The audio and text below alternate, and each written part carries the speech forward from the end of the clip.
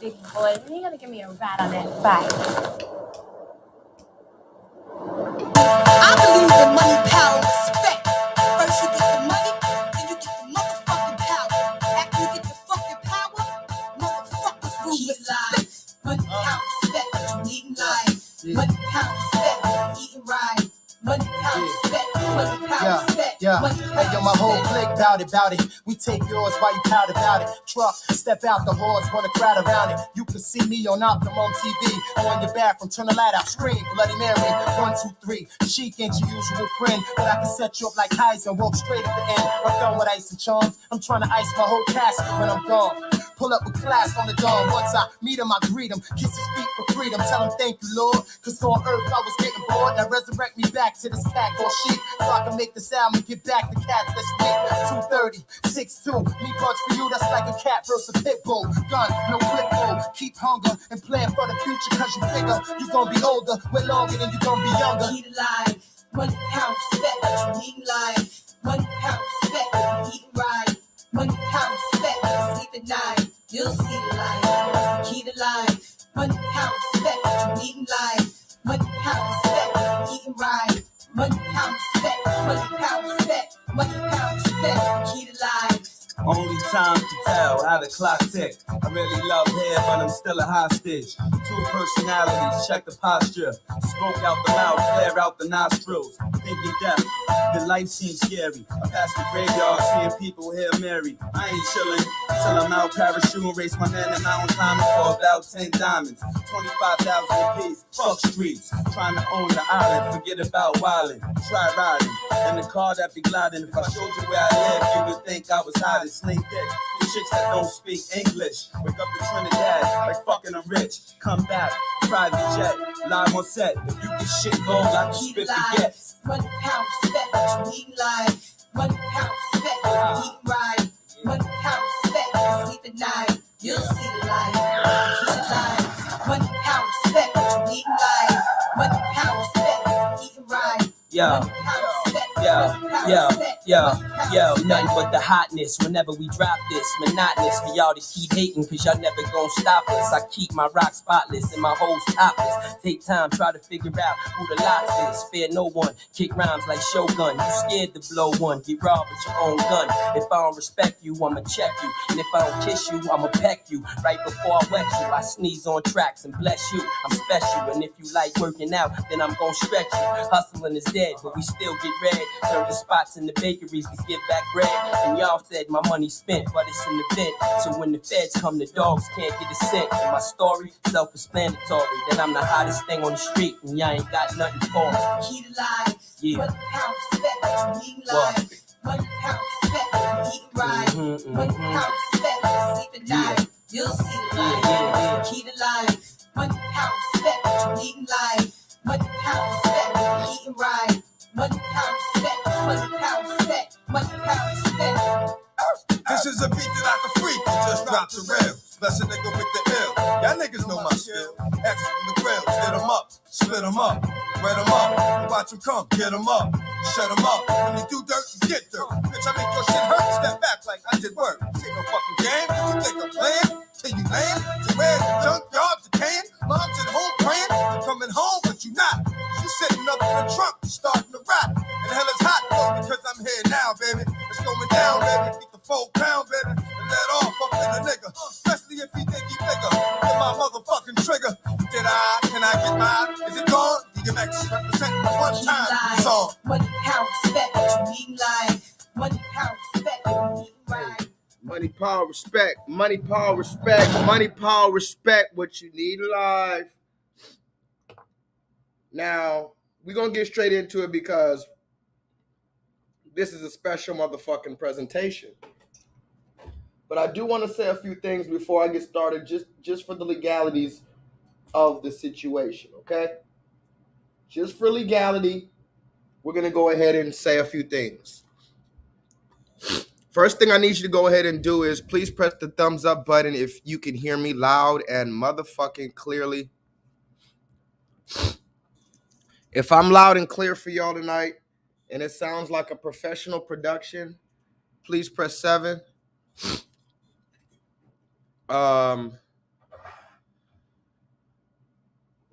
If there's any static, I need you to let me know throughout the night. If it sounds, scratchy or my voice is going in and out, if my internet fucks up at any time tonight, I need you to put the number 1 in the chat for me. Can you promise to do that? If my voice sounds loud and clear, and when you see me, if my picture looks clear, please put a 7 throughout the chat and let me know that you can hear me throughout the night. And if at any point in the night my microphone sounds scratchy, or it has a little static or fuzz or some humming noise in the background, if I start, whatever the fuck, please put a number 1 in the chat. Okay, now, without further ado, I'm just go ahead and get straight into it. This is a special presentation of the online pro bono interactive learning course. And I don't want to call this a full class. I kind of want to relax today. Usually when I'm doing my class, I try not to smoke in front of you guys all the time and relax and I try to conduct the class. But today, I had a few extra things I wanted to get off my chest, and I didn't really have the time to get it off during class yesterday because I had to teach the class. But there were some things I wanted to get off my chest that I've been wanting to get off my chest for like a little time now. And I figure out, I have a little time today. I'm off today. I can address these things. Before I even get started, I do want to say a few things. The first thing is that the federal law, quote unquote, allows citizens, quote unquote, such as myself, to reproduce, distribute, or exhibit portions of copyrighted motion pictures, videotapes, or video discs under certain circumstances without the authorization of the copyright holder. This is called fair use, and it is allowed for purposes of criticism, news reporting, teaching, and or parody, which does not infringe of copyright under 17 USC 107. I have to let that be known because, sometimes I do these shows and I play a lot of videos that I saw on the internet, or I saw this video here, I saw this video there. Some of it's copywritten. I have to let it be known. I'm not trying to monetize off of this content. Anything that I show you tonight is simply for the means of criticism, news reporting, teaching, and or parody. Okay? It's covered by copyright 17 USC 107. Without further ado, I think we should go ahead and get straight into it. Like I said, I did have a little bit of time tonight, so I'm not going to spend the whole 5 hours. I might give you guys 3 hours. Put a 7 in the chat if that's okay. I don't think we're going to go the whole 5 hours because it's not a full class, but we might do about 3 hours. I like to talk, so actually, I don't like to talk. I only like to talk to my family that I love, really. I don't like to talk to random motherfuckers, honestly. I do that every day at work. I'm talking to motherfuckers every day at work. You know what I mean? What up, y'all? What up? What up? What up? What up? Back again with a very special motherfucking video. How are y'all feeling today? It's beautiful to see you guys. I'm back. Why am I back today? Well, because like I said, I just had a little bit of extra shit I had to talk. You know what I mean? I had to talk my extra shit. And what we're going to do tonight is we're going to go through some of my notes and go through some of the extra videos. You know how I'm always talking about the receipts? Sometimes I'm always trying to say, I got all these receipts. And then there's sometimes I'm like, okay, I'm going to show you that receipt later. I'm going to show you that receipt later. I'm going to show you that receipt later. Well, some of these receipts I never got around to showing you, and I'm just piling up all these receipts. So I'm just going to spend some time talking about some receipts tonight. Okay? Just some random little receipts. I'm not going anywhere. I have no particular message.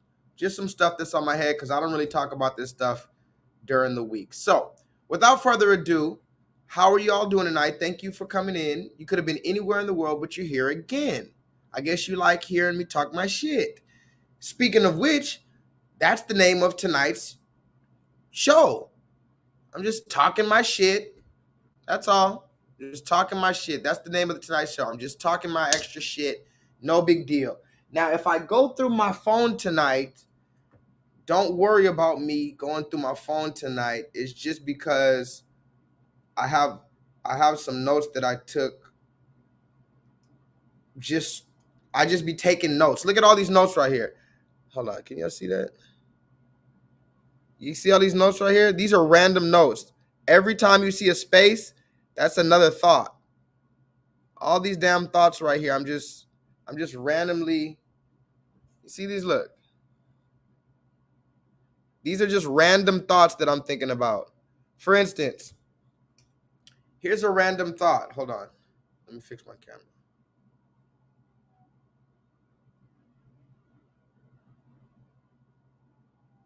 I'm trying to fix my camera again. Every time I show the phone.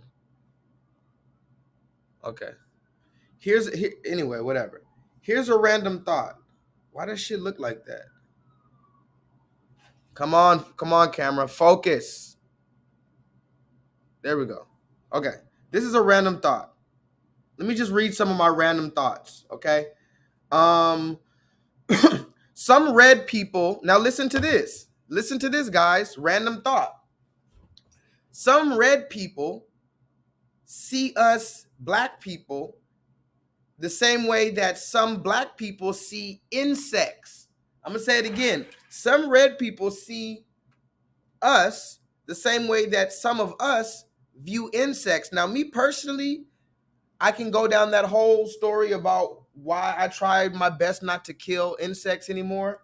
You know, when we were younger, we all killed ants and stepped on ants and stuff. But think about how trivial that is, and think about how immature and just completely out of tune with nature that is to just go around stomping on bugs because you can. And I can go into the whole concept of how they made us scared of insects. Why are we so scared of insects? Yeah, they can occasionally bite us, but if anything, they're more scared of us. I was telling this girl that was over there by the Starbucks. She was working at the DARE program. I was talking, you ever see they brought the DARE program back. Oh, by the way, tonight's online class, even though it's not a real class, I'm just talking my shit, is brought to you by Mum Napa Brut Rosés. Also nice, only $15. Okay? Also nice, creamy and 12.5%, but $15.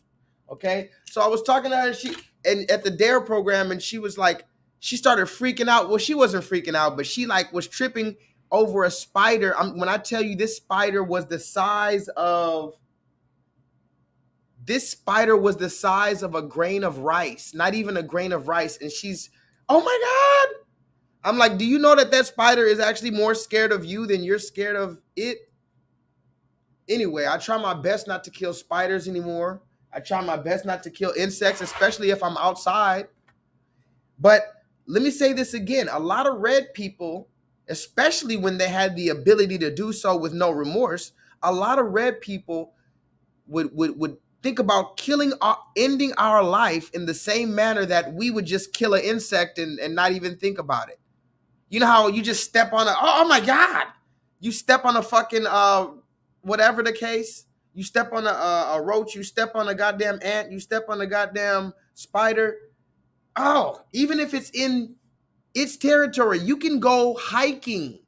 You can go to a fucking nature trail and you're going to kill a bug over there in its natural habitat. And nobody's going to say a goddamn word about it. And if anybody does tell you about killing that insect, well, you look at them crazy. I know I'll be trying to tell people, hey, just let them live.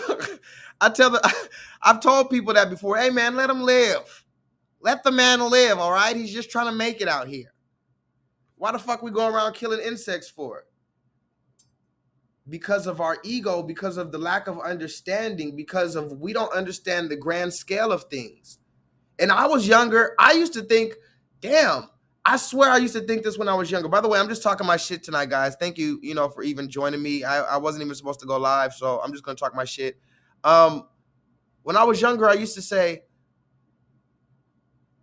if you imagine me stepping on this ant. Now, I was like 7 years old, and I stepped on the ant, and then I said, damn, I wonder if there's a big creature bigger than me that could step on me? The same way I'm stepping on this ant. What if there's a big ass creature that could come and just step on me like that? I used to think about shit like that. So I was already thinking about shit like that earlier. So, but again, I'll say, when red people were killing us with no remorse on some Emmett Till shit, it was like exterminating the fucking bugs to them. They had the ideology that, yes, these are bugs, these are insects, infestation. That's why it's like, yeah, terminate them motherfuckers. And imagine a red person telling another red person, hey, don't kill that. Don't kill him. Don't kill him. He has a life just like you have a life. The red person's like, what? That's just a fucking nigger. The same way you're going to tell somebody, what? It's just a bug. Anyway, that's one random thought I had. I'm going to show some videos tonight. Thank you guys for joining me. Here's another random thought. I've never got employee of the month. Never in my life have I got employee of the month. I never got any fucking awards for any fucking thing in my life. Nothing with my name on it that said, Josh, you did a good job. And I've worked at my current job. I'm not going to talk shit about my job, but it is what it is. I've worked at my job for like 2 years, and I haven't got employee of the month. God damn, 2 years, that's 24 months. I haven't been good 1 month. I haven't been good enough 1 month. And the reason why I say that is because they had this one red motherfucker from England. He came over from France, actually.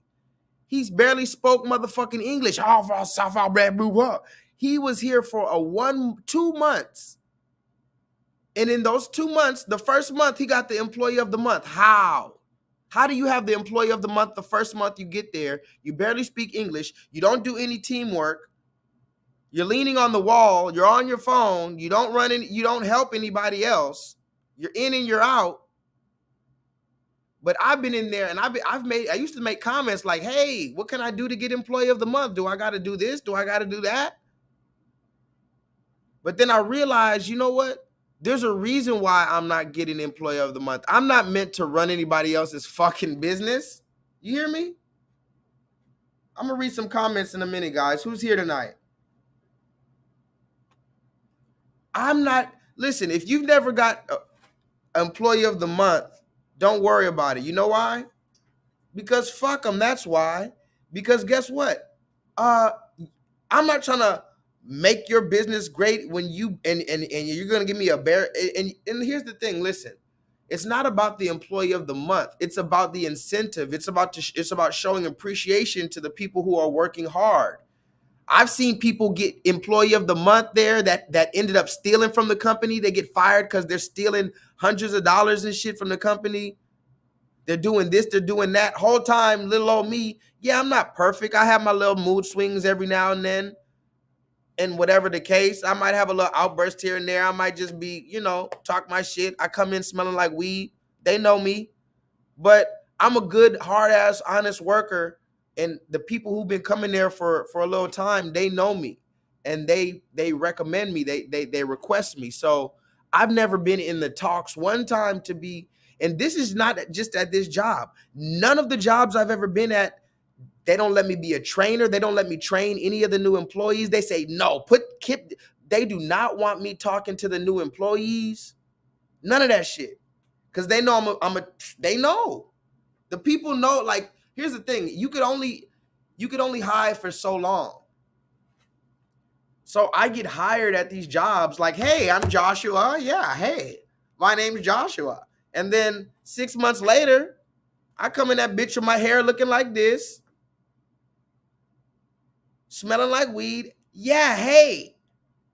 Oh, I'm late? Oh, okay. Sorry.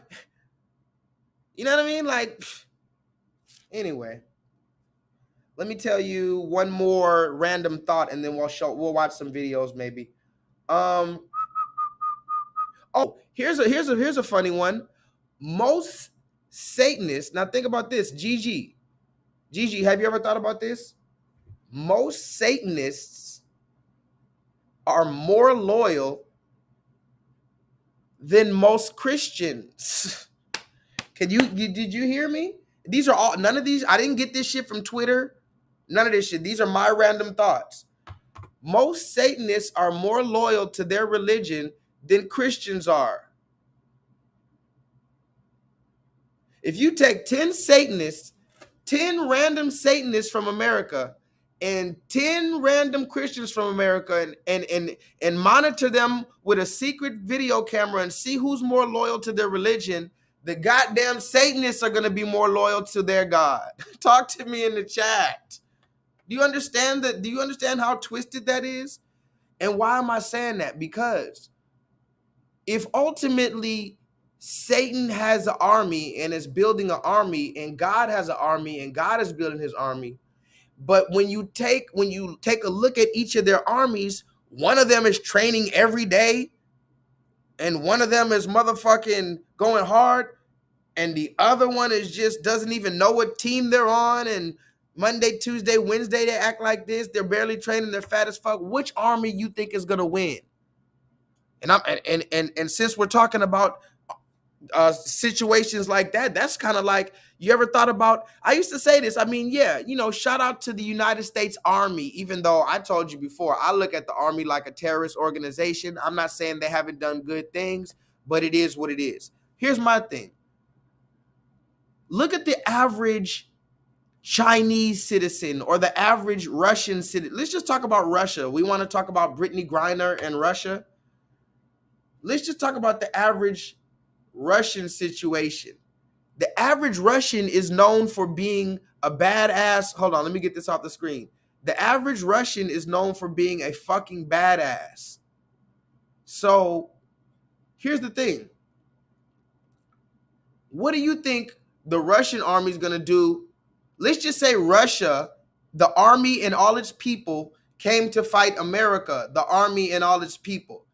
Hell, what do you think is going to fucking happen if them Russians come over here and really try to fight American citizens? I mean, you talk about guns. Okay, yeah, bring your gun out against the fucking Russian AK-47 or whatever. A lot of these guns are Russian.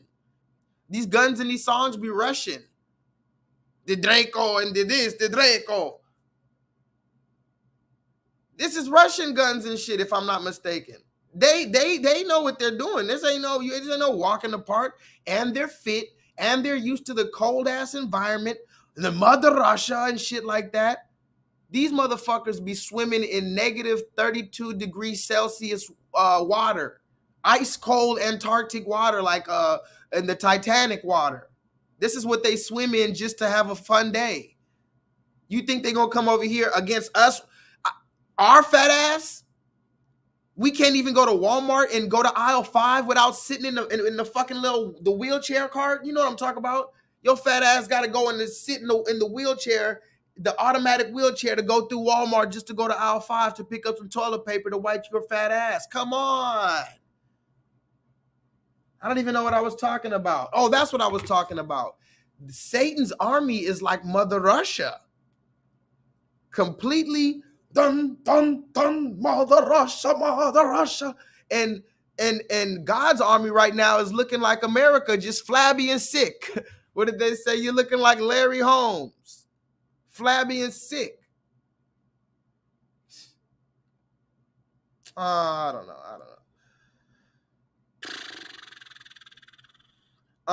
Let's see some videos. Let's see some videos. Because remember, I told you I'm just talking my shit today. Hold on. I don't want to get it enough. Shout out to my nigga Kevin Samuels. I hate that it had to be him. I hate that it had to be Kevin Samuels. But you know, who knows? The nigga did what he was supposed to do, man. One man is not gonna save us. You understand that? Yeah, you might be mad Kevin Samuels died, but so what? One man isn't supposed to save us. You understand? The Most High God, we lean unto the Most High God in Christ for our understanding. Shout out to Kevin Samuels. And if Kevin Samuels had his spirit right with the Most High God, then that's what it is. If he didn't, then that's what it is. We're not going to keep on going back and forth with the slander of that man's name. We're not going to keep on with the conspiracy theories. Yes, I believe Kevin Samuels was assassinated, but that's neither here nor there. Remember what they said on Training Day? On Training Day, Denzel Washington, talk to me in the chat. There was this movie called Training Day with Denzel Washington, and at the end of the movie, when Jake came and found him, you remember he was putting the money in the bag or whatever, and then he was at his house, and the white boy came from the tub, and he found Denzel in his house, and Denzel told him, "Where's the money? Where's this? What's that?" And then Denzel told him, "Oh, you have the evidence. Okay. Well, it's not what you know. It's what you can prove." He said, "Oh, you know this, you know that, you saw this, you saw that. Okay, well, it's not what you know, it's what you can prove." So that's how I feel about the Kevin Samuels thing. I can't prove he was assassinated. It's mighty fishy. And what's even more fishy is how everybody accepted the mainstream narrative from people like TMZ, which have already proven to be the motherfucking government in the first place, but that's neither here nor there. I do want to talk about some things that I talked about last night. I forgot to say some things last night. Let me pop this shit real quick. Hold on.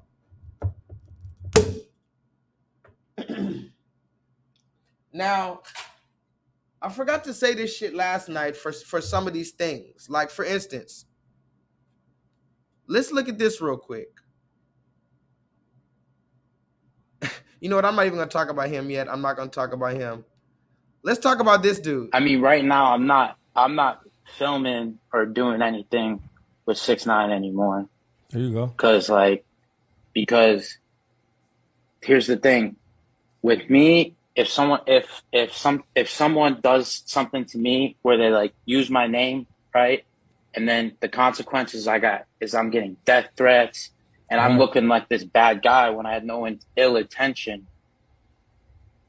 I would cut them off. Right, there you go. Honestly. And I'm telling my friends, my girlfriend, everyone, it's like, no one just gets a pass because they're famous or whatever. It's like, I do a lot of good and everyone loves me and everything. And for someone to use my name and put me in a situation where I don't understand and I would never want to be a part of, and now I'm getting all this hate and everything, like, it's. What up, Maximus? Maximus, today I'm just talking shit today. I'm not even doing nothing big.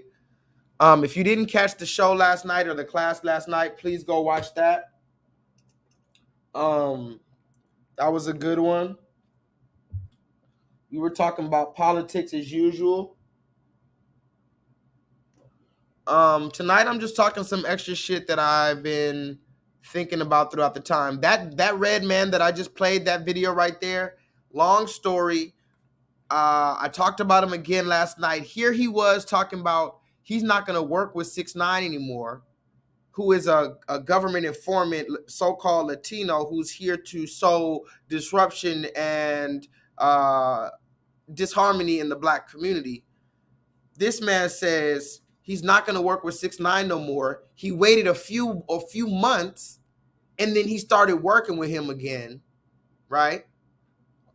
Now talk to me. He waited a few months, and then he started working with him again.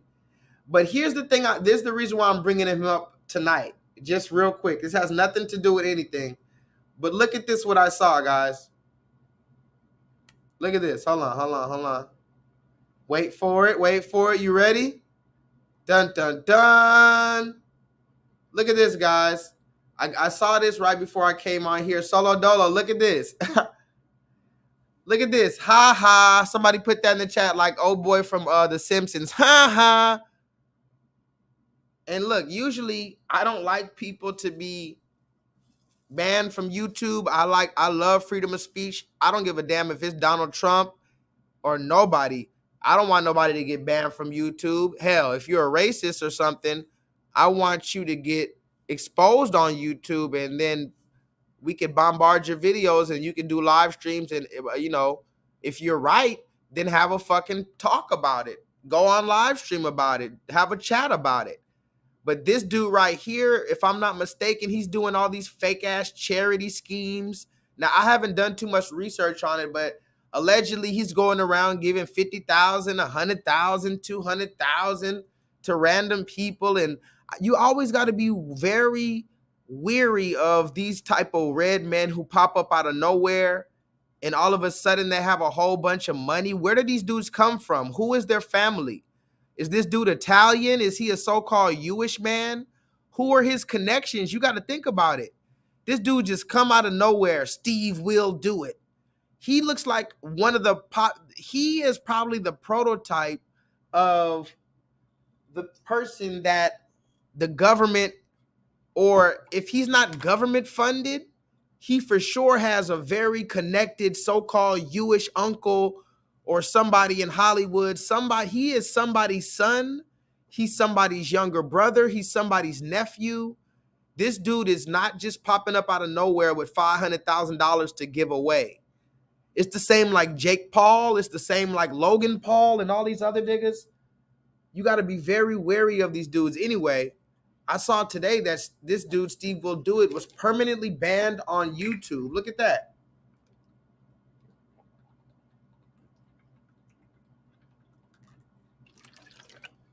He's permanently banned on YouTube. Somebody said I hope he gets his account back. No, fuck his account. I hope his account stays banned the same way my account got banned. You know, they got rid of J-LEETHAL's channel too. I had to take that on the chin and be more strategic. They're still coming for me. I got a strike the other day for a video that's a year old. They're strategically trying to take down my channel, but hey, YouTube, you know I love you. Don't, you know, YouTube, the only reason why YouTube is bothering me is because they just want to show me they have power. So I'm going to just let them niggas do like Terry Crews just because I love you. See, under no other circumstance would I let YouTube do me like Terry Crews.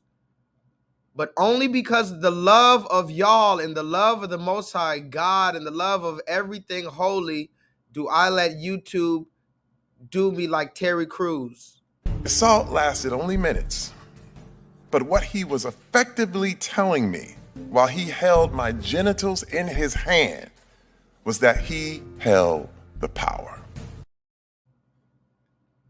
This is what I'm trying to tell you guys. Only for you. What you thought? You thought I would allow somebody to hold my genitals in their hand and look me dead in the face and tell me that they have the power? Why the fuck would I allow somebody to do that? Talk to me. I'm just talking shit tonight, guys. Talking shit. Oh, I was also talking some shit about this. We were talking shit about this shit right here. Who is this? Something that really bothers me and like honestly has given me a sense of a little bit of an insecurity is the fact that, yeah, like there are all these women like throwing themselves, but me, like the past 10 years, like I don't have any of that. Like I have zero, this sounds weird, but like male attention. And so then, like, I begin to internalize it, and I'm like, is something wrong with me? You're not looking. What? You're not Like, looking. You're not even. I dealt with that for years too. Like, and I was young, like you. Yeah, like, that's oh my not God. fair. I mean, because I don't want it, but Yeah. it'd be nice to know that, like, someone's looking. Bitch, what? your radar's turned off. Right, That you're can get beautiful. real Don't dangerous. ever think for 1 minute that it ain't some men out there looking at you like I wish. Honestly. And I'm gonna tell you who knows that more than anybody. Your husband. And on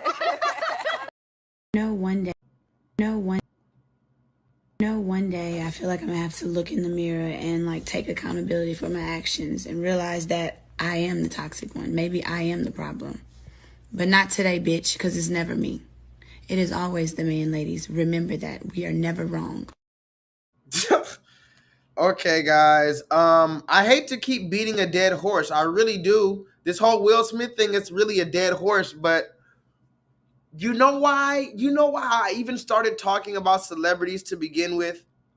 I'm going to tell you the truth. This is the reason why I started talking about celebrities even to begin with, because I don't know who's been following me for a very long time, but if you remember my old videos when I first started my channel, I purposely never mentioned any celebrities. People said, You should talk about what Lil Wayne said. I remember when Lil Wayne first came out and said something about, I don't know nothing about racism. This was in like 2016 or something. He said, I don't know racism. This nigga Lil Wayne literally came out and said, racism is dead because white people come to my concert. White people come to my concert and sing lick me like a lollipop. So that does, they can't go back home and their family can't be practicing the systematic enforcement of the ideologies of white supremacy simply because, you know, they know my song.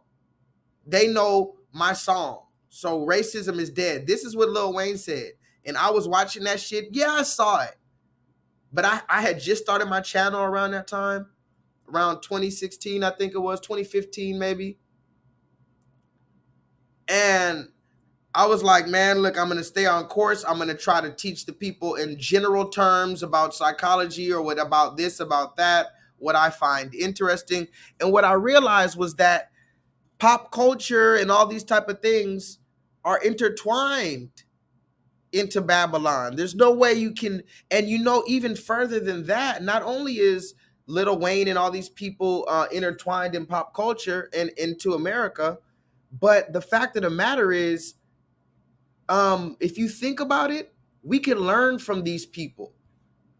If you really, really think about it, we can learn from these people. Lil Wayne, he's just a variable, okay? So when I talk about these celebrities, Will Smith or whatever, try to take their celebrity out of it and look at it from the general sense of our community. So when we talk about Will Smith and all of the degrading things that's been happening with him, think about that as the average upstanding black man.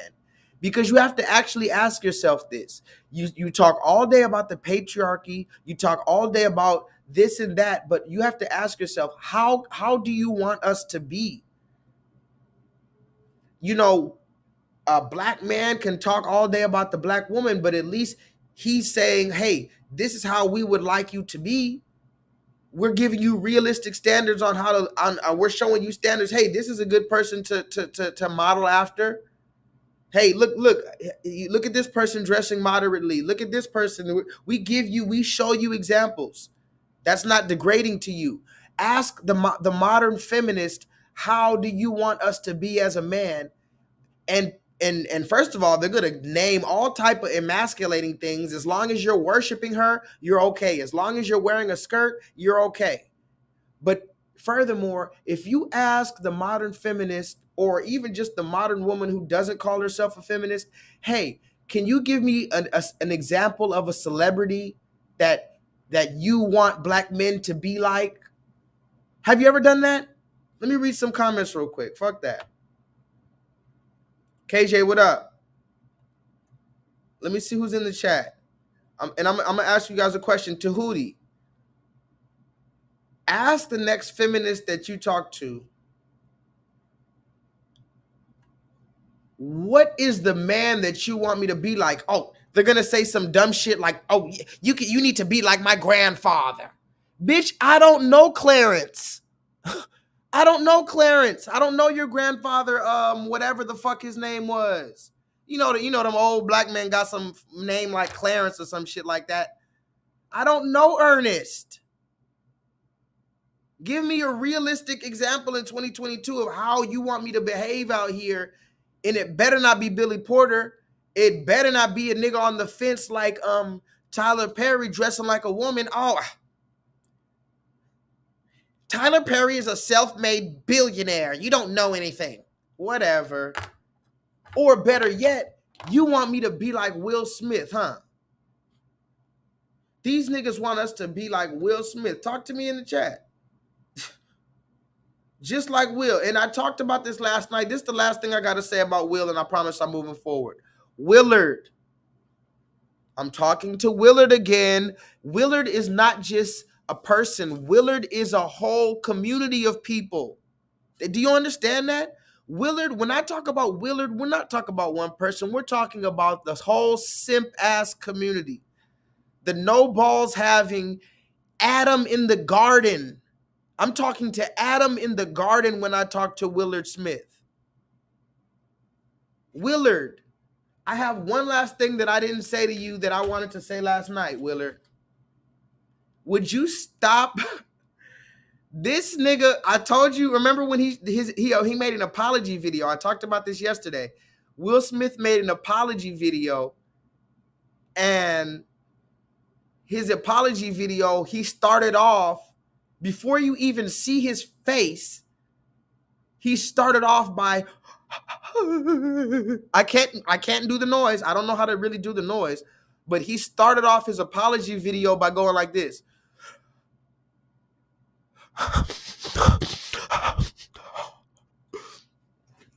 It's the strangest thing. He made sure to do that into the microphone.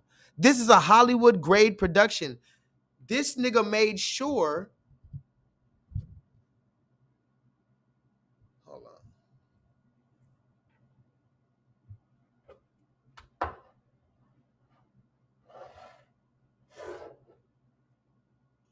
Hold on.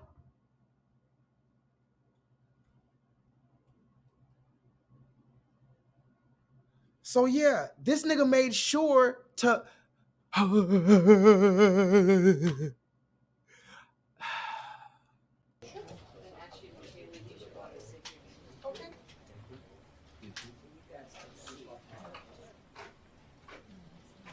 Mm-hmm.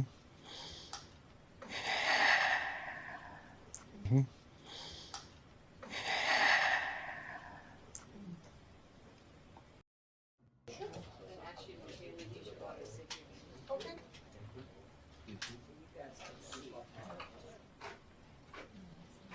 Mm-hmm. Mm-hmm.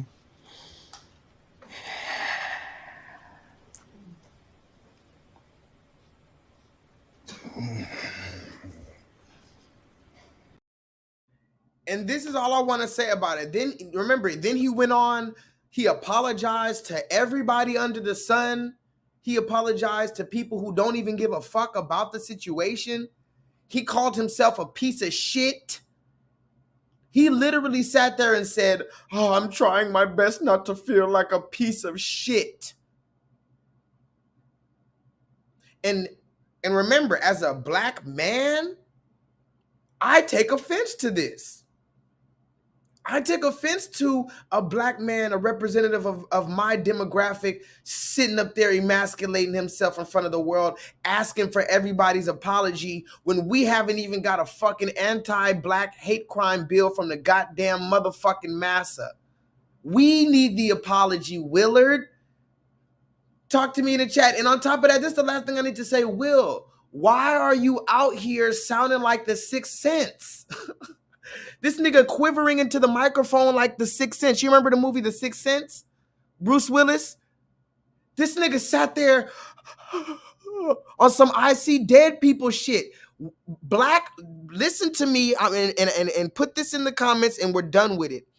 Black man, don't ever let me catch you in this bitch quivering into the microphone, begging for forgiveness, sounding like Haley Joel Osment in the fucking Sixth Sense. You hear me?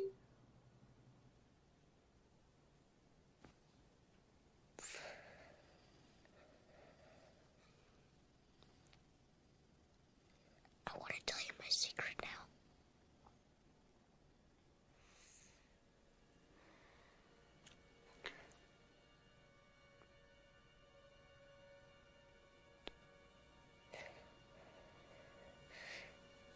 I see dead people. In your dreams? While you're awake?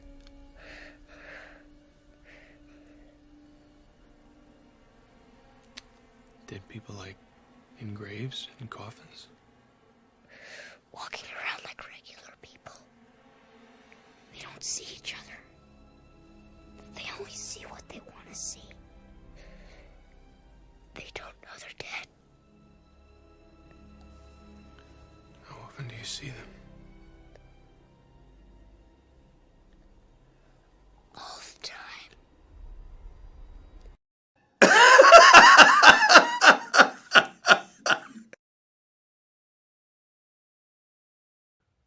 Yeah, man.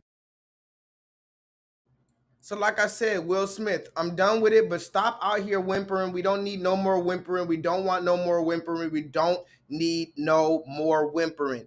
If she did what she did, fuck the bitch and move on. I keep picturing it happening.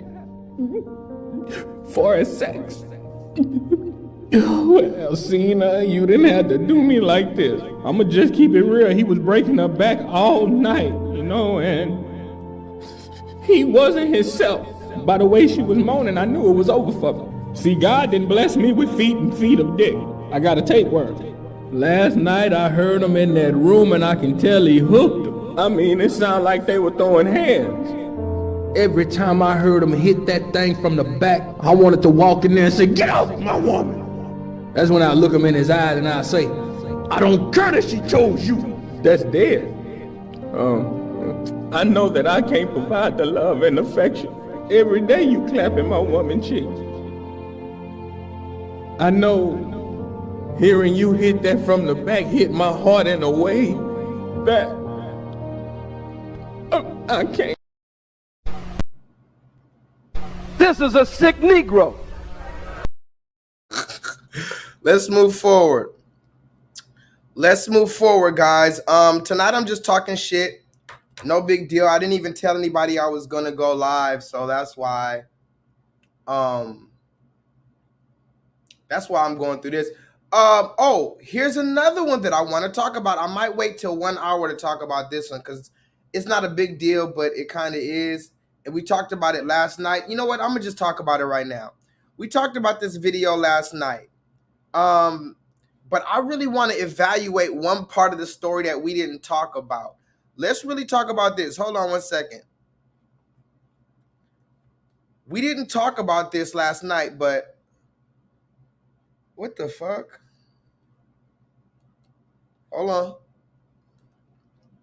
Oh, wow, my shit.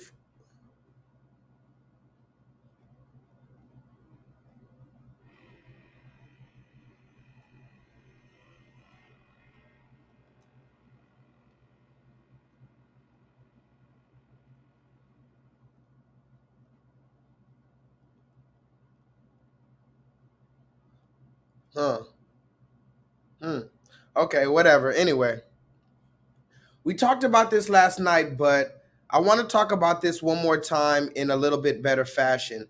So this is a video. Do y'all remember this dude right here? This was a good one, but I was watching the video back last night and I didn't have a chance. I didn't realize I didn't say this. Look at this dude right here. Does anybody remember this dude? I'm gonna read your comment. Matter of fact, let me read some comments. What is this dude's name again? Gigi, you weren't here last night, so I don't think you saw this video. If you did see the video on your own, that's good, but we're gonna watch it again real quick just so that we have a further level of clarity and understanding moving forward. What is this dude's name and where does he work at? We talked about it last night. This video's going viral. And yes, his name is Homer. And he works at Dillard's. He's been working at Dillard's for 20 years. Now, the backstory of this is pretty simple. This dude works at Dillard's, and he ended up calling a 10-year-old boy the N-word. And by the N-word, of course, I mean a fucking nigger, right? He called this little 10-year-old boy a fucking nigger, and the father, the black father, was there. And he confronted the man, but he didn't beat the man. He didn't curse at the man. He just was very calm with the man. But I want to watch this video one more time, and I want to talk about something real quick. Let's watch this real quick one more time. This is your man. Yes. Look at the screen. The white man is the devil, the Bible speaks of. And that's what you're going to settle for. I'm going to stick beside him. Now, you have to listen very closely because it's very low. I'm going to say this one more time. Listen to this video very closely because the audio is kind of low, okay? And the dad is already talking very low, and the video is taken from afar away, so it's kind of hard to hear it. So I need you to listen to every word that you can very closely. Turn it up all the way or whatever you got to do. But listen to this, y'all. I want to talk about one particular thing that was said in this video. Listen to this. My 10-year-old son heard you call me a fucking nigger. I want you to know this. And it's unacceptable. You shouldn't do that. You're too old. The family has patronized the village for many years. I carry myself with honor. I would never disrespect any human being by calling them outside of their name. That of what you did. You don't know the impact of what you done to my son. But maybe you were unaware. It doesn't matter about you noticing me. You shouldn't be speaking that way, period. So if you know that, then why do that, man?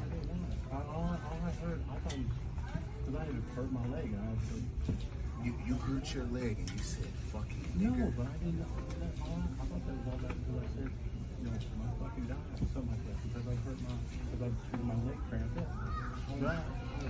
I didn't even know you were. Listen to what I'm saying. I am. How long have you worked here? Over 20 years. Over 20 years, and you're acting that way. You don't know what straw could break the camel's back. You don't know. I know. But you disrespected myself. You disrespected my family.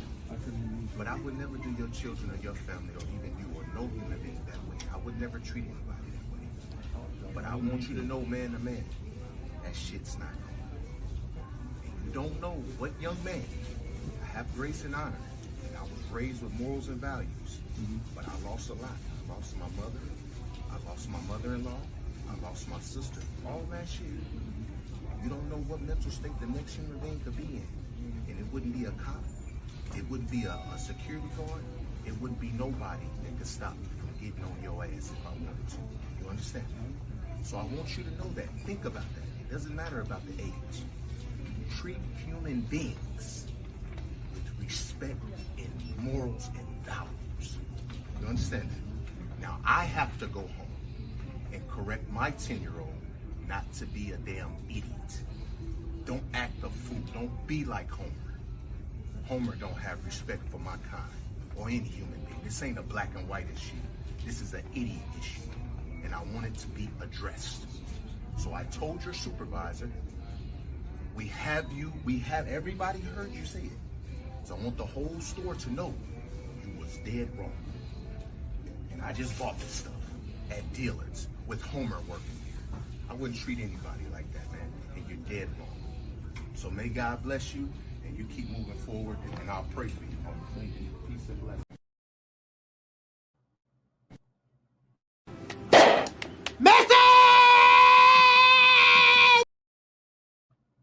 Talk to me in the chat now. That was a beautiful example of restraint, right? Can we all agree that that was a very beautiful example of restraint? Now, the only thing I want to talk about in this video that I forgot to talk about completely last night, Gigi, are you in the chat? Did you hear what this red man said? This is the shit that I be talking about, man. Listen, the red man had the nerve to say, now, first of all, he got checked by the father. He was talking shit to the little boy. You see how these dudes do? They talk shit to a 10-year-old little boy, not even thinking that the father is there. Tell them niggas why you mad, son. Tell them niggas why you mad, son. Tell them why you mad, son. Tell them why you mad, son. See, they don't want you to know, or they don't want the father to be there, right? Because if the father's there, then he's disrupting all that shit. You ain't doing nothing to nobody if the father's there, especially if the father's on his rah-rah shit. So you need to get the father out of the household. That's why they think that all of the fathers are out of the household. Remember, if there's a strong father in the household is still being able to have authority in the household and is the head of the household and is Black American, that is a rarity. That is an anomaly. So the random person, especially the white supremacists, they're not banking on that shit when they come and try to victimize one of our children or they try to victimize one of our women. They're not thinking that there's going to be a strong black father there. They thought they exterminated us already. I told you how they feel about exterminating the fucking bugs. They really feel like they need to exterminate us. So they feel like, damn, ain't no motherfucking roaches left. That's how they feel about the black father. But little do they know, there's a black father there. Now, this is what I want to talk about. This nigga said, now, I'm not gonna joke about it because it's not a funny thing. Racism is not anything to laugh about. But did you hear what Homer said? Did anybody catch what Homer said? I'm gonna play the video one more time. When the black man confronted Homer about calling his child a nigger, Homer said, "Oh, I didn't know you were there. I didn't know you were there." Hey. Bitch, you better be joking. I didn't see. Yeah, of course you didn't know he was there because you didn't think black fathers exist. But here's the funny part about it. After he said, "I didn't know you were there," he said, "Well, listen closely, I bumped my knee. That's why I said nigger. I called your child a nigger because I bumped my knee." You're a stupid dumbass. Dumbass. He literally said, well, I bumped my knee on the counter. This is the fucking red man for you. I bumped my knee on the counter, completely unrelated to your son.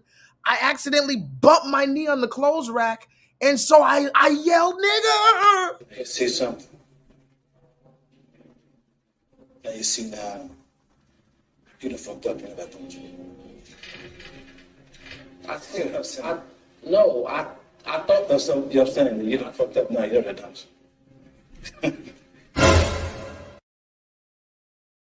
Can you imagine? Oh, I bumped my knee, and so I let out a nigger. Well, let's just now before you guys laugh and before we dismiss that, because let's just be real, Homer. If you're watching this, Homer, listen, that does sound quite ludicrous, okay? But let's just play the devil's advocate here. Have any of you guys been walking around your house and accidentally stubbed your toe? Oh, chink! Did anybody ever do that? You just accidentally slipped a disc in your back? Oh, the so-called fucking fake-ass Jewish man! You were hammering away at something and just smashed your finger. Oh, went back! Does it sound, that sounds like, sir, I'm going to give you the benefit of the doubt and say you might want to get checked out for Tourette's syndrome, sir. If you do have Tourette's syndrome, we can't judge you and we can't be mad at you. We can't call you a racist because, hey, we know when people have Tourette's syndrome, they just start screaming out shit. I mean, let's just be real. But the fact of the matter is, if you don't have Tourette's syndrome, you have to be the stupidest motherfucker alive to believe that we're going to believe that you called this child a fucking nigger because you bumped your knee on the clothes rack at Dillard's. Sensational. Sensational. Sensational. My 10-year-old son heard you call me a fucking nigger. I want you to know this. And it's unacceptable. You shouldn't do that. You're too old. The family has patronized the village for many years. I carry myself with honor. I would never disrespect any human being by calling them outside of their name. That of what you did. You don't know the impact of what you've done to my son. But maybe you were unaware. It doesn't matter about you noticing me. You shouldn't be speaking that way, period. So if you know that, then why do that, man? All I heard, I thought, because I had hurt my leg, and I said, You hurt your leg and you said fucking nigger. No, but I didn't know. I thought that was all that. Whoa, hey, why are you insulting my intelligence? Are you serious? The crazy part about it, that's not even new. It would be, it's the craziest thing. That would be crazy if that was some new shit. Like, if, I told you before, the Red Man does not have a new playbook. There's no new plays in the Red Man's book. The Red Man always does that shit.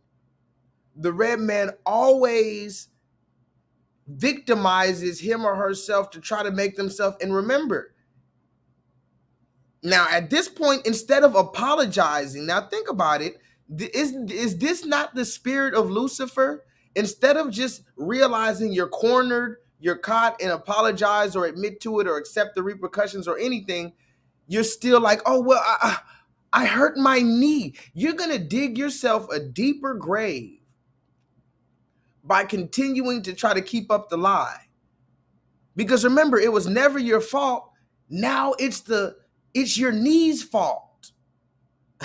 And I'm seriously trying to think about hitting your leg. Imagine somebody hitting their leg. Oh, nigga! Like, really imagine that with your head. Imagine that. Imagine them not being racist, but that's the first word. Like, that's the first word that come to your head. Like Infinite Charm she said, yeah, I stubbed my toe. I might say, fuck. Yeah, that's normal. That's a normal curse word. See, there's normal curse words, and then there's fucking abnormal Nazi Germany curse words, okay? There's levels to the curse words. There's PG-13, what the heck, oh darn, shucks, shoot, booty. These are PG-13. Then there's rated R regular curse words. Fuck, ass, shit, damn. Then there's the motherfucking the fucking Nazi Germany Gestapo Aryan Nation curse words. Nigger.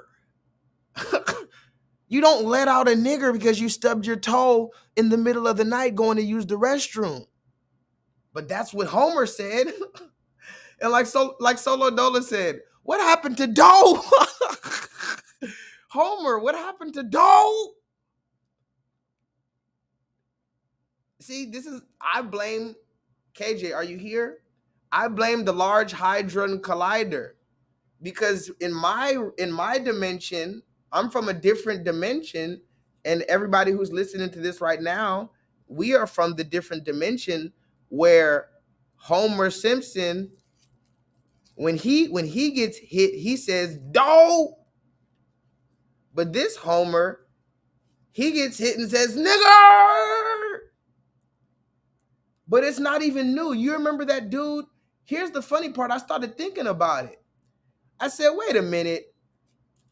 This isn't new. Homer's not the first person to try to blame his racism on his knee.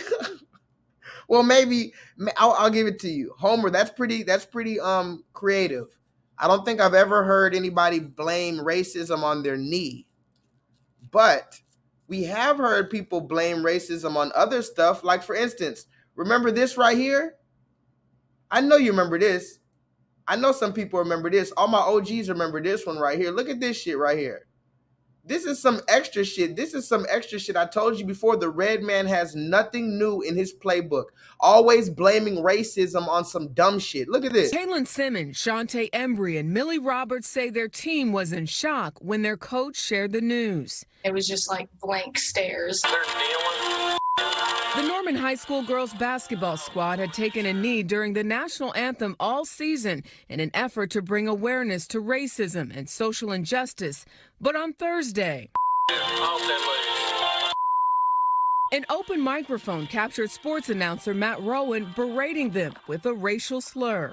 That just goes to prove the point that this is why we took a knee. In a statement, the NFHS network, which broadcast the game, promised an investigation, saying that it cut ties with the third-party crew involved and adding that it firmly condemns racism, hate, and discrimination. Rowan did release an apology, but blamed the rant on his type 1 diabetes, writing, "I do not believe that I would have made such horrible statements absent my sugar spiking." This is your man. Yes. Look at the screen. The white man is the devil, the Bible speaks of. And that's what you're going to settle for. I'm going to stick beside him. Kaylin Simmons, Shantae Embry, and Millie Roberts say their team was in shock when their coach shared the news. It was just like blank stares. The Norman High School girls basketball squad had taken a knee during the national anthem all season in an effort to bring awareness to racism and social injustice. But on Thursday, an open microphone captured sports announcer Matt Rowan berating them with a racial slur. That just goes to prove the point that this is why we took a knee. In a statement, the NFHS network, which broadcast the game, promised an investigation, saying that it cut ties with the third-party crew involved and adding that it firmly condemns racism, hate, and discrimination. Rowan did release an apology, but blamed the rant on his type 1 diabetes, writing, "I do not believe that I would have made such horrible statements absent my sugar spiking." What? Rowan explains what he thinks led to the comments, saying in part, "I suffer type 1 diabetes, and during the game my sugar was spiking. While not excusing my remarks, it is not unusual when my sugar spikes that I become disoriented and often say things that are not appropriate, as well as hurtful. I do not believe I would have made such horrible statements absent my sugar spiking." Boy, if you don't... While not excusing my remarks, it is not unusual when my sugar spikes that I become disoriented and often say things that are not appropriate, as well as hurtful. I do not believe I would have made such horrible statements absent my sugar spiking. He goes on to say he's not a racist and, quote, "I offer my most sincere apologies for the inappropriate comments made and hope that I can obtain forgiveness." I hope that I could obtain forgiveness from these N-words.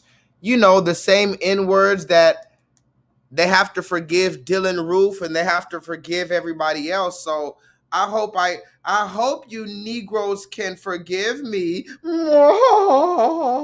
Somebody put that in the chat. I hope you Negroes can forgive me. I'll be back in 2 weeks, motherfucker. Because George Zimmerman is still sipping ice cold motherfucking pina coladas, and these niggas are rapping about killing each other over a trap beat. These niggas are going to the goddamn cemetery to film a music video. This has become Thriller God.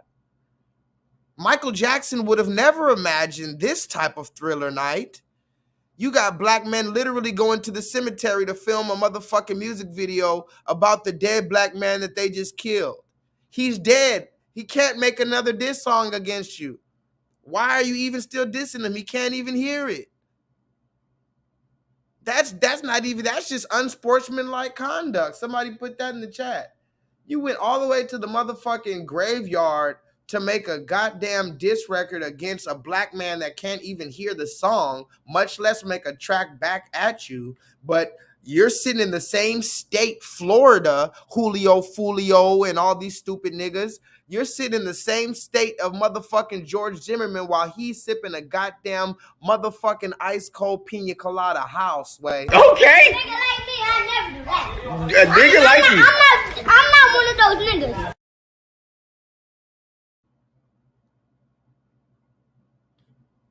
But I'm just talking my shit. I'm just talking some shit tonight, guys. Smooth Jazz The Wave. I'm not even supposed to be live tonight. I just had a little extra time. I wanted to get some shit off my chest that I didn't get to talk to about on my natural class. And you know, when I'm doing my classes, I have to look at the time all the time, and I have to make sure that I don't go over the time limit, and I have to make sure I get all the information out. But today I'm able to just relax with you guys and just chill. So I appreciate you guys for being here. Z Blackness, what up, my nigga? P this, P that, where you been at? P this, P that, for real. Have you ever heard of this dude named Julio Fulio? I talked about him in my very first stream on this channel. When my channel got deleted, I was already making the video about the dude Julio Fulio, and then my channel got deleted. So then when I started this channel, my first stream, I talked about it. about all these rappers, particularly these niggas from Florida. They went further than everybody's ever went. Now, after the nigga dies, you're still mentioning his name in the song, and now they're going to the goddamn cemetery. Listen to this. Isn't this some morbid, grotesque, bizarre ass shit?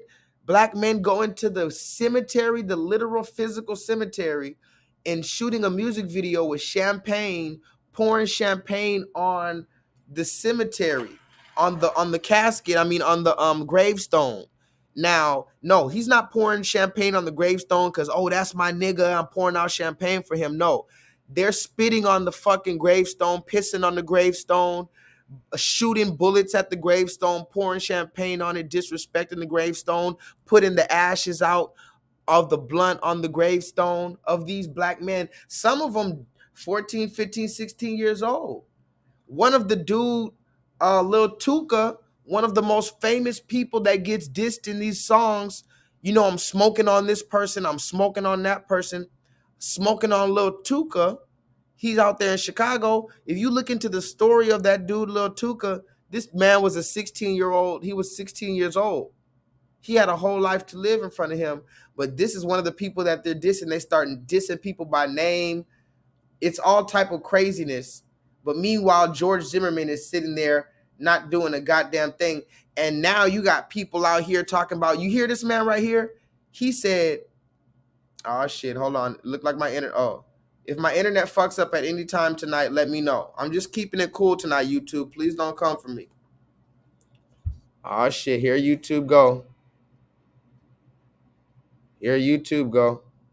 Anyway, this dude said, I banged my knee. That's why I called you a nigger. This is the things that they look at you dead in your face and they want you to understand this. They want you to believe this and go along with this. Like we're stupid. They really, not only have you done this to us, but you really want us to believe we're stupid, that you banged your knee and that's why you call my child a nigger and I'm not supposed to get on your ass. And then when you get on their ass about it, they really act like a victim, like you're crazy. This other man, he called the girl high school basketball team niggers. And the team wasn't even all black. They had white women on that team taking a knee. Look at this. You have white women on this team taking a knee, along with black women on this team taking a knee. And the host, the announcer, all he saw was fucking niggers. So that goes to show you, even the white women who truly take a position with black people, they go into the nigger category. And then he had the nerve to blame his type 2 diabetes. He blamed his type 2 diabetes. He had a sugar rush. Oh, somebody put that in the chat. Hold on, let me refresh this page. This nigga had a sugar rush, God.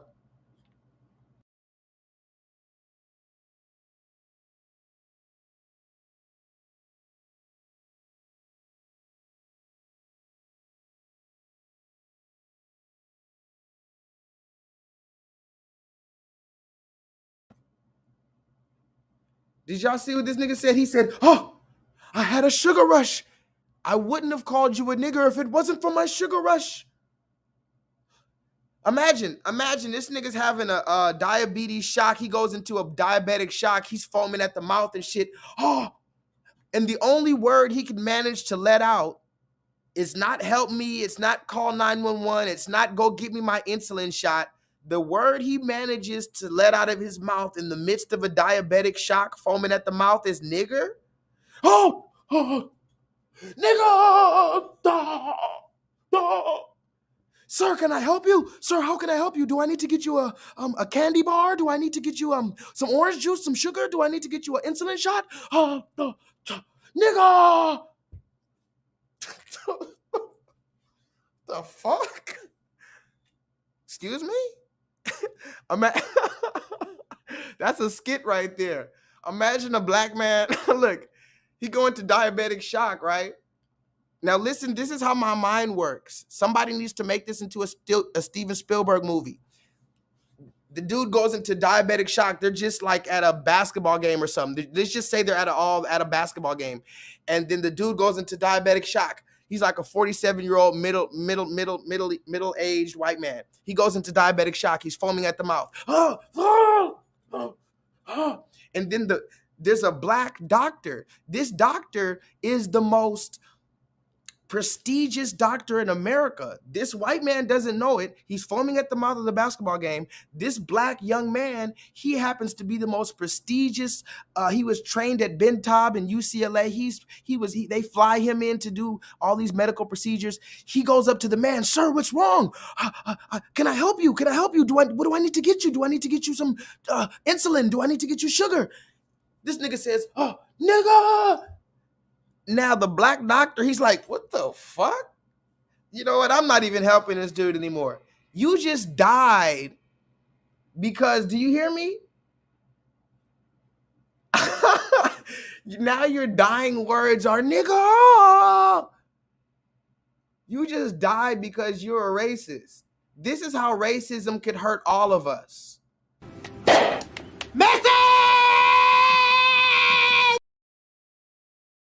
Caitlin Simmons, Shantae Embry, and Millie Roberts say their team was in shock when their coach shared the news. It was just like blank stares. The Norman High School girls basketball squad had taken a knee during the national anthem all season in an effort to bring awareness to racism and social injustice. But on Thursday, an open microphone captured sports announcer Matt Rowan berating them with a racial slur. That just goes to prove the point that this is why we took a knee. In a statement, the NFHS network, which broadcast the game, promised an investigation, saying that it cut ties with the third-party crew involved and adding that it firmly condemns racism, hate, and discrimination. Rowan did release an apology, but blamed the rant on his type 1 diabetes, writing, "I do not believe that I would have made such horrible statements absent my sugar spiking." What? Rowan explains what he thinks led to the comments, saying in part, "I suffer type 1 diabetes, and during the game my sugar was spiking. While not excusing my remarks, it is not unusual when my sugar spikes that I become disoriented and often say things that are not appropriate, as well as hurtful. I do not believe I would have made such horrible statements absent my sugar spiking."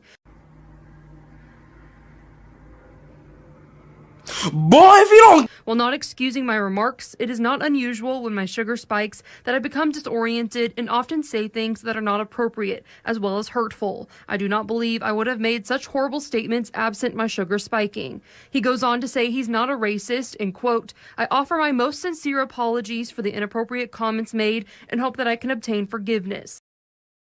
He hopes that he could obtain forgiveness. Why do you think he hopes he could obtain forgiveness? Do you think he wants, with the so-called Jewish community, accept an apology if this nigga said he went into sugar diabetic shock and he called them a kike or whatever the fuck they be calling them? I don't know what is a kike? What is that talking about? I've heard a kike before, but who is that talking about? I've heard all type of shit. But does anybody else? Okay, if I'm going into a diabetic shock and if I'm not even going to say the F word, faggot. I said it. What if I say that? Am I, hypothetically speaking, in a diabetic shock? Is that okay?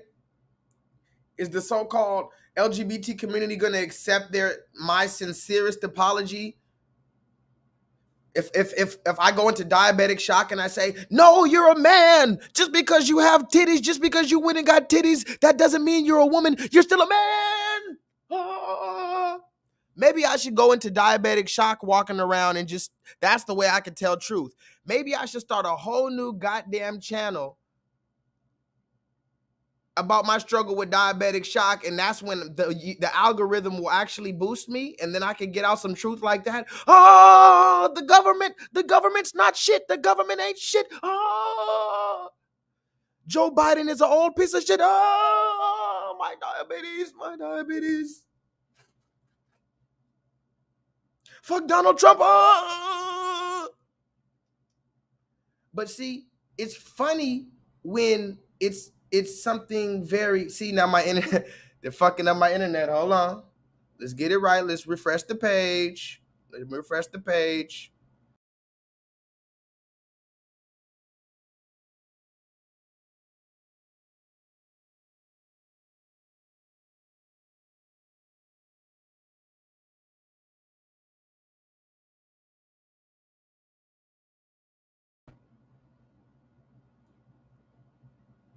Don't get the injection. Oh, my diabetes, my diabetes. Oh, what happened? What happened? And then look, imagine after you say some off the wall ass shit like that, and you blame your diabetes, and you have amnesia too. Not only do I have diabetes shock, diabetic shock, Tourette syndrome, but I have a severe case of amnesia right after it happens. I just turn into a little child again after it happens. Oh, what happened? What happened? What happened? Faggot. Ah! Where am I? Who am I? Who are you? I was just a little kid. I was just a little boy. Solo Dolo, you remember that? He was just a kid. I'm just a kid. Don't hurt me. I'm just a child. Please, don't hurt me. I'm just a child. I'm just a small, innocent child. There's no way I can do this. But see, here's the fact about it. It gets crazy when it's funny when it's Homer at Dillard's. It's funny when it's this person, that person, but it's not so funny. And this is why I talk about the systematic enforcement of the ideologies of white supremacy, because this is where it gets serious. Yeah, we could talk about this nigga at the basketball game having a diabetic shock. We could talk about Homer at Dillard's talking about I banged my knee. Remember, there was another video. You can go look this up after the video. I'm not going to pull it up right now. I showed it in my other video, but there's a video I made on my channel called, damn, what's that video called? It's something about, I said, red people say the darndest things. Go watch that video on my channel. Red people say the darndest things. Anyway, there's a video. It starts off where the dude, he works at the hotel and he's like, it's above me now. You ever seen that video? Go look it up on YouTube. It's above me now. You're gonna see it immediately when you pop it up. It's above me now. Anyway, this black dude's at the hotel and this racist people tried to stay at the hotel and they were trying to make a reservation on the phone, and for whatever reason they got mad at him and called him a fucking nigger over the phone. And then when they got to the hotel, they still tried to get the room. He said, ma'am, I'm not letting you stay here. You called me a fucking nigger. And the woman said, oh, and this is an old Karen. She said, oh, I know I called you a fucking nigger, but my mother just died. Do you hear me? Hold on. I'm going to go ahead and switch my internet real quick. I'm going to switch to the other internet. Hold on.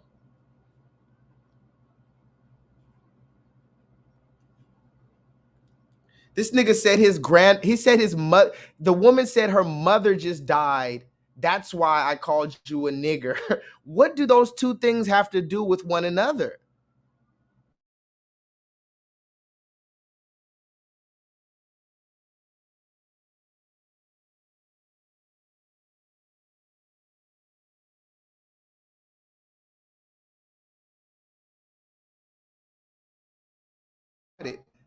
All of that is funny and fine and dandy, but what happens when this person who bangs their knee and calls you a nigger, or this person goes into diabetic shock and calls you a nigger?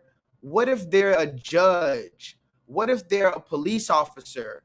What if there's someone in a high-ranking position of so-called authority in America? And when I say America, of course, I mean that place with 3 Ks. What if they're a high-ranking member of society? Like I told you before, it doesn't matter about racism. We're not worried about the average person being racist. Yeah, we would like to change the average person's mind, but we can't change the people's mind. We can give them proper information. But what we're trying to do is keep people out of positions of authority that we know or that exhibit signs, any kind of signs of being racist. See, that's the difference. You can be racist all you want if you work at fucking Target.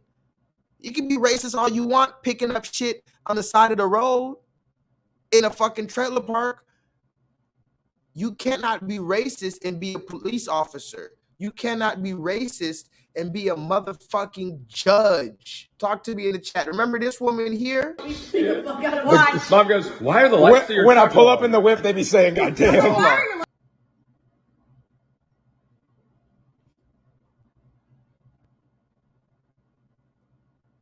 Hold on, y'all. Let me refresh. Let me refresh this page one more time. I'm sorry.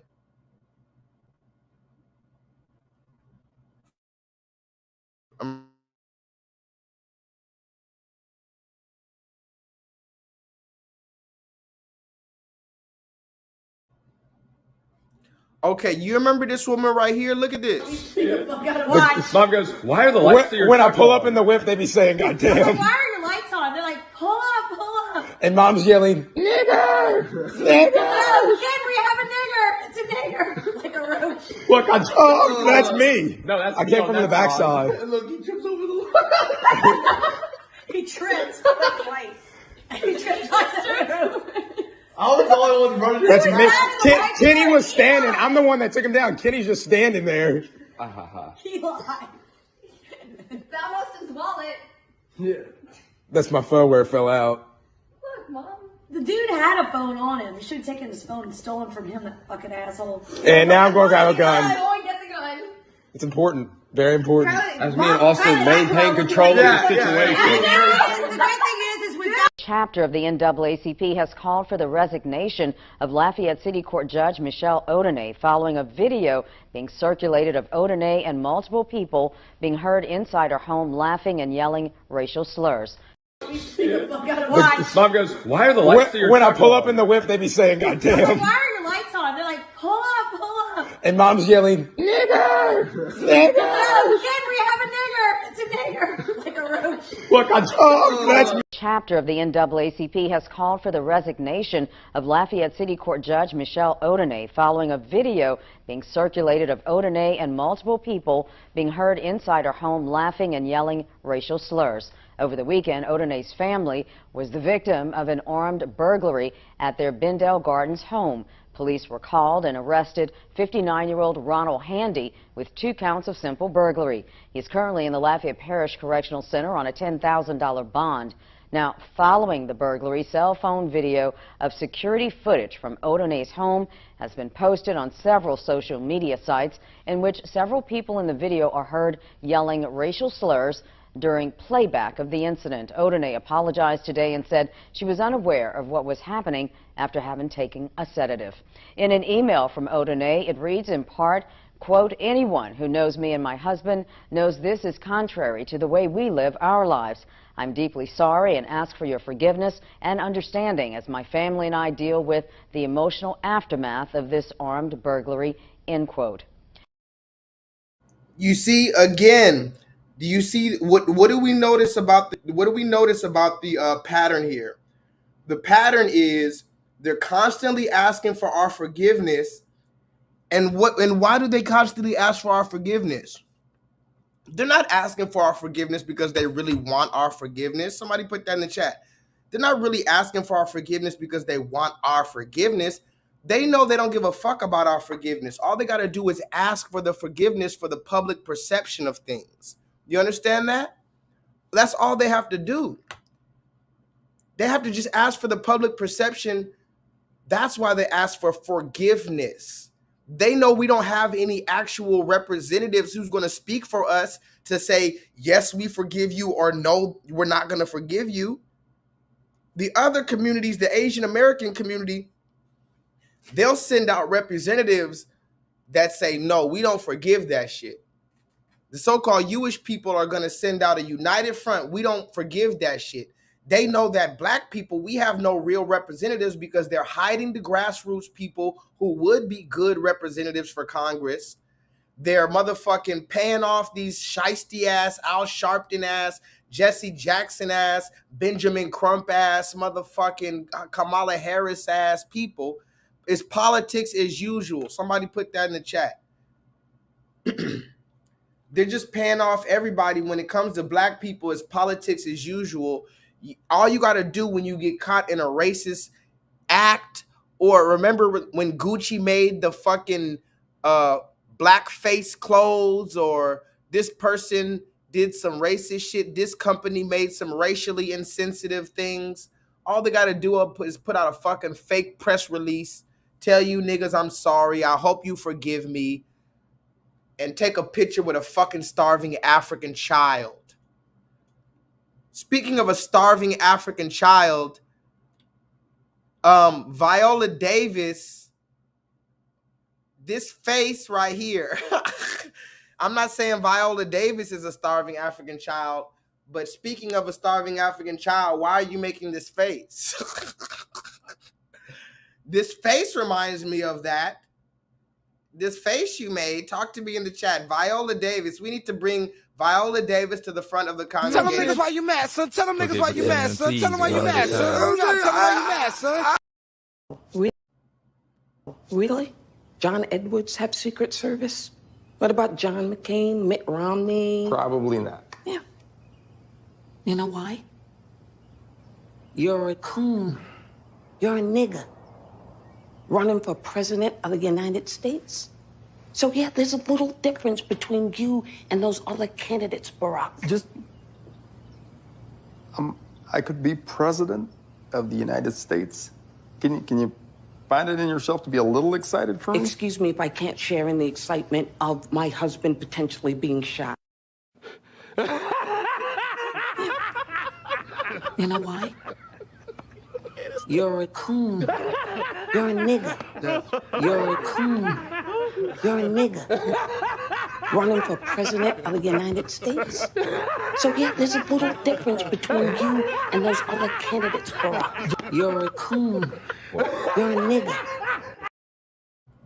Talk to me in the chat. I'm not even, no, I'm not about to roast. Somebody said in the comments I'm about to roast her. Nah, I fuck with Viola Davis because Viola Davis, she said on national TV that she took her wig off because she wanted to embrace her natural hair. So I fuck with her for that. But Viola, and guess what? Viola's a great actress, you know. It was a swing and a miss. Let's just be honest. I'm not gonna sit here and make fun of Viola Davis. It was a swing and a miss. I mean, me personally, I'm a content creator. Sometimes I like to do a little comedy or something, and I'm very controversial. So sometimes I might make a comedy thing or a joke or a video, and it might be crazy. I might make a crazy claim, and somebody say, "Oh, I don't like that one. Oh, yeah, I like that one, but that one wasn't good," or whatever.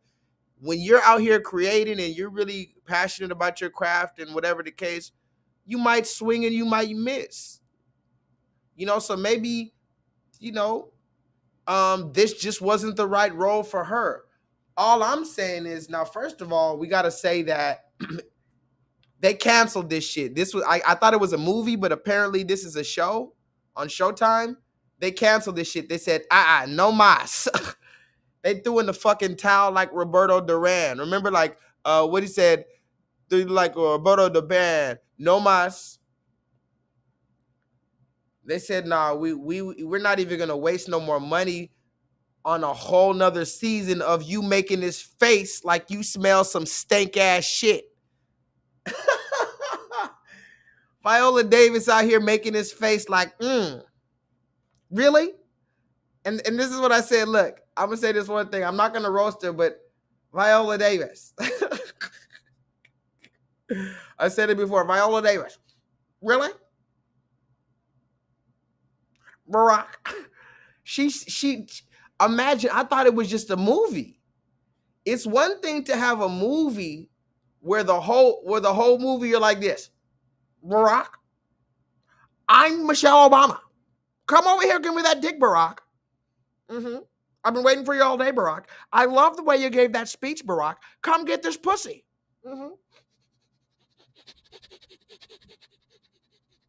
Barack, come on, Barack. Come get this pussy, Barack. Really, Barack? You're not going to give me that dick, Barack? Do I have to come take it, Barack? Really? John Edwards have Secret Service? What about John McCain, Mitt Romney? Probably not. Yeah. You know why? You're a coon.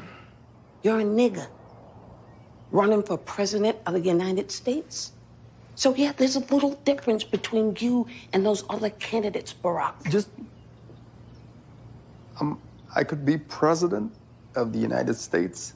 Can you find it in yourself to be a little excited for me? Excuse me if I can't share in the excitement of my husband potentially being shot. You know why? You're a coon. You're a nigger. You're a coon. You're a nigger. Indigenous Queen said, don't make that face again. Listen, don't judge me. Don't you do that. Really, Indigenous Queen? Really? So, yeah, I guess they don't want to see, you don't want to see me make that face. Well, I guess Showtime didn't want to see Viola Davis make that stank-ass face like she smelled some stank shit. What is this face that she's making, first of all? Look, she's making that face like, really? Really, Viola Davis? Oh, I just realized that Viola Davis is making this face like she just heard Kevin Samuel's name. That's the face right there. I said, I know I've seen that face before. Who makes that stank face? Really? Viola Davis made a face like she just heard the name Kevin Samuels 6 months after he died. Really? Really, Viola Davis? Anyway, she's going to find work. Viola Davis will find work. Don't be mad for Viola. I'm just talking my shit tonight, guys. What my niggas in the chat? Put a 7 in the chat. Let me show you some shit. How about this? How about this? Light skin with a pretty face. You just mad cause your man love my skinny waist. If he don't, then he blind or he might be gay. And I don't f with no broke boys anyway. I only shake my ass if you got the cash for it. I don't f with exes, all I do is fast forward. I'm too much. Broke ass boy really wanna go Dutch. Need me a player that's gonna give me what I want. Now, I'm not even going to go in, but this is what I want to say. See, the problem is not these women right here. I don't even give a damn about this woman. First of all, yeah, we can talk about Rachel Dolezal, the actual, this is an Aryan woman. This is a Scandinavian, Yugoslavian woman. Somebody put that in the chat. This woman, her name is Svetlana from Yugoslavia. Had the nerve to be up there twerking on black men talking about, I'm light-skinned with a pretty face. Light-skinned? Yeah, that's what white people are, I guess. I mean, technically, she didn't lie. But see, this is the thing what I'm saying. When you start letting bullshit into our culture, in the Pandora box is open. Light-skinned. Ma'am, you are a Caucasian. There's a limit. I mean, sure enough, depending on how far you go into the South, some people call it yellow bone, red bone, light skin. You have different layers. We have our own complexities and our own caste system within black people. Sure enough. Hell, you even have albinos. Shout out to my nigga The Light, Osmidian Comics. He has albinism. Black man, dreadlocks, he has albinism. So we got all the different shades, but ma'am, you are stretching the limit here. Light skin? Really? And then listen to her other lyrics. Not only did she say I'm light skinned, although I'm Caucasian, she says, if he doesn't like me, now mind you, she's using black people as props. See, this is how, in my dimension, again, I'm blaming the Large Hadron Collider. I'm doing my research on the Large Hadron Collider. I might be able to fix this. Good news, guys. I might be able to fix all of this if I can figure out the system of the Large Hadron Collider, but that more on that later. In the meantime, I blame the Large Hadron Collider. In my realm, where I'm from, my dimension, in my multiverse, black men would never sign up to be a fucking video vixen. Oh my God, niggas are video vixens now. Niggas don't even have to say a goddamn word. Just take off your shirt. You know how demeaning that is? These niggas had to go to a casting call like a bitch.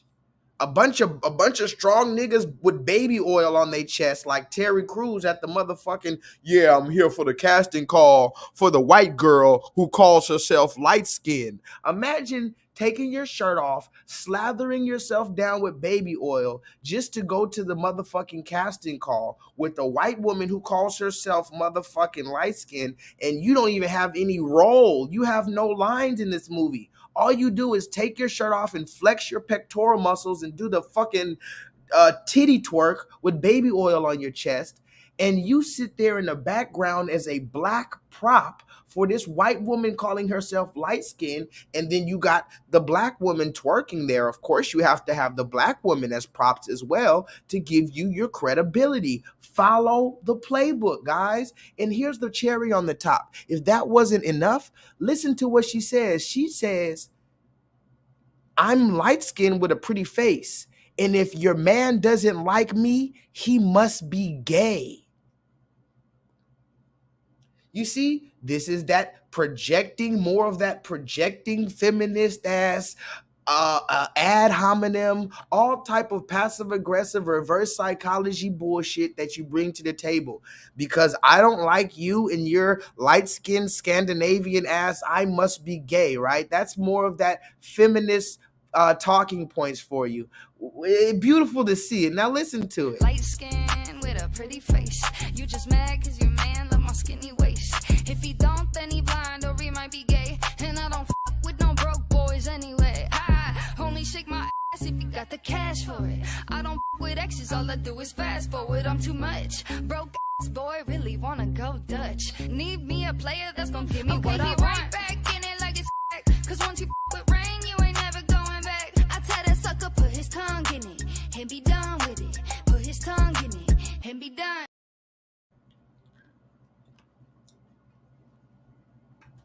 So she's going viral. I don't know. Everything goes viral for a week or two. She's going viral too because she's the white woman calling herself light skinned. And she looks more like a fucking Yugoslavian Megan Thee Stallion, if you ask me. But, you know, I'm just a hater. But let's move forward. Inside the city or out here? Just right here. Okay. Go pull the video at Valero. You get on my traffic stop again, I will arrest you. Yeah, I'll arrest you right now. Do it, buddy. And we're going to do it. Charges do it. Your ignorance. Do it, Erd. Go for it. Do it. There's cameras at Valero and there's cameras at Napa that sees me pulled out. Shut your fucking mouth. You don't talk to me like that. I'm not your boy. Talk to you, fuck boy. You a fuck boy. Thank you. Thank you, sir. Everybody. Thank you.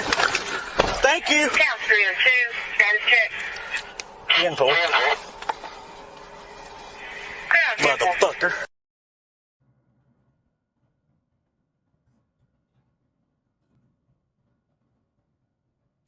Inside the city or out here? Just right here. Okay. Go pull the video at Valero. You get on my traffic stop again, I will arrest you. Yeah, I'll arrest you right now. Do it, buddy. And we're going to do it. Charges do it. Your ignorance. Do it, Erd. Go for it. Do it. There's cameras at Valero and there's cameras at Napa that sees me pulled out. Shut your fucking mouth. You don't talk to me like that. I'm not your boy. Talk to you, fuck boy. You a fuck boy. Thank you. Thank you, sir. Everybody. Thank you. Thank you. Count 302. Status check. Info.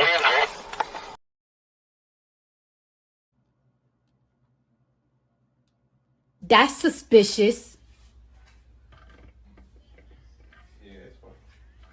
That's weird.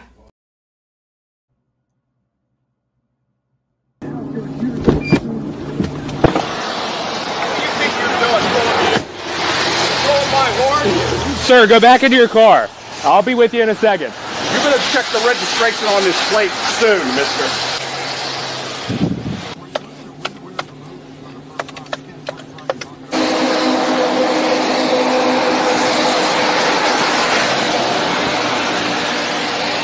Have a good day, Judge. You bet.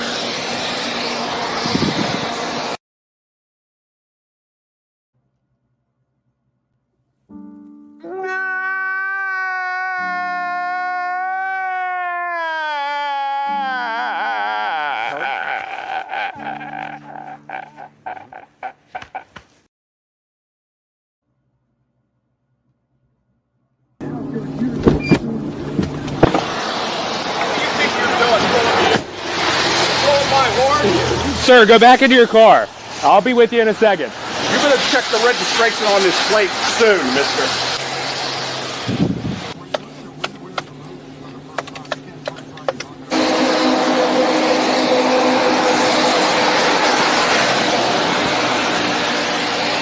Have a good day, Judge. You bet. You see how it works? Somebody put that in the chat. It's called the systematic enforcement of the ideologies of white supremacy. This is what we need to be focused on. Not racism, not equality, and all this other stupid shit you marching for. The system, the destruction of the systematic enforcements of the ideologies of white supremacy, which means that a judge, simply because he's a judge, can do traffic violations and get out of his car and approach the motherfucking police officer and demean him and tell him, you better check who I am. You better look up my motherfucking license plate and realize that I'm the motherfucking shot caller around here. You don't pull me over for the same thing that you pull over a hardworking mother or a father for. You don't pull me over for doing the same thing that a hardworking mother does on her lunch break trying to get back to work. You don't pull me over for the same thing you pull over a father who's just getting off of work and now you give him a $300-400 ticket when he can barely afford his rent. I'm staying at the penthouse. I'm staying at the Trump Tower today. You don't do this. You better check who I am. I'm this judge. I'm that judge. Somebody put that in the chat.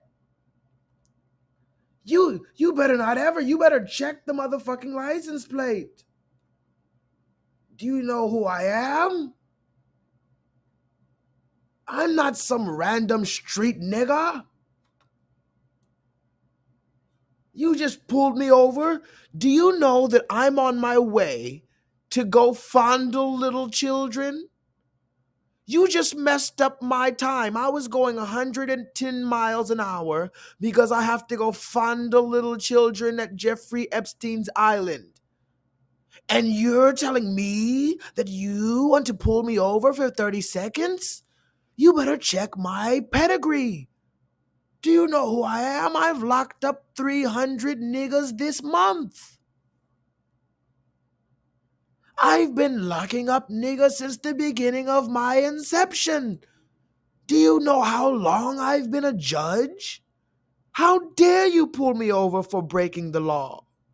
This is the actual way that America works. And I need you guys to tell me why or how the fuck I'm supposed to go along with this.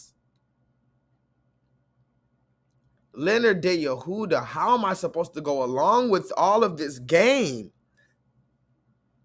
Once I wake up and I realize that this is what's going on, you mean to tell me I'm supposed to allow these people to pull me over and give me the ticket and talk to me like I'm shit and shoot me in my back if I make a sudden movement and put me in a fucking cage for fucking 5-10 years and take away my freedom and take me away from my children and shit like that? But when they get pulled over, they have the nerve to get out the car and scream at you and tell you. And remember, if he's doing this, here's the thing. If he's doing this for a motherfucking traffic ticket, what do you think when he does some shit to get in some big trouble? You don't think he's gonna pull out his judge card? You don't think you don't think this dude is using his judge card to get away with other crimes?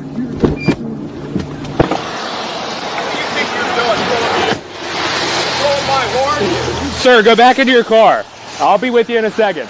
You better check the registration on this plate soon, mister.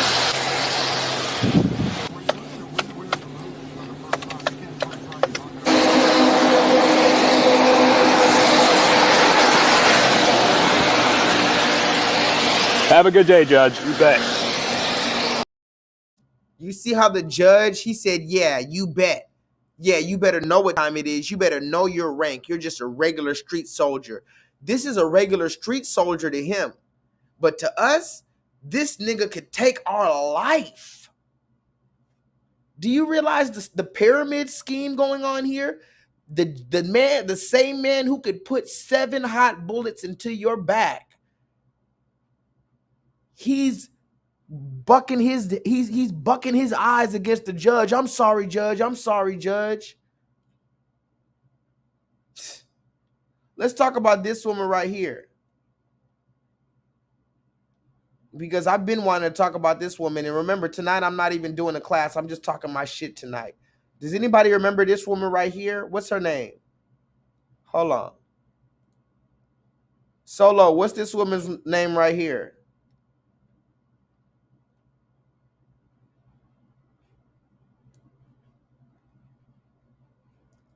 Remember, tonight I'm not doing a class, but I do appreciate every single one of you being here. I really do love you. I don't get a chance to love on you guys enough, but in my dreams, I used to dream that I would be doing these things in front of people. Like, I wanted to have a speeches in front of an auditorium, like in front of people with a microphone, and we could really talk and love each other and hug each other and eat, play music, and I could bring some of y'all up on stage and you can give your testimony. This is how I wanted to do it. And then for whatever reason, God made it to where this happened like this. And now I'm doing it over the internet. But just so you know, these classes are very spiritual for me. That's why I don't come on live stream every night. Some people come on live stream every night and they're not talking about shit. I can't stand that. I come on live stream when I have something to say. So I love you guys. I wish I could see you in person. I would hug you. I would personally look inside your eyes and talk to you and tell you and show you I'm a real person just like you and me. Anyway, this woman right here, her name is Brittany Cooper. Now, why is this woman important? I'm gonna go through this quick little story with this woman, and I'm gonna move forward because I've been meaning to say this thing for a minute. This woman, her name is Brittany Cooper. She has a blue check and all this on Instagram. She's famous or whatever.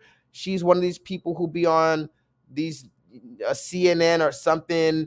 You know how CNN or Roland Martin, you know what I'm talking about. Roland Martin, he'll probably bring on some dumbass guest. The next guest I got coming on is this fat ass feminist right here. She's gonna tell us why we should vote for the Democrats. We should vote for the Democrats and why we should get an injection and why we should support the LGBT. This is that type of woman that be on TV only when it's time to support the agenda. Anyway, her name is Brittany Cooper. And if you go on her Instagram, I'm not telling you to harass this woman, but she calls herself, I didn't call her this. This woman describes herself as a teacher, a writer, a shit talker. Okay, now mind you, now look at that. It looks like me and Brittany Cooper have something alike. What's the name of tonight's online course or our class or I'm just talking my shit. So Brittany Cooper, it sounds like you're a shit talker. So can I talk my shit, Brittany Cooper? Says here that Brittany Cooper is a teacher, writer, shit talker, feminist, Southerner. She rides for Black women and girls. That's what she says. Okay, that's the first thing that we need to notice about her. She rides for Black women and Black girls. Okay. Now, she's also a Southerner and she rides for Black girls. Now, this is why I wanted to bring her up, because shortly after Kevin Samuels died, some people started getting tattoos of Kevin Samuels. One person, I guess, got a tattoo of Kevin Samuels on his thigh. Now, that's one of the more popular trends nowadays. People are starting to get their legs tattooed, their calf muscles, their thigh muscle. People get these tattoos now, men and women alike. So I guess somebody got Kevin Samuels' face on their thigh. Personally, would I do it? No. But I've seen a lot crazier tattoos. So Mark Lamont Hill, who was another fucking paid for government agent with a blue check, he said, he went, now mind you, Kevin Samuels is dead. But this man, Mark Lamont Hill, who actually also called Malcolm X gay on a separate incident. He said Malcolm X is gay because other people said it, because the red man said it after Malcolm died. So Malcolm X is gay because people talked about it after he died. That's what Mark Lamont Hill said. And he said, I just saw another Kevin Samuels tattoo. This time it was on a dude's thigh. I literally just don't understand. Now, mind you, Mark Lamont Hill is the same dude who said that women could get pregnant. Can somebody put that in the chat? Vulcan, can you put this in the chat? Mark Lamont Hill is the same dude who literally sat up there and said on camera that men could get pregnant, but he's saying he literally just doesn't understand how somebody could have a tattoo of another man after they die in reverence. Okay, anyway, I'm not talking about that dude. We're going to talk about Mark Lamont Hill later. Look at Brittany Cooper. Brittany Cooper replied to him on Twitter. Mind you, both of these people have blue checks, but J-Lethal can't even get 1,000 subscribers on YouTube on my new channel. Brittany Cooper replied to Mark Lamont Hill. She said, ew, what? Child, while these other folks are having conversations about the radicalization of their men, we should seriously have a conversation about the radicalization of our men. Now, why is she talking about why other people are having conversations about the radicalization of their men? She made this, if you look at the date, May 16th, she made these comments shortly after the Buffalo massacre. So this woman is using after the Buffalo massacre, when they shot 10 black people allegedly at the store in Buffalo, New York, in a white supremacist attack allegedly. After that, and after Kevin Samuels died, possibly assassinated, these two allegedly black people with blue checks are congregating over the internet. They're not even having a private conversation. They're congregating over the internet about, oh, yeah, we're talking about, not only are they shitting on Kevin Samuels and anybody who supports him, but they're saying that the Buffalo shooter is similar to black men being online. You hear this? The online radicalization. You're trying to equate a white man going to a fucking predominantly black area and shooting down black people with a AK-47. You're trying to equate that with black men talking online. And then she got a little pushback, so she doubled down on it. Now look at this.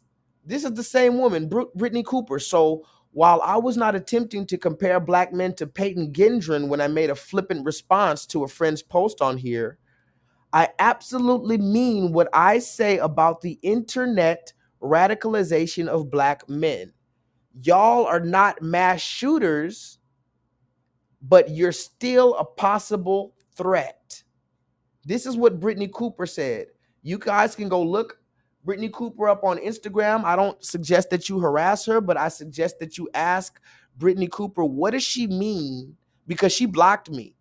But what does she mean about the internet radicalization of black men? What does she mean when she says that? Because you're saying this on a time where we're already being attacked and we're already targeted. You're saying this online, but it seems like you don't want to have a conversation about it. Because when I went into the DMs of Brittany Cooper, yes, I'm very active in people's DMs. J-Lethal went to the DMs of Brittany Cooper. I said, hello, Mrs. Cooper. This is Joshua. I have a platform here on Instagram as well as YouTube. I'll just cut to the point. Would you be willing to have a video chat discourse regarding the topic of the online radicalization of black men? This is what I told her. By the way, please go press the thumbs up button because YouTube hates me. Then look what she said. She didn't respond to that DM. I sent her the DM when she first made those comments about black men being online radicals and we're similar to the Buffalo shooter. She didn't respond to my personal DM. So then I left her a comment for everybody to see it. I want you to see how I'm very professional. I'm not confrontational, but you need to talk about this if you're going to make these claims. So then I went to her comments. I said, I sent you a private DM regarding my request to have a civil discourse online about the online radicalization of black men, quote unquote. Can we please have that discussion on my platform or a platform of your choosing? You said we need to talk about it. So please talk to a black man about it. I am the demographic you are speaking about. Somebody put that in the chat. I am Shakespeare in the flesh. Walt Disney. You talking about we need to talk about it. Okay, well, I'm that black man that's online being radical. How about you talk to me? So then I sent her that comment, right? She still didn't comment back. Now look at this. I sent her that comment. I'm the dude who wants to talk to you. Look what she says. I sent her another comment on another day. I said, can we speak cordially about your comments regarding the online radicalization of black men? She says no. Somebody put that in the chat. She finally responded to me, guys. I've been hounding this woman for weeks. She finally responded to me. Mind you, this is the same woman who was on TV talking about obesity in black women is because of Donald Trump. She said Donald Trump is responsible and racism is responsible for black women being obese. So she finally responded to me. She said, no, we cannot speak cordially about my comments regarding the online radicalization of black men. So then this is what I said. I said, oh, wow. So you make inflammatory comments that further stigmatize black men, but you are not willing to have a civil public discourse with a black man that is challenging your perspective on us? I said, and you claim to be a black teacher? Okay, I'll be sure to note that for a future reference. And then she said, okay, right? So then, look at this. Then somebody else commented. I'm not going to read the comment that somebody else commented. Somebody else commented and said, maybe she's too tired to talk to you about it. And that's when I said, okay, well, if she's too tired to talk about it, then she should have been too tired to make the goddamn statement in the first place. And then she responded to that. She responded to the fact that I said, if she's too tired to talk to a black man about it, she should have been too tired to make the fucking statement in the first place. Then she responded to that. She said, well, I'm definitely not too tired to block you, new Malcolm X. My comment section is not going to be a platform for your grandstanding. Oh my gosh. Wow. This is a new one. I don't think I've ever been told I'm grandstanding. Can somebody please put the definition of grandstanding just so I'm sure that this bitch is trying to play me like I think she's trying to play me? Go ahead and find me the definition of grandstanding, because if it is what I think it is, the bitch trying to play me. My comment section is not going to be a platform for your grandstanding. Do whatever you want on your own platforms. Happy post Juneteenth, quote unquote, black man. Do you see this, guys? I can't make this shit up. Professor Crunk, Brittany Cooper told me happy Juneteenth, quote unquote, black man. She put my black man in quotes. And I'm just a quote unquote black man because what? I approached you professionally in private first and then in public about having a cordial online conversation or discourse about the so-called online radicalization of black men that you made a claim about. You are the one with the blue check. You are the public figure. You claim to be a motherfucking teacher and a motherfucking writer and a motherfucking all this. You're the one who said you're all of this. So I'm just trying to have an online conversation about it because you're here for the black community, right? You're here for the black community, right? But look at this. So she went live recently and I caught her slipping on live before she blocked me. Before she blocked me, I caught her slipping on live. She randomly went live with some other fat feminist. Somebody put that in the chat. She went live randomly, and you can look her up on Instagram, Professor Crunk. Don't embarrass the woman, but maybe you can ask her, can we talk about the online radicalization of black men? See what she tells you. Maybe a black woman, KJ, maybe you could go on Instagram and tell her, hey, would you like to talk to me about your comments regarding the online radicalization of black men and what that means? Because she was on Instagram recently with another fat feminist, and I caught her slipping, and I said in the comment section, can we talk about the online radicalization of black men? I wanted to see what she would say in real time. You know, it's one thing when you have the comments and you have the DMs and you have all day, all night to respond.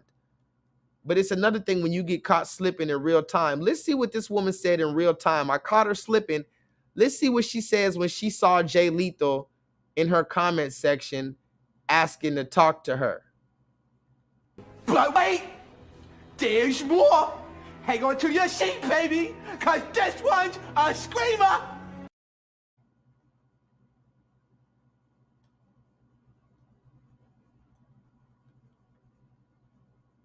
Like I argue with you on the internet. Like I'm gonna call you before I argue with you on the internet. So yeah.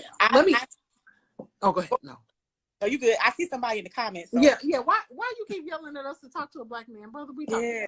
I'm trying. I mean, look, we love y'all. We talking to each other today. I just finished talking to my black man, and so, you know, look, and I tell people all the time, I be talking to these people about this black man I got because I'm so excited to have him, and you know, so, look, I'm just like, I mean, it's fine. Oh, I just caught that. Guys. Oh my God.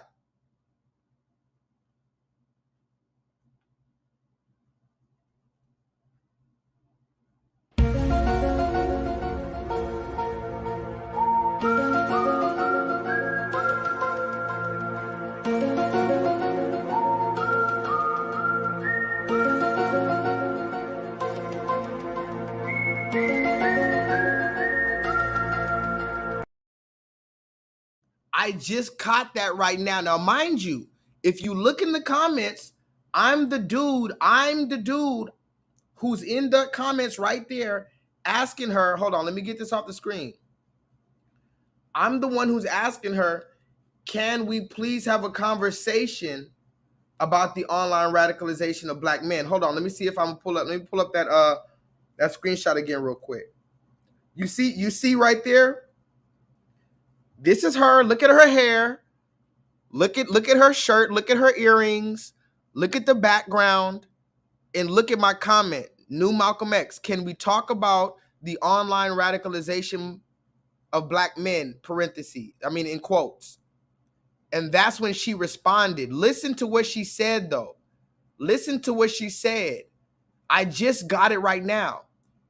She said, oh, why are you talking about can we talk to black men? Listen, I'm talking to my black man. I'm so excited to be with my black man. And they started laughing.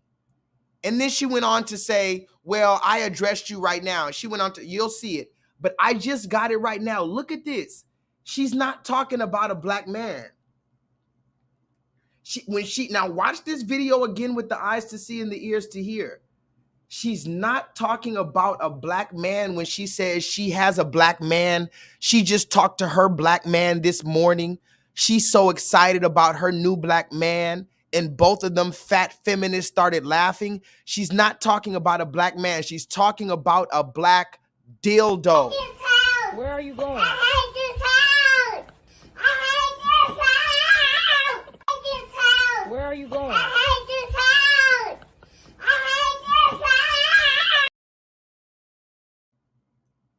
She's talking about a black dildo. Watch it again with the eyes to see and the ears to hear. I commented, I said, can we talk? Can you talk to a black man such as myself about your comments about black men? She said, oh no, we don't need to talk to black men. I just talked to my black man this morning. I'm so excited about this new black man. Yeah, because your new black man is a black dildo that you purchased. Like I argue with you on the internet. Like I'm gonna call you before I argue with you on the internet. So yeah. Oh, go ahead. No. So you good? I see somebody in the comments. So. Yeah. Why you keep yelling at us to talk to a black man, brother? We talking. Yeah. I'm trying. I mean, look, we love y'all. We talking to each other today. I just finished talking to my black man, and so, you know, look, and I tell people all the time, I be talking to these people about this black man I got because I'm so excited to have him, and you know, so, look, I'm just like, I mean, it's fine. look, yes, may it be so. You know what I mean? May it be so. He mad at you. You want to talk to me because you're a black man and you don't appreciate my comments. Well, that don't seem like that's gonna go well for me though. So you know what I'm saying?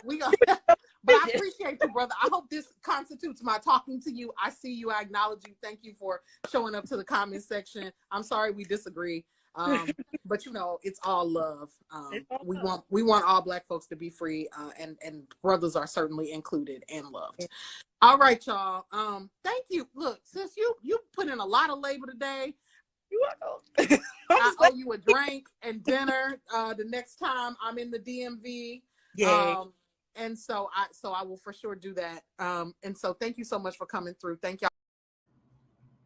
You hear what she said? She said, I'm so excited to have my black man. I just got my black man. I talked to him this morning.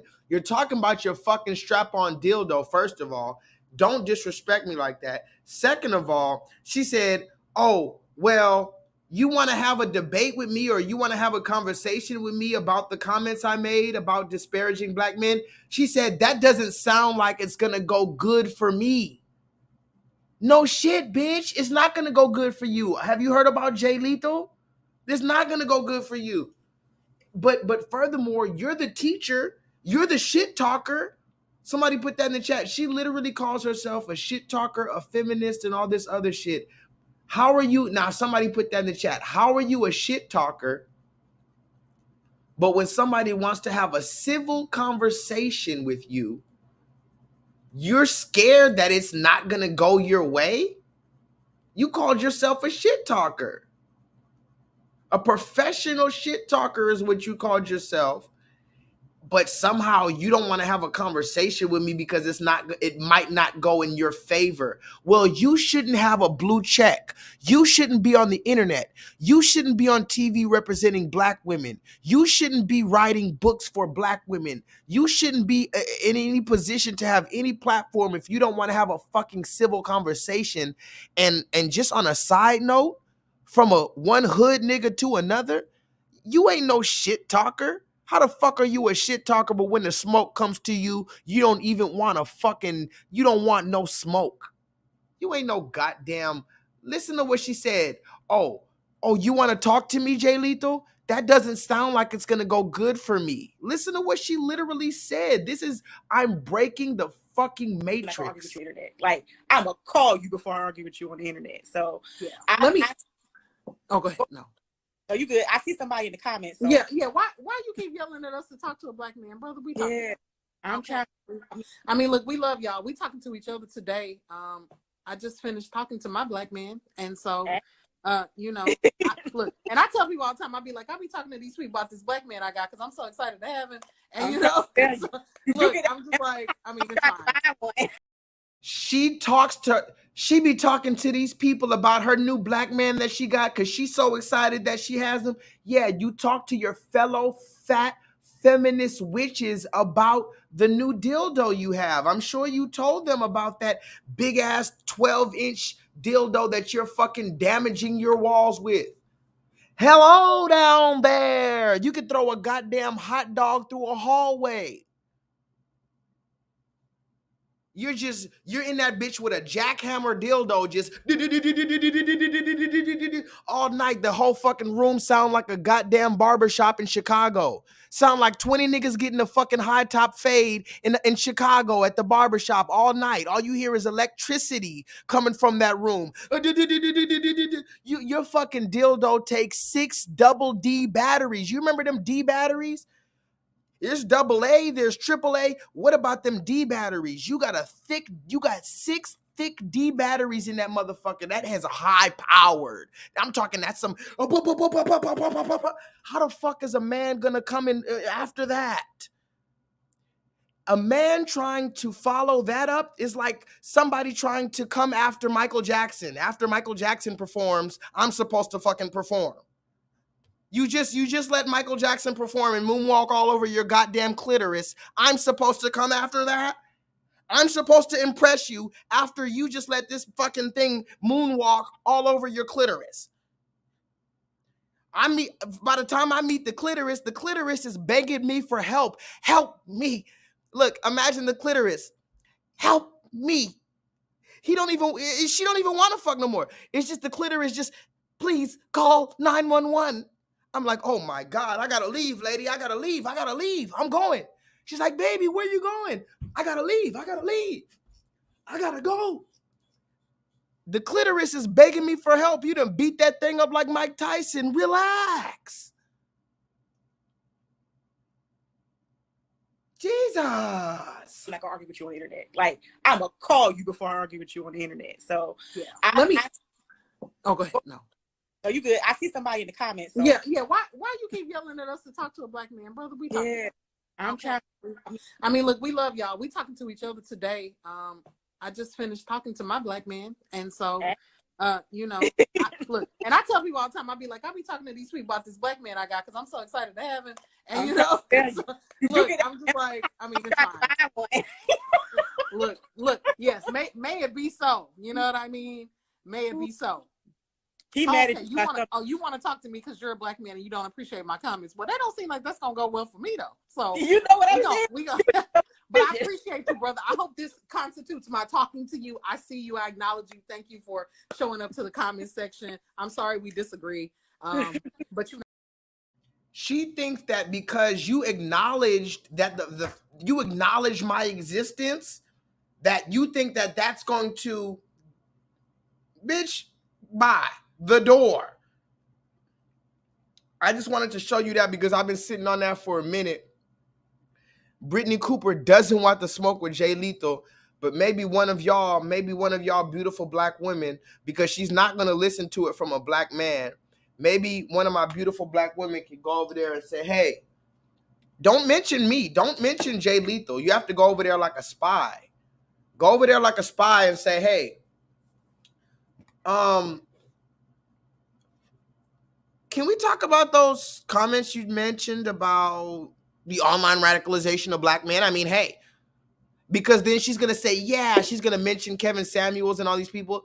But I want you to ask her, okay, well, what about the radicalization of black women? Do you think that black women are being radicalized in any way, online or otherwise, in the media through Cardi B and things like this, Megan Thee Stallion? Is there any radicalization of the black American woman that you want to speak about? Or is it only the online radicalization of black men? Why do people have a problem with the goddamn online radicalization of black men? Huh? Why do you have such a problem with the online radicalization of black men? Because you don't like black men having a voice.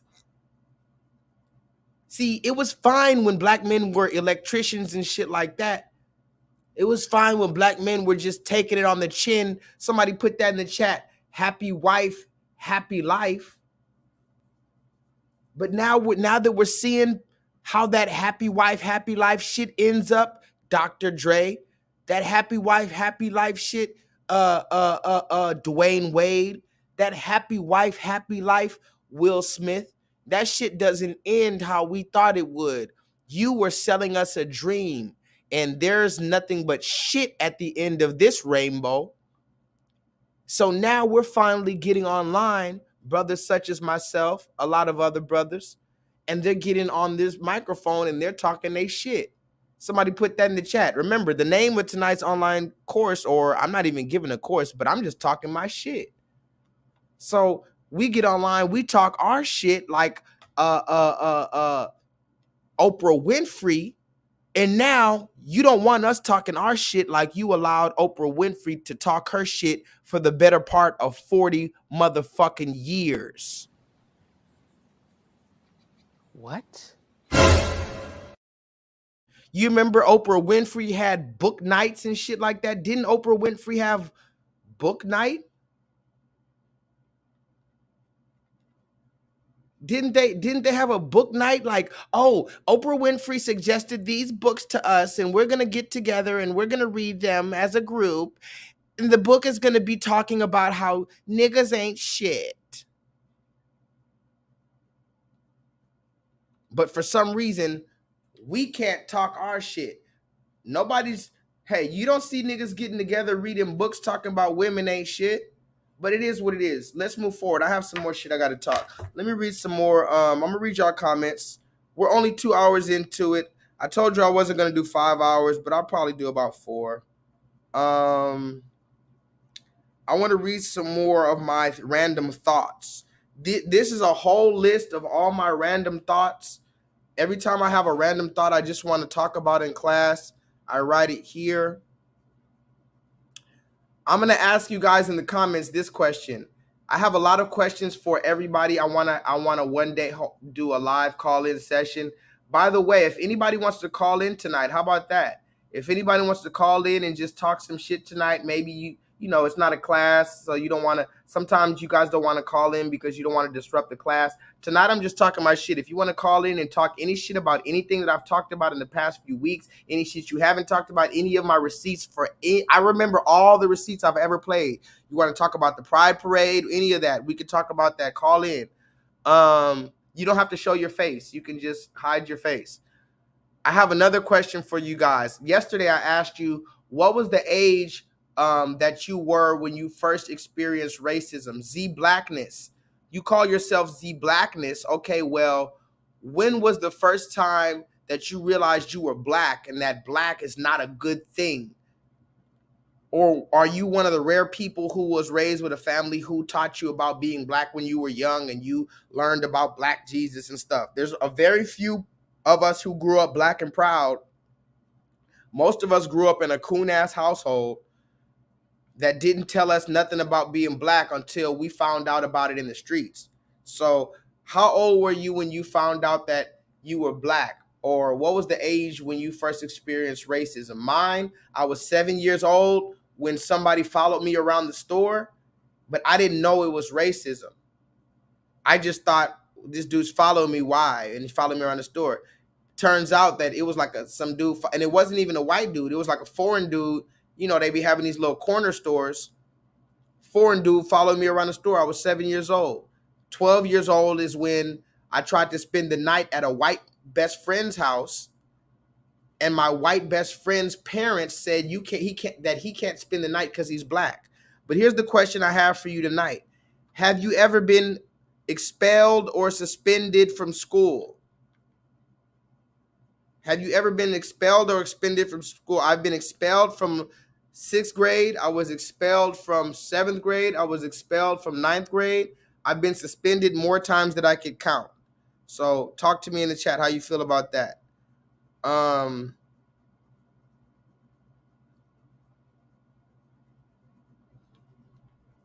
Here's another thing that I've been randomly thinking about. A man's protection, somebody put this in the chat, a man's protection is similar to a car's insurance. You know, a lot of women, they don't think that men are important, but men are your protectors. A real honest man is your protector.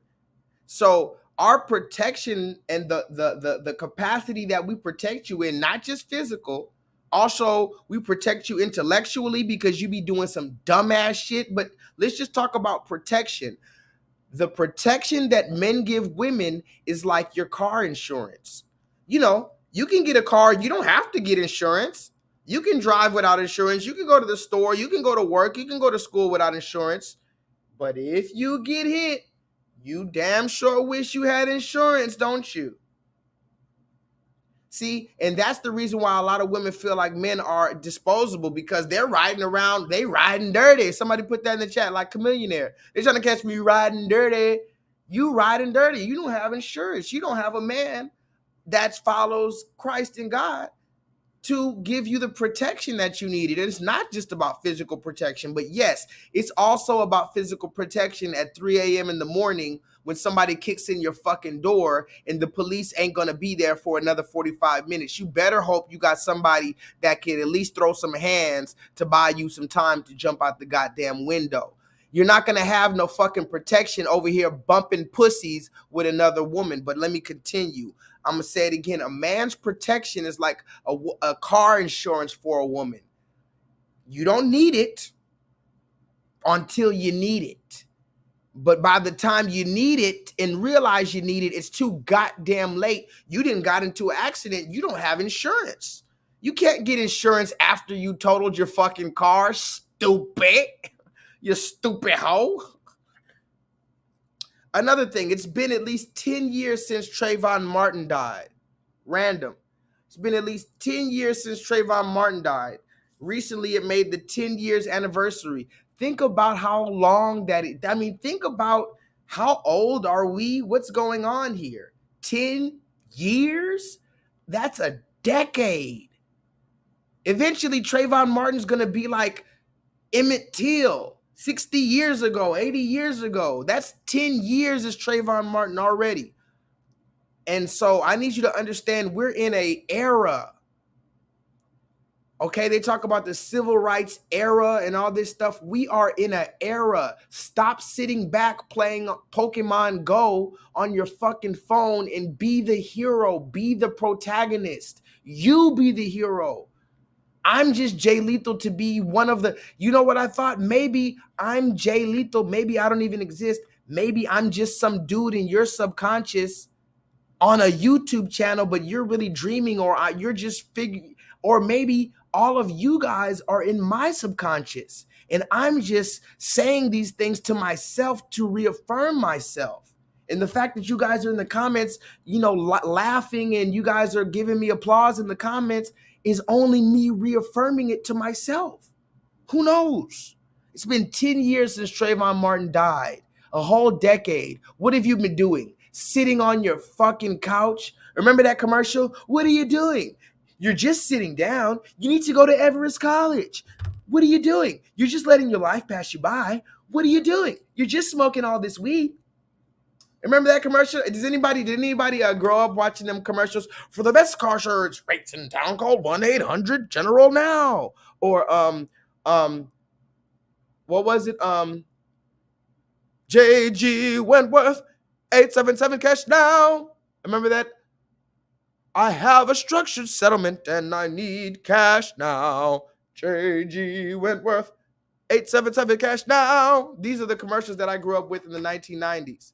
One of the commercials, it was some nigga, he just came on, some random nigga. He wasn't even wearing a suit. This was the YouTuber before YouTube. This nigga came up in the camera. Hey, he just broke the fourth wall. He just completely started talking to us. We're watching TV. This nigga start talking to us like he's not even on TV. Hey, who the fuck are you doing? Why are you sitting here? You ain't shit. You got fucking Cheeto stains all over your goddamn shirt. You're a fucking fat, sloppy, ugly mess. Why don't you go to fucking ICDC college? Huh? Why don't you go to DeVry? Huh? Look at you. You're just sitting there watching me. Why the fuck are you watching TV? Get up and go get a goddamn PhD. What the hell is your problem? Somebody go look that man up right now. Go find that video, and I'm going to play that video next stream. What was that man's name? I need to know his name, his history. Why did he have the audacity to come to mess with me? Look, I'm tired. I'm in 3rd grade. I went all day. I had to deal with this passive-aggressive racism at school. I had to deal with a short-ass recess, a short-ass lunch. They was feeding me bullshit at the lunch yard. I deal with a fucking bullshit at 3rd grade. Do you remember 3rd grade? It was full of shit. I came home, I want to relax and watch the fucking Animaniacs. This nigga come on the commercial, hey, what the fuck are you doing there? Why are you just sitting there like a piece of shit? Get up and go to college. College, sir. I'm in 3rd grade. I am 7 years old. I need to find out that man's story. Who is he? What is he doing now? Is he a billionaire? The nigga better be a billionaire. He was yelling at us talking about going to ICDC college. You remember what I'm talking about? Do y'all remember this dude? Anyway, let's go.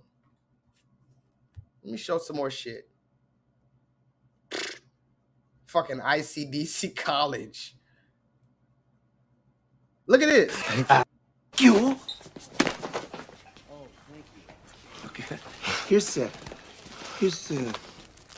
little something for your troubles. Thank you. Let's not tell anyone about it, okay?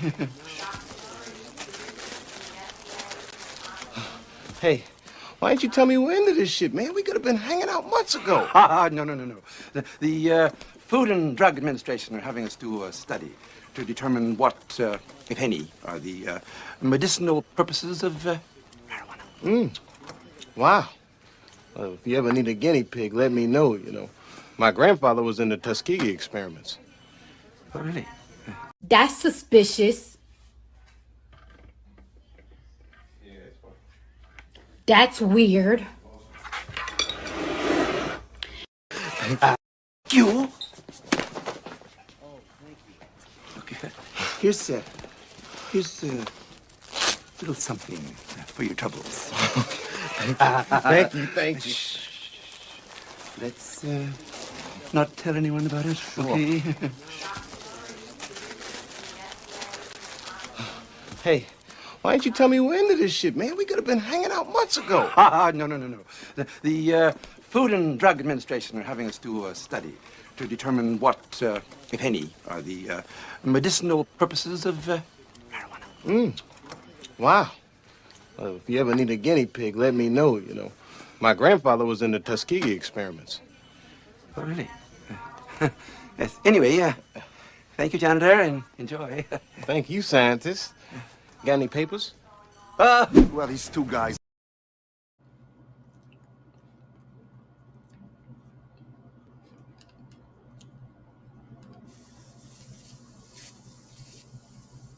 Somebody put that in the chat. This man said he was in the Tuskegee experiments. He said, if you need a guinea pig, somebody put that in the chat. Now, this is what we call truth hidden in plain sight. You know, some people say this. I don't know if it's true or not. Some people say this is the strategy of some people. Let's just put it that way. The strategy of some people is to put things, if they're trying to hide something from you. I know it sounds crazy, but for some people, to hide from you, they'll put it in plain sight. They'll put it in plain sight. This is where the phrase comes from, truth hidden in plain sight. They feel like if it's right there in front of you, you're just going to look over it. It's too obvious to be that. You're looking for something under the bed. There's no way that it could be that thing right there that's just right in front of me. So they play on your subconscious and psychology. But anyway, this is the truth hidden in plain sight. I don't know whose idea it was to put it in there. Maybe it was the writers. Maybe it was Dave Chappelle. Mind you, this is one of Dave Chappelle's first mainstream flicks. This was when Dave Chappelle was really just getting rolling in Hollywood. Dave Chappelle said, now mind you, the movie is called Half Baked. If y'all haven't seen that movie, you should go watch it. It's a good movie. But Dave Chappelle plays this character where he's trying to get his friend out of jail. So he starts selling weed with his other friends so they could get enough money to get his friend out of jail, right? They're all stoners. They all smoke weed. They start selling weed, and it's a funny movie, whatever. There's a scene where he goes into the fucking hospital and he gets some medical marijuana, and that's where he starts selling that weed, is from the hospital. But in this scene, he tells the red man, oh, y'all are experimenting with this weed. The FDA is experimenting with this weed. He says, okay, listen what he tells the red man. If you ever need a guinea pig, somebody put that in the chat. If you ever need a guinea pig, you know, talk to me. My grandfather was in the Tuskegee experiments. They didn't even call it something else that was similar. They didn't call it the Tennessee experiments or the Tallahassee experiments. No, my grandfather was in the Tuskegee experiments. This was in the early 90s. He said this. This goes to show you how sleep we were. There's no way they could put that in a movie today. We would all be up on it. This is why I told you, I made a video on my channel recently about the person RuPaul. You know that drag queen RuPaul? Yeah, in the 90s, we weren't woke enough to know about buck breaking and to know about how they're trying to systematically, you know, emasculate our males and psychologically buck break us. So that's why we allowed Shanae, we allowed Eddie Murphy, we allowed Martin Lawrence and all these niggas to dress like women because it was just funny. It was just one nigga, two niggas doing it. we didn't know how it affected us as a society. We finally caught on to the play, and now we know what's going on. But in the 1990s, we didn't know about the Tuskegee experiment. Some of us did. You know, I'm from LA. You got people in 1990s who was wearing dreadlocks. Black Americans was wearing dreadlocks in 1992. You know them niggas, that's the super woke niggas. You talk about woke, them niggas that was wearing dreadlocks, and the women too that was wearing dreads in 1992, like Lauryn Hill and shit. You remember old girl and old boy from in living. We are living single. Oh, the 90s got a world. I'm glad I got my own. I'll keep your head up, boy. I'll keep your head up. That's fine. Whenever you got too. Like glue. We are living single. You remember Living Single? They had that one couple. They both had dreadlocks in 1994. Niggas been woke, but not on a mainstream level. So that's how they were able to sneak in this little shenane shit and to sneak in these little Tuskegee experiments jokes. Now, mind you, shout out to Dave Chappelle for even putting us on game way back then. It looks like Dave Chappelle been woke for a while. He talked about the Tuskegee experiments before we knew what it was. But we were too asleep to catch on to it. But look how the red man looked at him. That's the funniest part to me. After Dave Chappelle said that shit, look how the red man looked at him like, really, nigga? He said, yeah, if you want a guinea pig, just talk to me. My grandpa was in the Tuskegee experiments. The red man's like, really, nigga? You? Oh, thank you. Okay, here's a little something for your troubles. Thank you. Let's not tell anyone about it, okay? Hey, why didn't you tell me we're into this shit, man? We could have been hanging out months ago. No. The Food and Drug Administration are having us do a study to determine what, if any, are the medicinal purposes of marijuana. Wow. Well, if you ever need a guinea pig, let me know, you know. My grandfather was in the Tuskegee experiments. Oh, really? Yes. Anyway, thank you, janitor, and enjoy. Thank you, scientist. Got any papers? Well, these two guys. Now, we're going to continue. What up, my niggas in the chat? I love everybody in the chat. Let's continue. If you want to call in, you can. If you don't want to, it's fine. Look at this one right here. Advisor Jake Sullivan, the Secretary of State Tony Blinken, and the Chairman of the Joint Chiefs of Staff, General Mark Milley, spoke together with their Ukrainian counterparts about the enduring U.S. support to Ukraine as the Ukrainian people continue to stand up to Russian aggression, and to inform them about a new $550 million security assistance package that the Biden administration will authorize today. This follows Secretary Austin's call with his Ukrainian counterpart on Friday, where he previewed that package. Today's announcement is going to include more ammunition for the High Mobility Advanced Rocket Systems, otherwise known as HIMARS. I know you all are familiar with that, as well as ammunition for the 155 millimeter artillery systems, which have already been supplied to Ukraine and are in the field. This will be the 17th time that the Biden administration has authorized a security assistance package using presidential drawdown authority since President Biden took office, and it brings to more than $8 billion drawdown authority alone in material and security assistance for Ukraine just since the invasion began in late February. Now look at that, guys. Remember we talked about the American Cholo yesterday? I'm not going to show you the video again.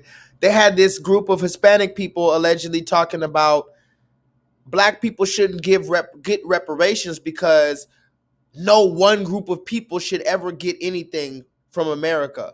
Meanwhile, just today or just yesterday, whenever this was, you can look it up, they're giving $550 million more to the Ukraine. They've given damn near 10 billion plus to the Ukraine. alone. When I say the Ukraine, I don't mean, now mind you, that's not talking about the hundreds and thousands of dollars they're giving to each Ukrainian that comes over here. They got Ukrainians that are coming over here and getting money on top of that. Okay? So we're not talking about just the Ukrainians. I'm talking about the Ukrainians who live in the Ukraine. The Ukrainians who live in the Ukraine are getting billions of dollars. Just today, they're saying, okay, yeah, we're about to pull out 550 million. Remember, we're talking about inflation. We don't have this. They'll look at you in one breath and say, we don't have baby formula. We don't have gas. We have inflation. We're all tapped out. There's no way we can give you reparations. We're already tapped out with inflation. In the same goddamn sentence, they'll say, but also I'm going to pull out $550 million from my asshole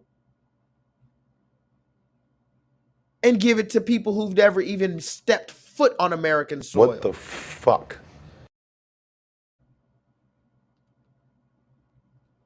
Advisor Jake Sullivan, the Secretary of State Tony Blinken, and the Chairman of the Joint Chiefs of Staff, General Mark Milley, spoke together with their Ukrainian counterparts about the enduring U.S. support to Ukraine as the Ukrainian people continue to stand up to Russian aggression, and to inform them about a new $550 million security assistance package that the Biden administration will authorize today.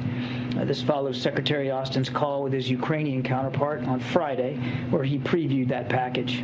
Today's announcement is going to include more ammunition for the High Mobility Advanced Rocket Systems, otherwise known as HIMARS. I know you all are familiar with that, as well as ammunition for the 155 millimeter artillery systems, which he's going to give money not only for whatever, but for military rocket systems and some shit that I can't even. This nigga has weapons that I can't even pronounce. High military weaponry with infrared structure. What? I know about a gun and a bullet. This nigga said, yeah, we're going to give them money, not for bullets to kill you. High military structured infrared, laser beam, infrared technology, X-Men technology, Cyclops technology, reads your mind, read through the wall, open you, explode you, turn you into a piece of dust. They got fucking weapons that'll turn you into a piece of dust. Let me calm down. I keep on screaming. I don't know why I scream so much. I'm just full of rage. They have weapons that will turn you into a piece of dust. Advisor Jake Sullivan, the Secretary of State Tony Blinken, and the Chairman of the Joint Chiefs of Staff, General Mark Milley, spoke together with their Ukrainian counterparts about the enduring U.S. support to Ukraine as the Ukrainian people continue to stand up to Russian aggression, and to inform them about a new $550 million security assistance package that the Biden administration will authorize today. This follows Secretary Austin's call with his Ukrainian counterpart on Friday, where he previewed that package. Today's announcement is going to include more ammunition for the High Mobility Advanced Rocket Systems, otherwise known as HIMARS. I know you all are familiar with that, as well as ammunition for the 155 millimeter artillery systems, which have already been supplied to Ukraine and are in the field. This will be the 17th. The 155 military grade high resolution system, blah, blah, blah. What is this? Buckshot, what up, my nigga? Buckshot, you heard that we're giving $500 million more dollars. Where are they getting this from? I'm going to be honest. We're talking about reparations. Yeah, they owe us a lot more than $500 million, but put a 7 in the chat if you're willing to accept $500 million for right now. They could take that $500 million and give it to us for right now. You still owe us, America. You definitely still owe us. So the reparations ain't over. But how about that $550 million? How about you just give it to us because, you know, you owe us a whole bunch of money. So it's like when you owe a nigga $1,000, okay, I'm going to just give you $200 right now. I can't give you the full 1,000, but I'm gonna give you 200. Okay, so that 550 million, give it to us real quick. Yeah. We need that real quick. Just real quick. No big deal. You still owe us trillions, bitch. But yeah, that 550, I'll take that 550. Put a 7 in the chat if you'll take a quick little 550 million from the United States motherfucking government instead of them sending it to the Ukraine when they've already sent over nearly $10 billion plus to them. Advisor Jake Sullivan, the Secretary of State Tony Blinken, and the Chairman of the Joint Chiefs of Staff, General Mark Milley, spoke together with their Ukrainian counterparts about the enduring U.S. support to Ukraine as the Ukrainian people continue to stand up to Russian aggression, and to inform them about a new $550 million security assistance package that the Biden administration will authorize today. Oh my God! Wow! Oh my God! Remember tonight, guys, I'm just talking my she's-it. I'm just talking my shit tonight, guys. I'm not doing the whole class tonight. I'm not doing the class. I'm just talking my shit. I'm just talking a little shit. That's all. For instance, you know what I'm going to talk my shit? Can I talk my shit? Somebody put that in the chat. Can I talk my shit? And this is not... Buckle your seatbelt because I'm not about to hold any punches. I'm not about to be mean with this, but I need to talk my shit real quick because some people don't understand why I'm the way that I am. Okay? But the fact of the matter is, how about this? Some people don't understand why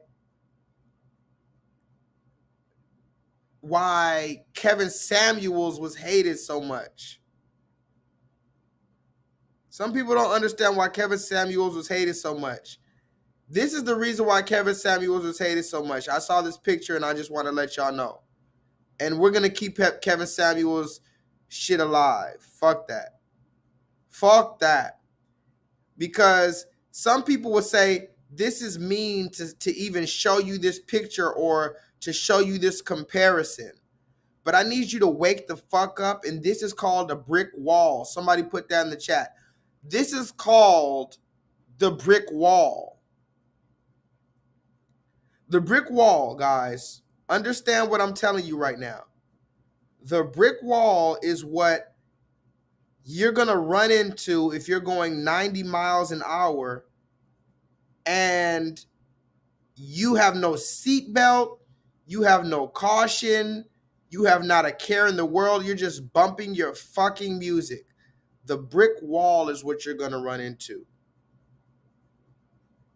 Right? And I'm not here to make fun of anybody. I've never been here to make fun of anybody, even when I turn a nigga into a motherfucking pack. Even when I turn a nigga into a pack, I still am not making fun of them. I'm doing it for a reason. You think it was fun for me to turn Keke Palmer into a pack? I love Keke Palmer. That was the first person I followed on Instagram was Keke Palmer. I literally love that woman like she's my family. I don't know why. Keke Palmer is literally, I don't know what I love. I don't know. Literally, that's my favorite black woman. I don't know why. Keke Palmer, she's just so cool to me. She's so she's talented, she's intelligent, she's beautiful, she's radiant. You know what I'm saying? Like, but I turned Keke Palmer into a pack in front of the world to show you that, you know why I turned Keke Palmer into a pack? Let me talk to you guys. This is the reason why I turned Keke Palmer into a pack. You ever seen those movies? Where my nigga Leonard de Yehuda? Leonard, have you ever seen a zombie movie? You know what I'm saying? Them zombie movies. And then what happens on a zombie movie? What happens is, let me give you a perfect example of a zombie movie. You remember that movie I Am Legend with Will Smith? Since we're talking about my nigga Willard. You remember that movie? Put a 7 in the chat if you ever saw that movie I Am Legend with Will Smith. It was a really good movie, actually. I Am Legend was one of his best movies, I think. I Am Legend. He had the original Men in Black was a good movie. 7 Pounds was another good movie. The Pursuit of Happiness was probably his best movie. We're not going to talk about 6 Degrees of Separation, but did y'all see I Am Legend, Leonard De Yehuda? So in that movie, I Am Legend, they had this one scene where they had the dog turned into a zombie. Now, mind you, in the movie I Am Legend, this dude, he's the last dude in New York because some zombie apocalypse happens, some sickness, some virus happens, and everybody turns into crazy zombies, flesh-eating zombies. And Will Smith is the last human being in New York. So he's going around trying to survive. It's just him and his dog. His wife dies, his daughter dies. It's just him and the dog. And then one day the dog gets bit by the zombie and the dog turns into a zombie. And then Will Smith, unfortunately, there's this very powerful scene in that movie where Will Smith has to kill his own dog that he loves.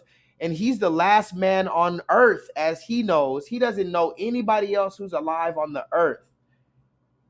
No animals, nothing. All he knows is zombies and his dog that's still alive. And his dog is the same dog he had when his family was alive. So then Will Smith has to snap his dog's neck because his dog turned into a zombie. So that's why I turned Keke Palmer into a fucking pack. I turned Keke to a pack the same way Will Smith snapped his dog's neck. Like, bitch. Ah! Somebody put that in the chat. I caught Keke Palmer by the neck for doing that dumb shit with the Proud family. Keke Palmer joined forces with the Proud family to introduce homosexuality to our children. And she pretended like she's a fucking activist on that show. I had to catch her like Will Smith and snap her fucking neck.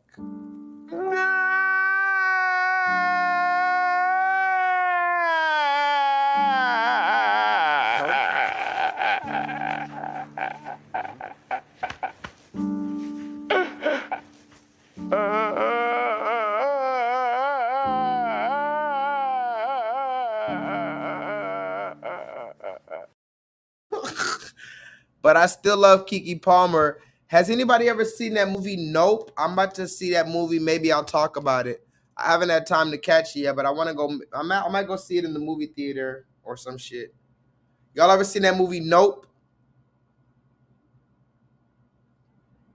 That's a new movie by Jordan Peele. I want to see it because he did Get Out, Us. Jordan Peele is really talented. I love Key and Peele. He's extremely talented. So I want to go watch the movie Nope, and it has Keke Palmer and the dude Daniel Kaluuya. By the way, Daniel Kaluuya, I'm still on your fucking head, boy. But yeah, so I turned Keke Palmer into a pack. None of y'all better never get comfortable. Just like Future said, don't you ever get too comfortable because I turned Keke Palmer into a pack. I love that woman. That's like my little sister, Keke Palmer. I still fucking snapped her neck. Look at this shit right here. Oh my God. Oh. Oh my God.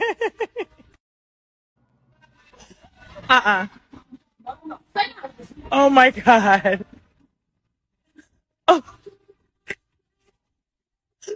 Oh my God. Now, finally, don't let the strippers get a hold of this one, guys. Don't let the strippers see this one. Now, what are the strippers going to say? The strippers are going to say, oh, shit, now there's a reason for the strippers to be doing this shit. Oh, Lord. Now you found the one fucking video where stripping came in handy. Give it up, guys. By the way, I blame the Large Hadron Collider. I still remember I remember going to, there was a skating rink. You know what?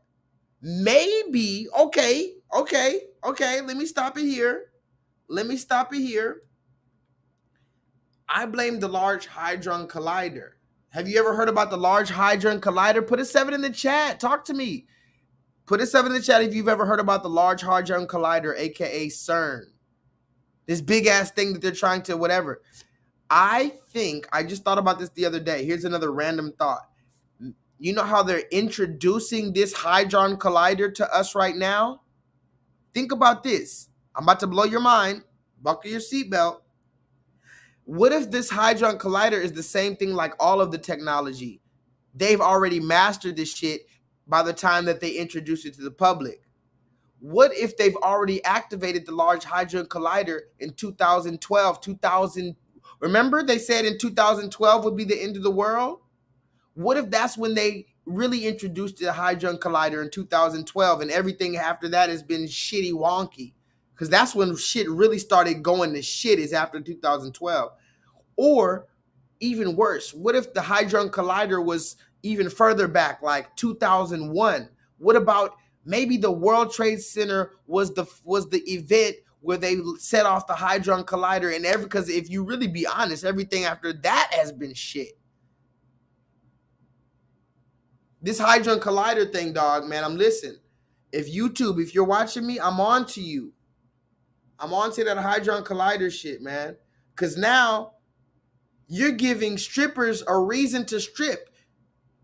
Don't let the strippers find this video. They're going to say, this is why I'm stripping. If we ever have a fucking house fire, I'm going to find the nearest pole and save our children. Oh my God. Oh my God.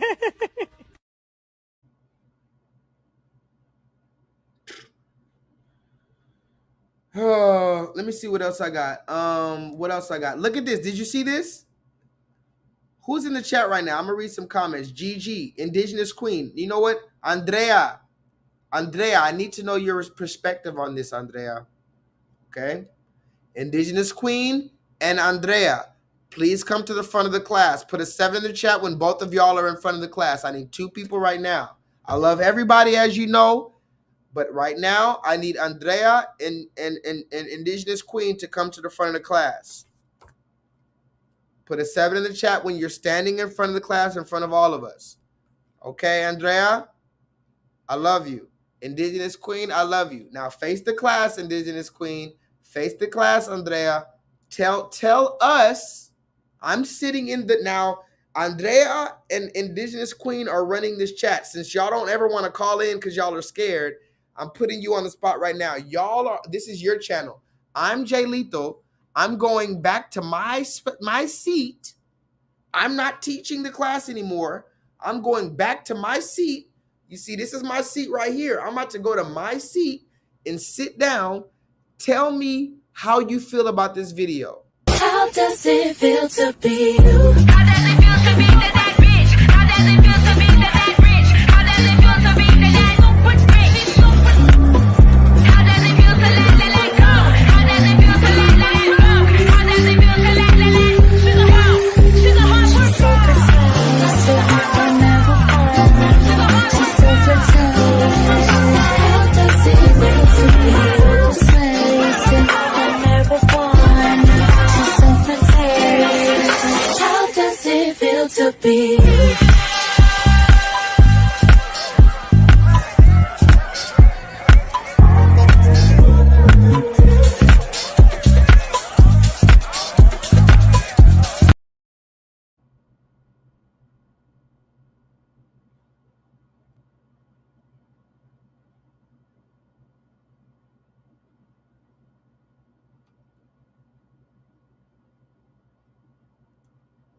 I need to know your answers. What does it, what is your thoughts? Andrea, it's grotesque. I need to know description. Tell me what, why. We're here to gain a further level of clarity and understanding moving forward. Remember, Everybody can say it's gross, it's grotesque, it's nasty. Why? You're going to be called homophobic. I'm trying to get you to understand we need to be able to battle this with our intellectuality, with our truth. We need to be able to verbalize why God's order needs to be established. We don't just need to be able to point fingers and say this and the yeah, Solo Dolo. I'm going to tell you even the same way, Solo Dolo. We can call them all the names in the book. What is the vibration? What is the manifestation? What is the inspiration? Is this person too far gone? Where's the cutoff point? If this person is too far gone, let's do that. If this person is too far gone to be saved by the Most High God, let's really talk this talk now. I'm talking my shit tonight. We're 3 hours into it. I told you I was only going to do 3 hours, but you know I was lying. If we're going to talk this talk, is this woman beyond salvation of the Most High God? And if so, at what point did it become so? Did it become when she cut off her hair? Did it become when she cut off her tits? Some would say it would become the time when she grew that unnatural amount of nappy nigga hair under her armpits. Lord have mercy, I talked to you about it before. Why are you growing this Jumanji? Somebody put that in the chat. You have Jumanji under your armpits, ladies. We don't like that. We don't want that. Keep it baby fresh, clean armpits when I'm seeing them armpits. I don't want you to look like a fucking mechanic. Let me talk my shit. When I'm hitting you from the back or when you go like this in the morning, you know what? I could talk some real shit right now. I'm gonna talk my shit. I was talking shit, so I'm gonna talk my shit. I'm not above nobody. I'm not gonna tell you when this was. This is one time in my life. I had a woman one time I was in the bed with. I woke up in the morning. She woke up. She said, "Oh, this bitch had Jumanji under her armpits." Ooh, ooga booga. I said, "Oh." I said, "Boop boop boop boop boop boop boop." Yeah, Uber. Yeah, I know you don't have a phone number, but come get this bitch. Okay, yeah, she has. Yeah, it's tangled. Yeah, she has an entanglement. Yeah, she has an entanglement under. I don't know. It was Jada Pinkett Smith. She had an entanglement. It was entangled. Shave it. Shave it. Shave it. Somebody put that in the chat. Shave, shave, shave, shave. I don't give a damn if, you know what? I told somebody the other day, I was telling them at work, listen, we need to bring shame back. Have you ever heard of that? We need to bring shame back. Walking around with a goddamn, hold on, I haven't even got to my point right here. I was about to talk about her, but let me talk about these women walking around with this goddamn George of the jungle. Watch out for that tree. Oh! I hate it here.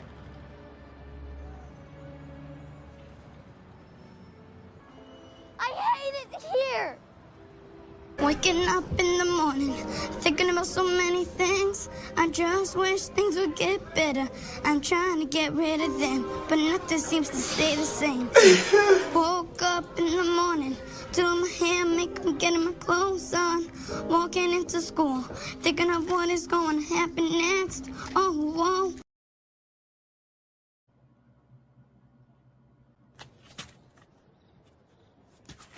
Shame. Shame. Shame. Shame. Shame.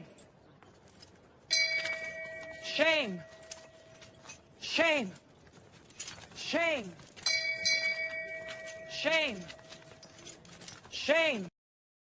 Now listen, I'm not shaming you for your body hair. Clearly, there's a limit to everything that I'm talking about. We get it. A little stubble, a little da-da-da. But what we're saying is at some point, this shit gets ridiculous. And when I say ridiculous, what I mean is this. And I'm asking Indigenous Queen in particular, I'm asking Andrea in particular, at what point is this woman just beyond saving? Like, what is her vibration? What school did she go to? How far did she graduate into the feminist school of thought? She already cut her tits off. She has Don King in a fucking headlock. She has fucking Bob Marley in a headlock. She can dreadlock her armpit hairs. She has tattoos all over her back and chest. She's doing manly poses, but she has her hair cut. Here's the thing though. The reason why I'm posting this is not to make fun of this. Please, YouTube, I'm just giving my constant speech. Please don't give me a strike for this channel. I mean, I'm just talking my shit tonight. The reason why I posted this video is this woman is actually beautiful as fuck. If you take away the fact that if you can look past her chopped off tits and tattoos on her chest and the witch antics, if you can look past the big ass gauge earlobes and the fucking bald head like Tupac Shakur, this woman is beautiful. A natural, beautiful, melanated woman. But this is Babylon, where they have a beautiful woman who you can't even, you can't really, remember, somebody put that in the chat, you're not ever going to be able to distinguish man from woman in this system. This is what we're trying to get to. Do you guys know what we're talking about, Tahuti? They want to get us all to a point where it has attributes of both. Because it's not about the union of man and woman who both possess particularly unique traits. No, now it's about the being that possesses both man and woman traits. You see how Lucifer wants to go against God's ordained plan? God's ordained plan is for man to be complete with woman or womb man. Somebody put that in the chat. You have man, you have the wombed man, the woman. That's God's ordained plan. But Lucifer said, no, I could just make it man and woman in one being. I will be God. I will make God's plan unto myself. Talk to me in the chat, y'all. This is what we are dealing with. Real high-level witchcraft and sorcery that is taking over the minds of our melanated beings in front of our eyes. Now, what are you going to do about it? How does it feel to be you? How does it feel to be that rich? How does it feel to be that rich? How does it feel to be that super rich? How does it feel to let go? How does it feel to let go? How does it feel to let go? She's a hard worker. She's a hard worker. She's so pretend. How does it feel to be you? Say I never won. She's so pretend. How does it feel to be you?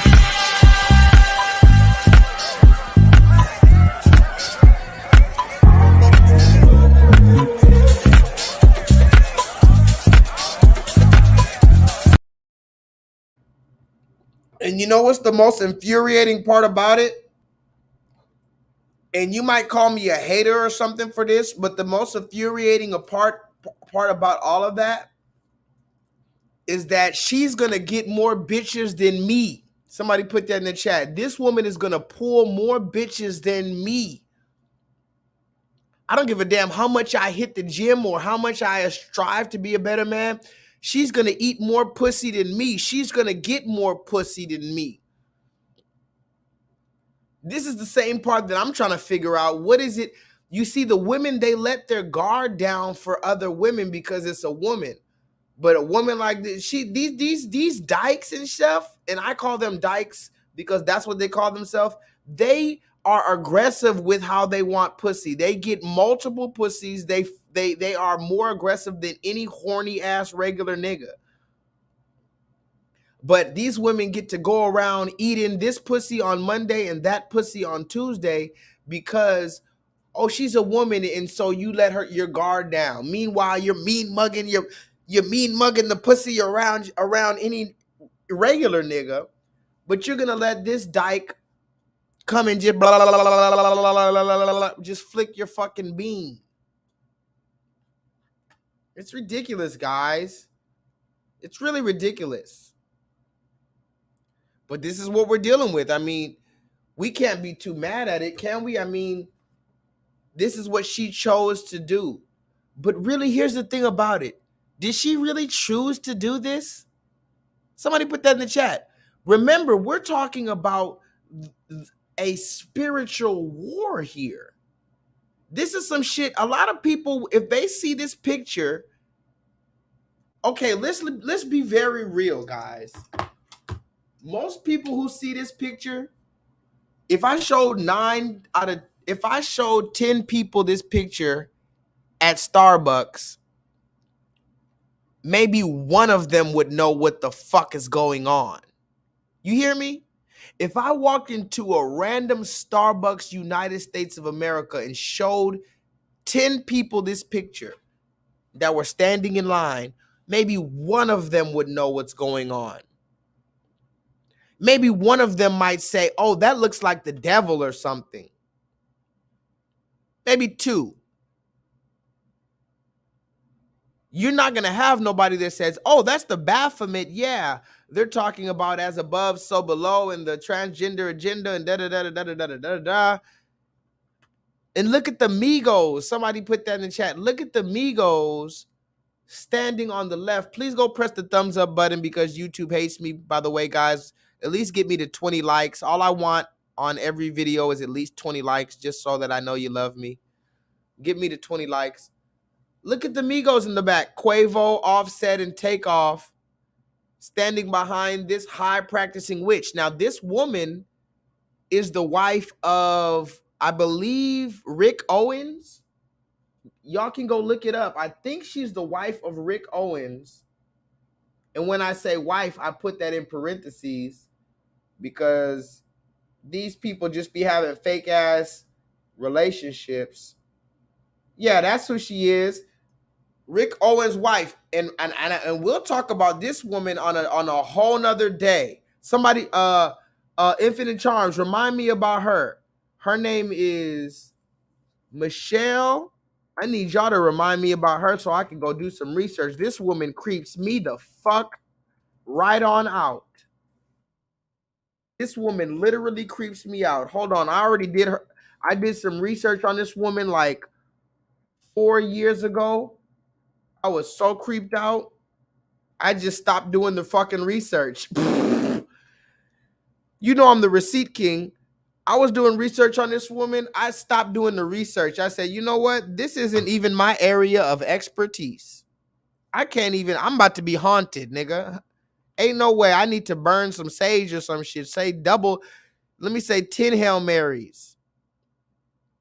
Go look her up. Rick Owens' wife. Now, Rick Owens is a very popular, he's like Louis Vuitton and Christian Louboutin and Gucci and all these niggas, the ones that the niggas, they try to be like. But Rick Owens, I heard he was gay or something. I don't know. These niggas be gay, but they have a wife. Anyway, if you go look her up, her name is Michelle Lamy or Michelle Lamy. Go look her up and just go look at any random video that you see with her. I'm not even going to tell you to go look up any particular video. Just go look up any random video and tell me what the fuck you see after 15 minutes of watching her. Watch 15 minutes worth of her video and tell me what the fuck you see. This is her standing in front of the Migos. She has some mysterious black paint on her fingertips. And she's standing in the exact position of the Baphomet. And this happens to be a coincidence, I guess. But see, the fact of the matter is these people who's cutting their breasts off, this beautiful woman cut her hair off, cut her breasts off. The Bible says that a woman's hair is her glory. It doesn't mean you have to have long hair, but as long as you respect your crown. She doesn't even, a lot of these women don't respect their crown. When they shave that shit bald like Michael Jordan, that's showing a strong discontempt for your natural hair, your natural follicles. Now, mind you, we know about chemotherapy. We know about certain sicknesses that make your hair fall out, alopecia and whatnot. But if you're shaving this shit like Michael Jordan because you are rebelling against your own hair follicles, yeah, there's some deep-seated problems there, and we need to address it. And when I say deep-seated problems, this is the reason why I talk about the transgender agenda. Did y'all see this shit? Tell them niggas why you mad, son. Tell them niggas why you mad, son. Tell them why you mad, son. Tell them why you mad, son. It's not okay in any stretch of the imagination. How does it feel to be you? How does it feel to be that rich? How does it feel to be that rich? How does it feel? And she is fucking beautiful. I don't know how to explain it. This woman is extremely beautiful to me. Y'all can say what y'all want, but if you look at her face, she is fine as fuck. If you could imagine her with a normal body and normal hair, this woman has a beautiful natural face. How does it feel to be you? How does it feel to be that rich? How does it feel to be that rich? How does it feel to be that super rich? How does it feel to let go? How does it feel to let go? How does it feel to let go? Sugar hot, she's so pretend. I never fall. She's so pretend. How does it feel to be you? I never fall. She's so pretend. This is the one that calls themselves pansexual, they, them, there. Somebody put that in the chat. This is the one that calls themselves they, them, there, and pansexual and all this other stuff. This is the same one that calls himself pansexual, they, them, there. And this is the same one. Where my niggas in the chat? Who's in the chat? De facto, you better believe she got more pussy than you can ever imagine to get. De facto, put a 7 in the chat. How about this? De facto, put the number 1 in the chat if you disagree with me.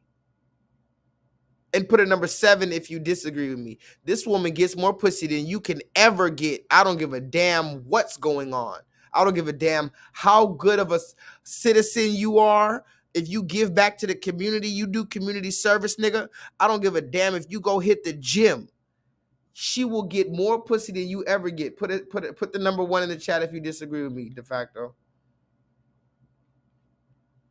I need to hear straight from de facto. You think you get more pussy than this woman? This woman is a carpet cleaner by profession.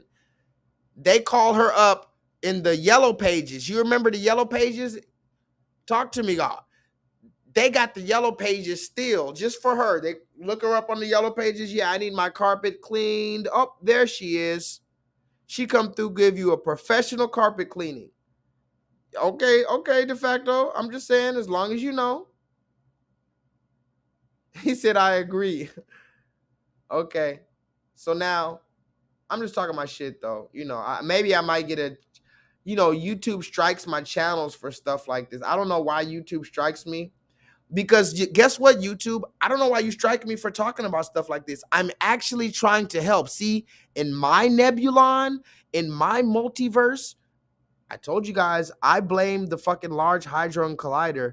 But in my multiverse, you would be able to tell that I'm helping.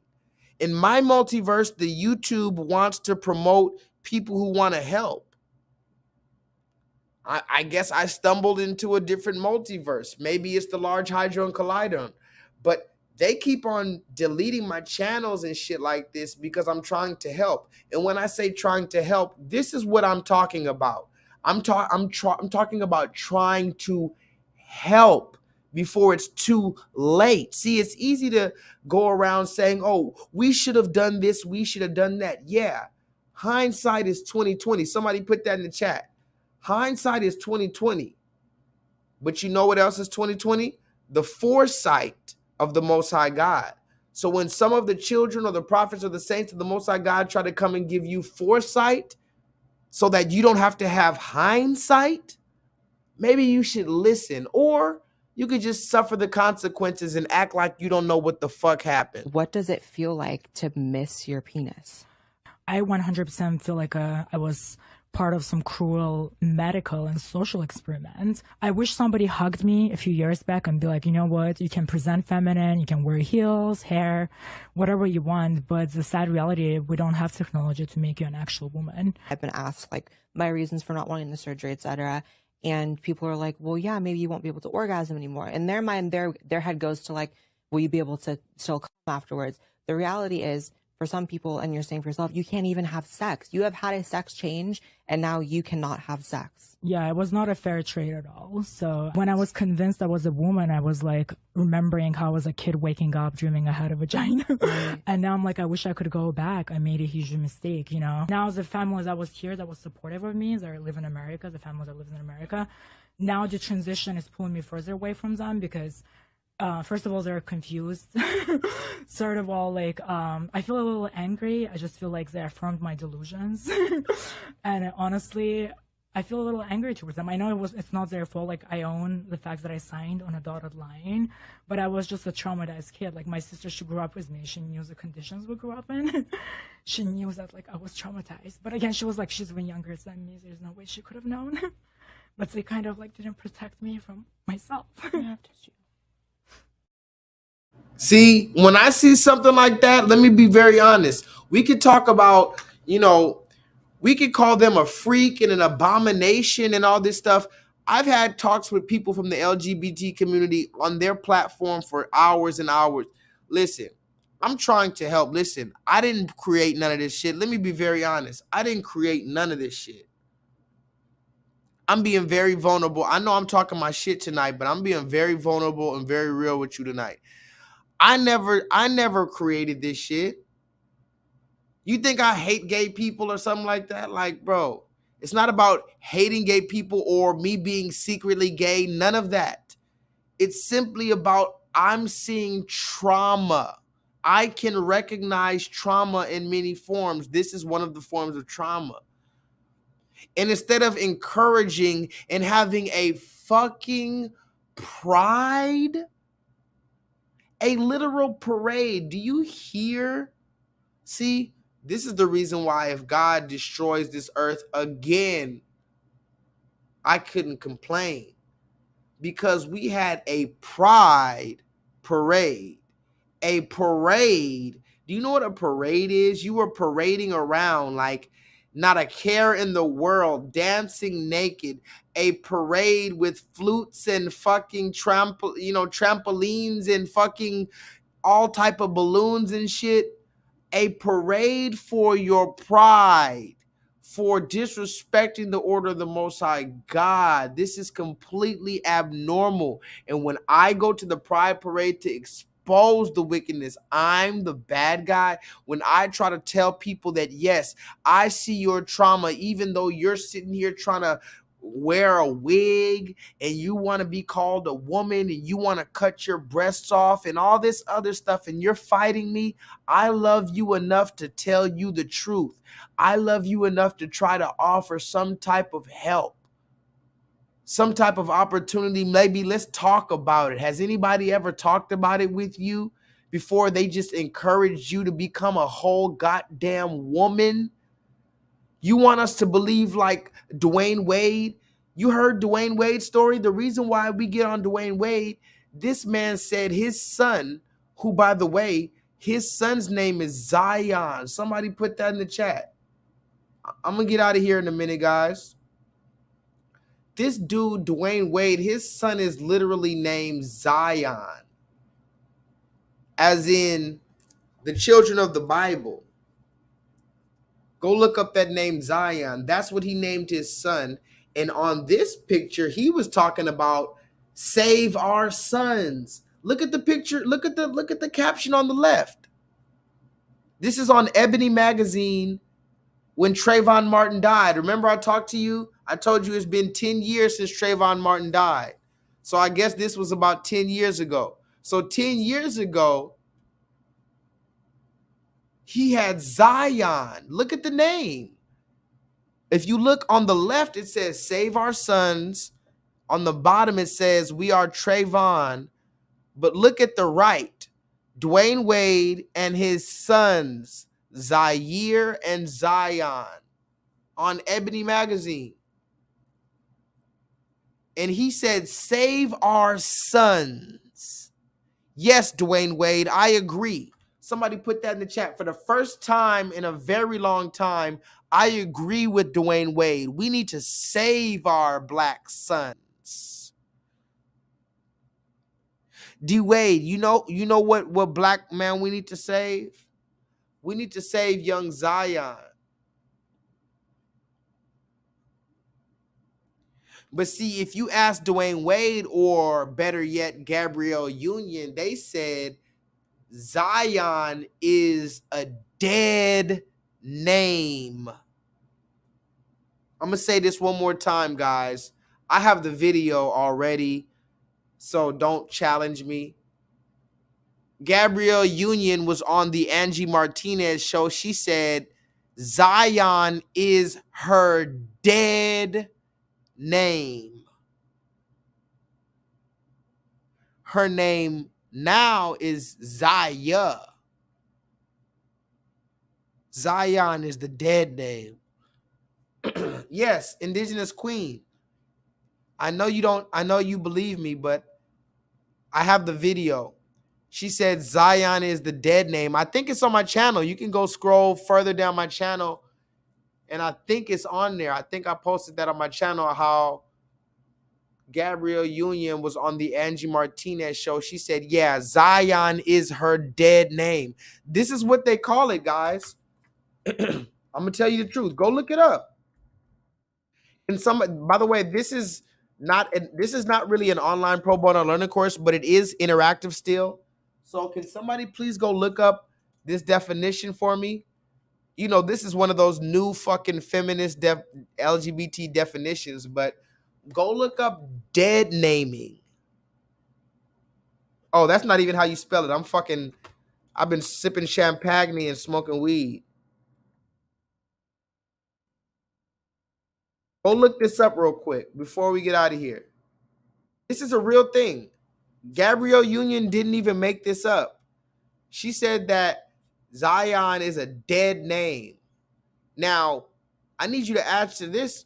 What is it saying spiritually when this witch says that Zion is a dead name? What is that telling us spiritually? When she gets on the mainstream society and says that Zion is a dead name. But forget that. Let's just talk about this. It's a dead name? What do you mean? Look up the definition for dead naming. Infinite Charm said dead name. let me drink some water real quick. My throat is all scratchy. Hold on.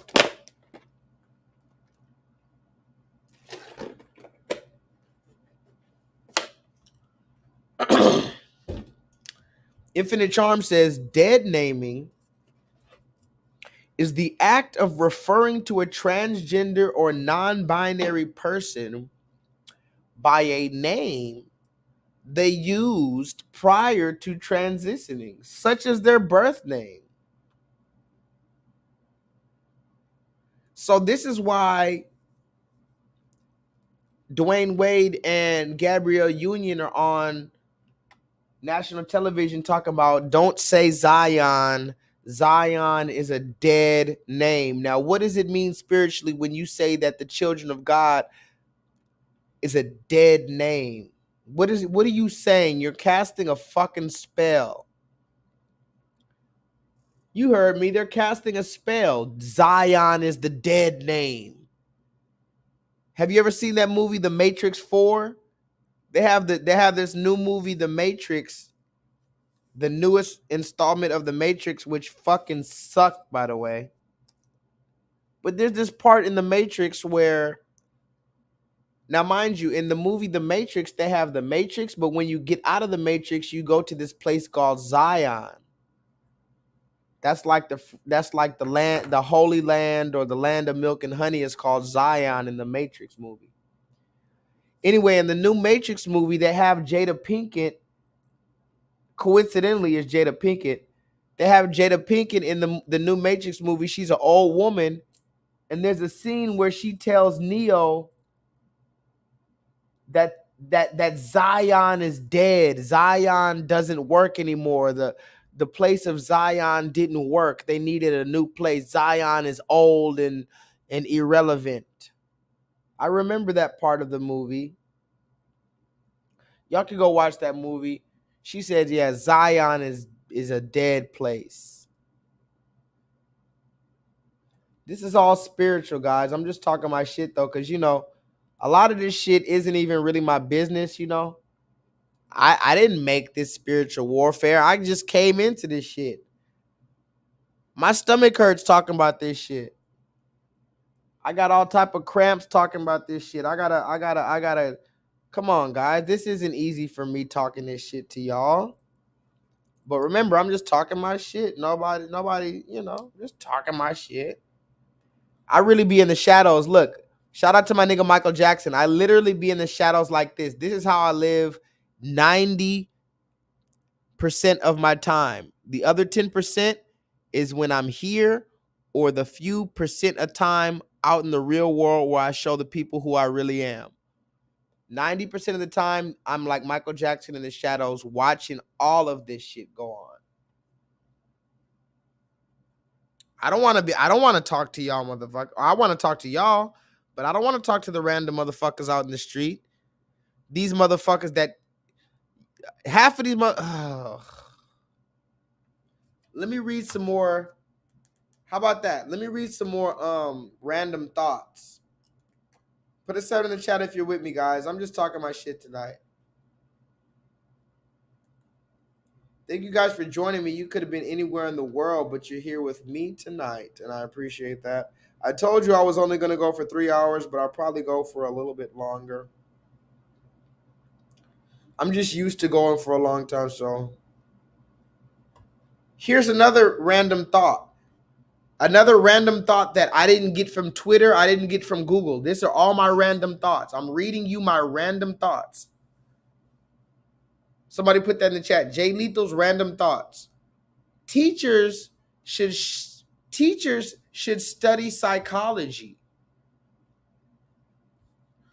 I don't give a fuck if you teach the 4th grade. Any teacher should study psychology. Not should.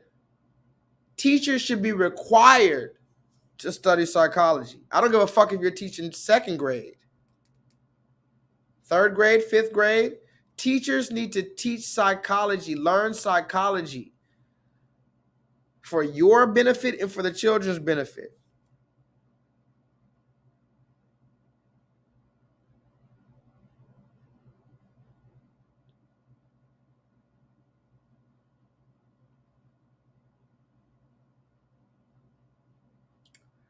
Let me also say this. I want to talk to you guys. I want to give you guys a shout out. Since I'm just talking my shit, can I give a shout out to you guys real quick? I was thinking about it recently. Right now, I have, how many people are in the chat? 16 people in the chat right now. Can I give a round of applause to all 16 people who are in the chat? You guys are watching me. Not only are you watching me, but I know that you're very attentive. So for that, we're going to give you guys a round of applause. Please, can you give you guys a round of applause for the people, that's the 16 people that's in the chat? Give yourselves a round of applause. Remember Sexual Chocolate, Randy Watson? Give yourselves a round of applause. You're so beautiful, ladies and gentlemen. This is what I wanted to tell you guys. I wrote this down in my notes, and I wanted to give you guys a shout out.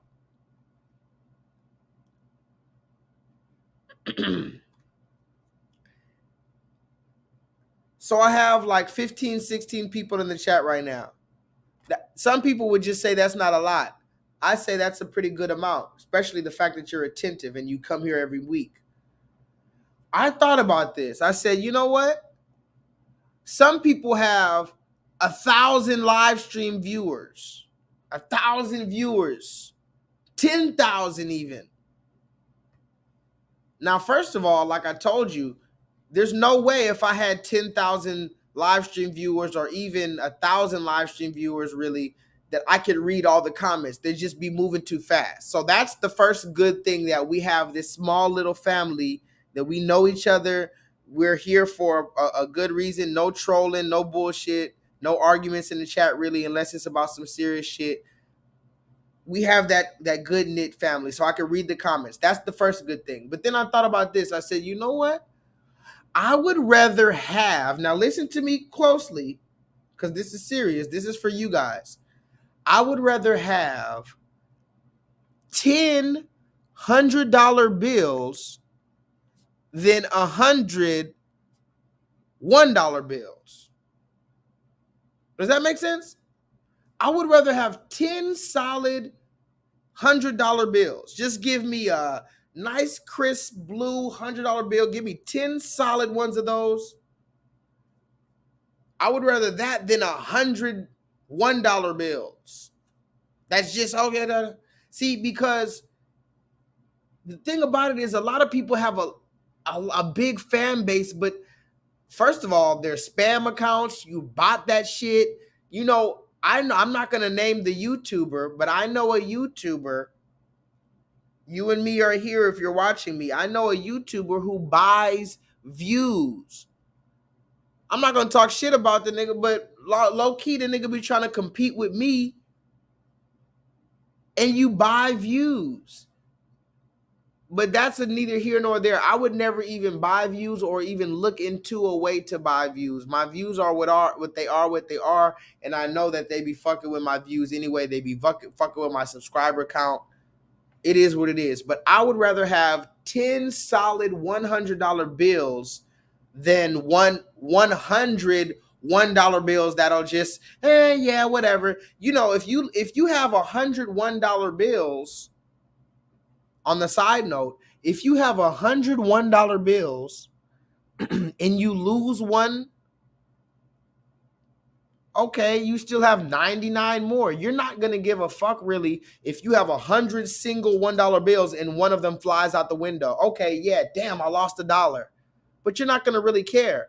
But if you have 10 $100 bills and one of your $100 bills flies out the window, fuck, I just lost a $100 bill out the window. That's going to hit you.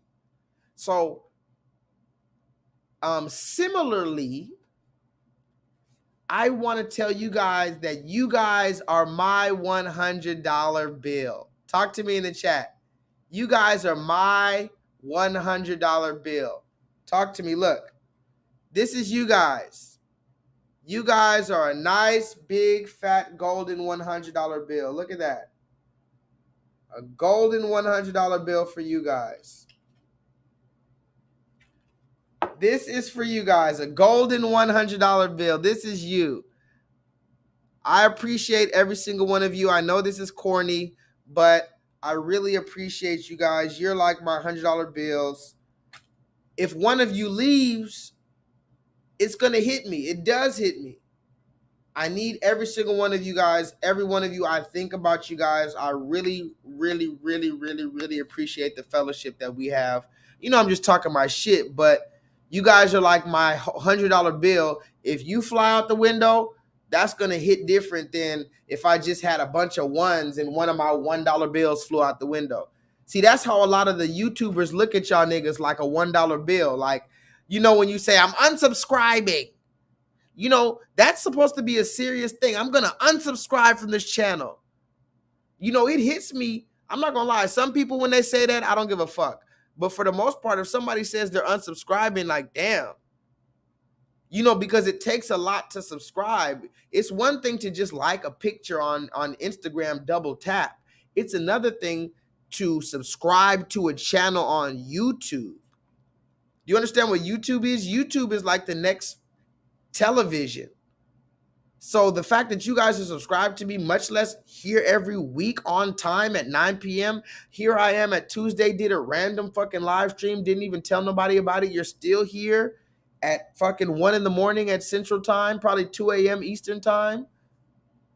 That says something to me, and I don't take that for granted. This is the reason why YouTube wants to keep me suppressed, because they know if I would have this same effect on a larger audience as well. But the Most High God works how he works, so I'm just grateful for the fact that y'all are here.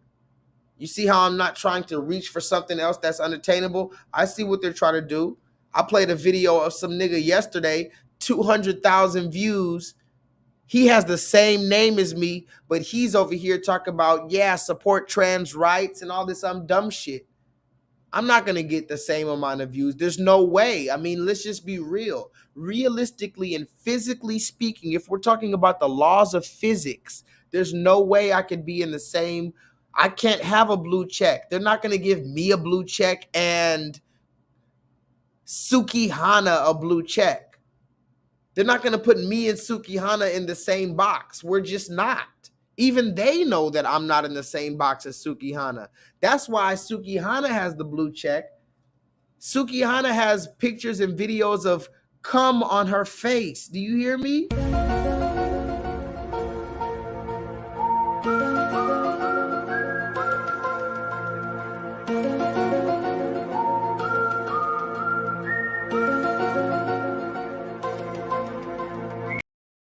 Suki Hana has pictures of cum all on her face. And if you look up pictures of Cardi B has pictures of her titties out when she was at the strip club. And I'm not body shaming, but Cardi B's titties look like fucking, don't get me started. Cardi B's titty looks like Legos. Cardi B has Lego block titties. Go look up the pictures of Cardi B's titties when she was still at the strip club. I'm not talking shit, but them shit look like motherfucking kindergarten Legos. Fucking Build-A-Block, Bob the Builder, Yes We Can. The motherfucker was just, it looked like they just took a literal, come on, they took a remote controller and put that shit in her chest. These are the people with blue checks. Come on, man. Let me continue, man. Tell them niggas why you mad, son. Tell them niggas why you mad, son. Tell them why you mad, son. Tell them why you mad, son. Your bridesmaids ain't lit like this on your... What, sis? We're talking about this blue check shit. This is a perfect time. I'm about to get out of here in a minute. We're talking about this blue check shit. They're giving certain people the blue check. Remember Cardi B? Since we're talking about Cardi B, Cardi B is the person that they chose to speak to Bernie Sanders, to speak to Joe Biden. And Cardi B, although she identifies as Latina, Cardi B was a representative and spokesperson for Black America when it came time to talking about to Joe Biden and Bernie Sanders.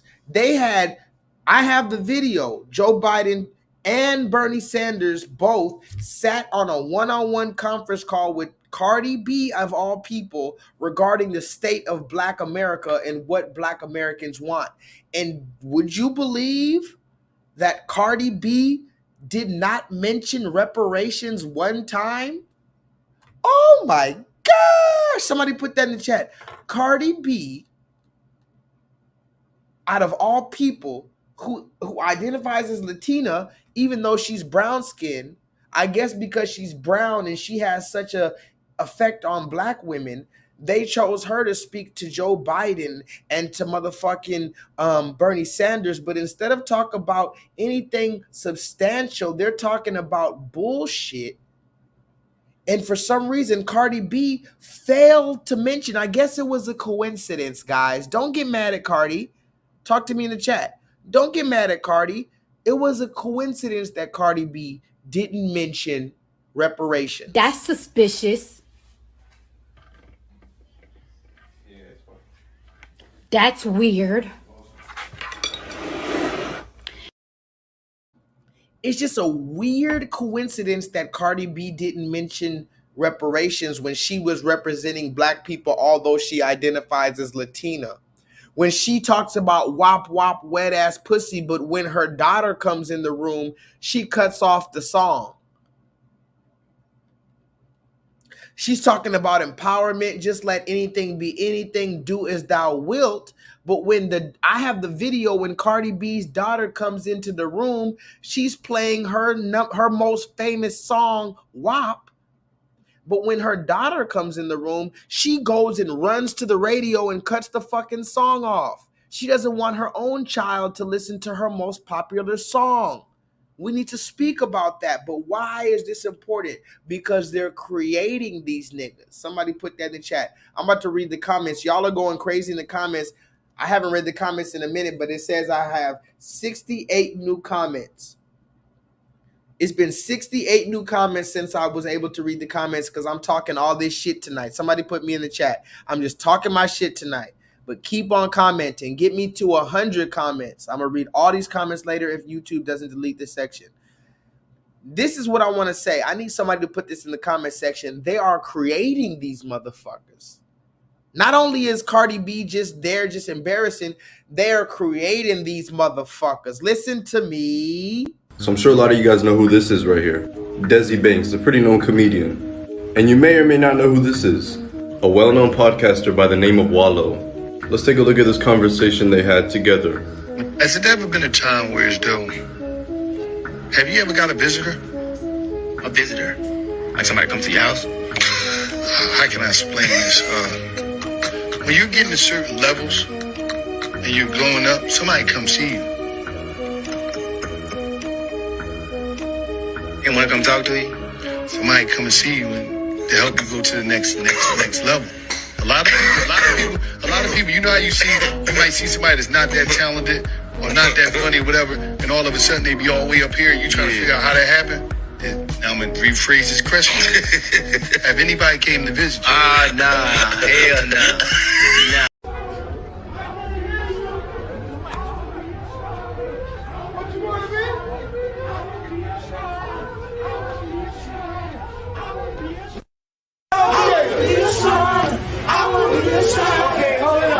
Hold it up.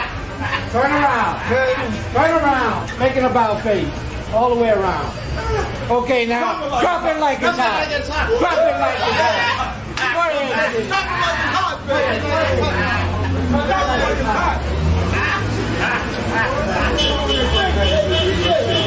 Oh, Lord. All right, hold it. Proud of what I am and what I represent. Are you a traveling man? I'm a proud of what I am and what I man? represent. And you're using the black. Look at the condition of our people, man. Leave us alone with brother. Look at the condition of our people, brother. Leave us alone. How you walking with the illumination of our people, man? Leave us alone. That's a sign of our ancient king. You don't represent us. Brother, You don't represent because us. you lower than me. You are my son. No. You my son. No. I'm true living God. It's the light, man. This disrespectful to the black man. Y'all brothers should be ashamed of yourself, man. You should be ashamed of yourself, right? Brother, man, look, Kick rocks. you ain't saying nothing, brother. We for real about this. Is a shame for the black man. Okay, we'll keep This moving is a disgrace for the black man. So I'm sure a lot of you guys know who this is right here. Desi Banks, a pretty known comedian. And you may or may not know who this is. A well-known podcaster by the name of Wallow. Let's take a look at this conversation they had together. Has it ever been a time where it's though? Have you ever got a visitor? A visitor? Like somebody comes to your house? How can I explain this? When you're getting to certain levels and you're growing up, somebody comes see you. And when I come talk to you, somebody come and see you and to help you go to the next level. A lot of people, you know how you might see somebody that's not that talented or not that funny or whatever, and all of a sudden they be all the way up here and you trying to figure out how that happened. Now I'm going to rephrase this question. Have anybody came to visit you? Nah, hell no. Nah. I don't think they going to try to do that. I'm just saying. Hell no.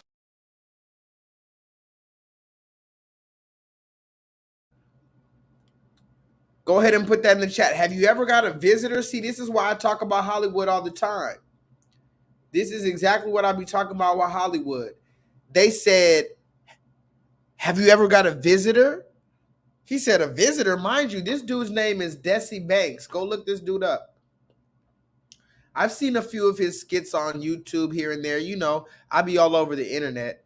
Go look this dude up. His name is Desi Banks. Tell me how many, who's in the chat tonight? Can somebody go tell me how many followers Desi Banks has on YouTube and tell me how many he has on Instagram? That's all I need to know. YouTube and Instagram. Twitter is cool. TikTok is cool. The main ones are YouTube and Instagram. How many followers does Desi Banks have on YouTube? How many followers does Desi Banks have on Instagram? Because he's on this podcast.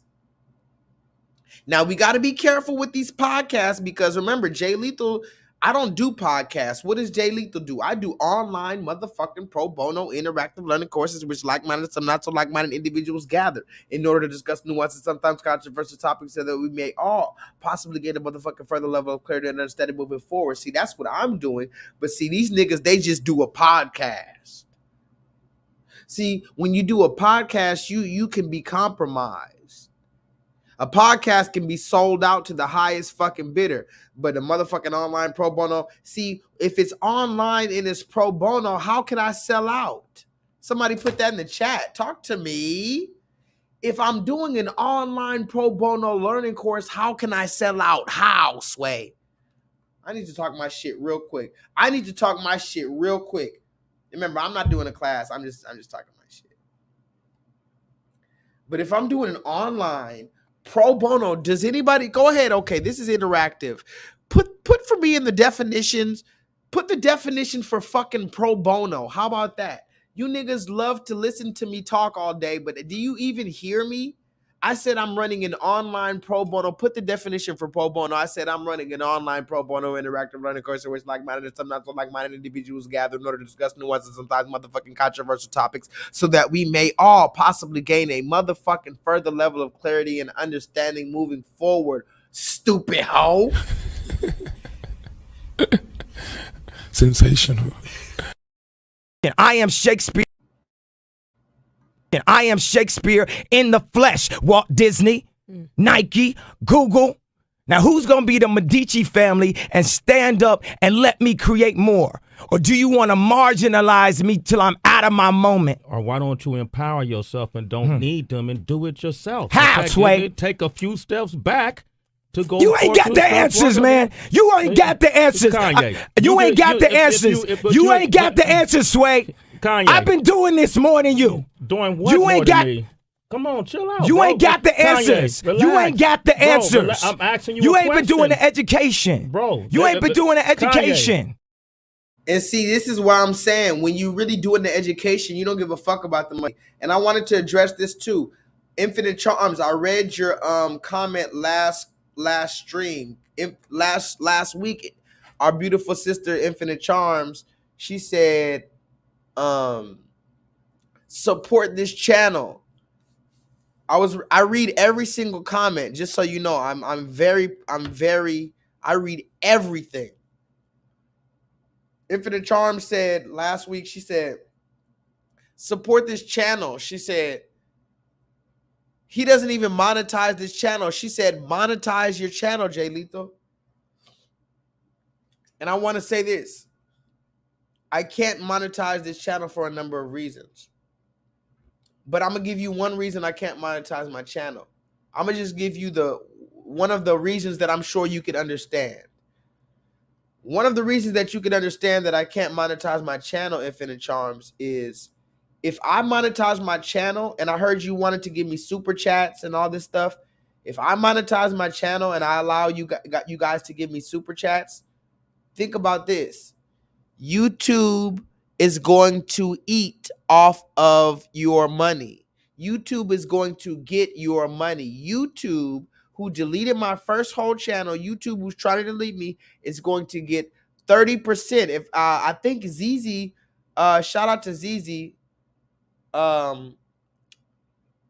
ZZ said that they take 30% of her money. 30% of all the super chats that you send to YouTube go to YouTube.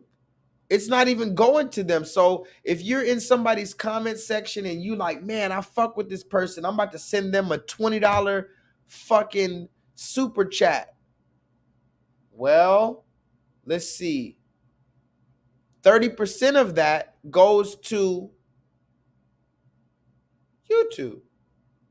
So that would be what? 2. So if you send somebody $20, $6 goes to YouTube. You hear me?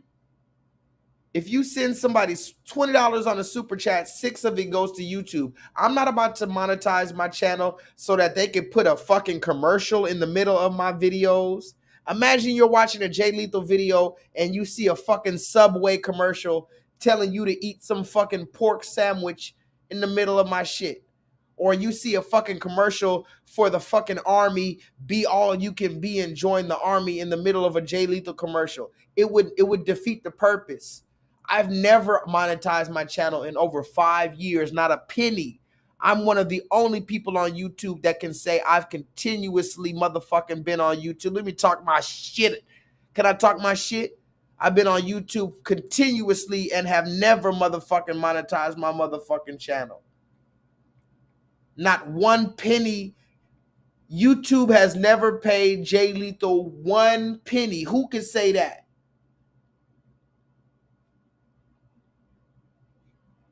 You tell me what YouTuber can say that YouTube has never sent them a red penny. YouTube, I'm going to say this with my whole chest. YouTube and Google has never sent me a motherfucking red penny. And maybe this is the reason why they keep me hidden and they won't even let me get 1,000. They said this nigga's not even going to let us eat off of him. You know, a lot of people, you remember this? Hold on. They had a thing back in the day. I would say this was maybe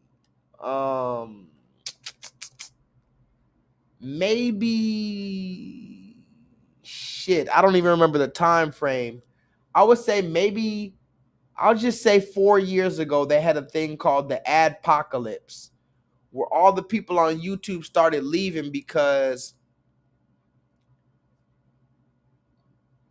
they couldn't say what they wanted anymore, and YouTube was demonetizing them or taking away their money because they were talking about certain shit. And everybody stopped making videos because they couldn't make money anymore. That's what it came down to. The people on YouTube about 4 years ago, literally, I watched it. I've been on YouTube for about 6, 7 years now, maybe 6 years. I watched everybody leave YouTube about 3, 4 years ago because they couldn't make money. It came down to that. They gave a whole bunch of excuses.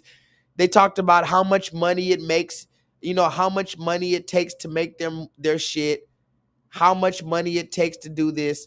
Bitch, it takes money for J-Lethal to make these videos. Right now, I'm talking on a $100 microphone.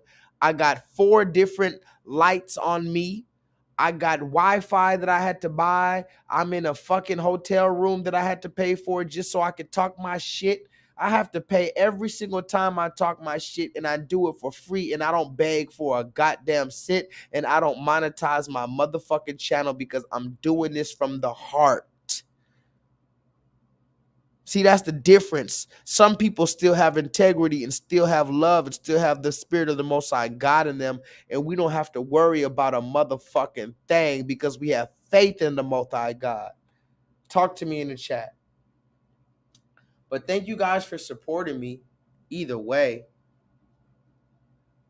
For the ones of you guys that do support me, particularly in my people, patreon.com, I know I don't post on patreon.com a lot. The reason why I have a Patreon is not to post videos on there so much. It's just so that I need you guys to support me on there so I can build something outside of YouTube. For those that understand what I'm doing and you want to join me or you want to continue to ride with me for $3 a month, you can support for a higher amount, but all I'm asking for is $3 a month. Every 30 days, give me $3 so that I can continue to bring you these online pro bono interactive learning courses in which like-minded and some not so like-minded individuals gather in order to discuss nuanced and sometimes controversial topics so that we may all possibly get a further level of clarity and understanding moving forward. I'm doing this every single Monday night. All I'm asking for is $3.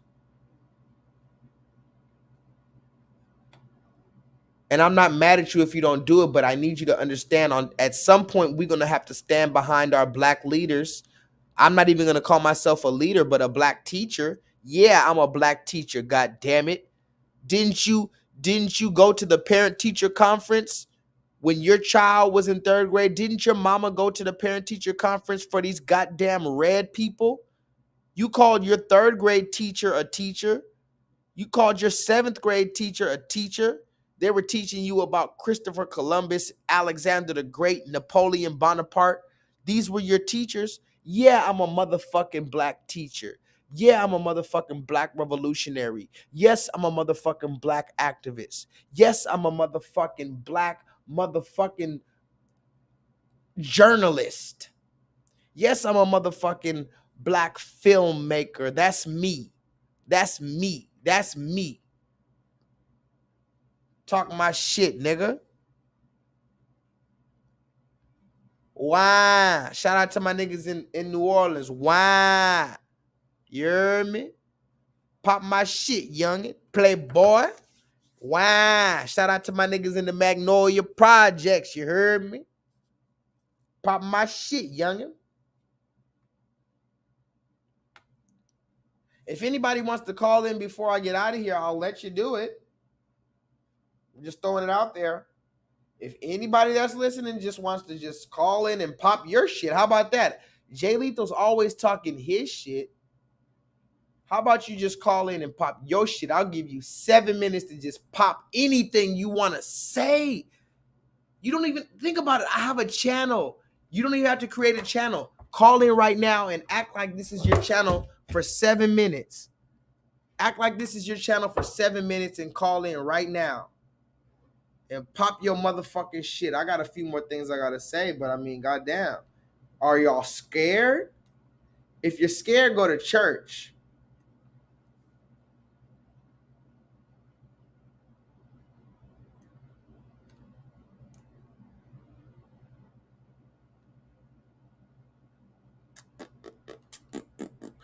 You know, I'll be watching these niggas. What? Somebody put the names of the people you watch on YouTube.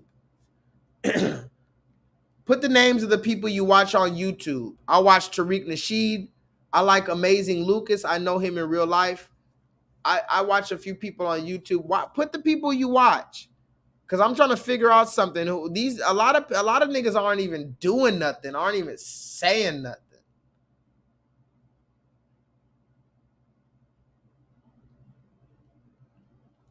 Have you noticed that? A lot of niggas literally are not saying nothing, but they have 300,000 subscribers.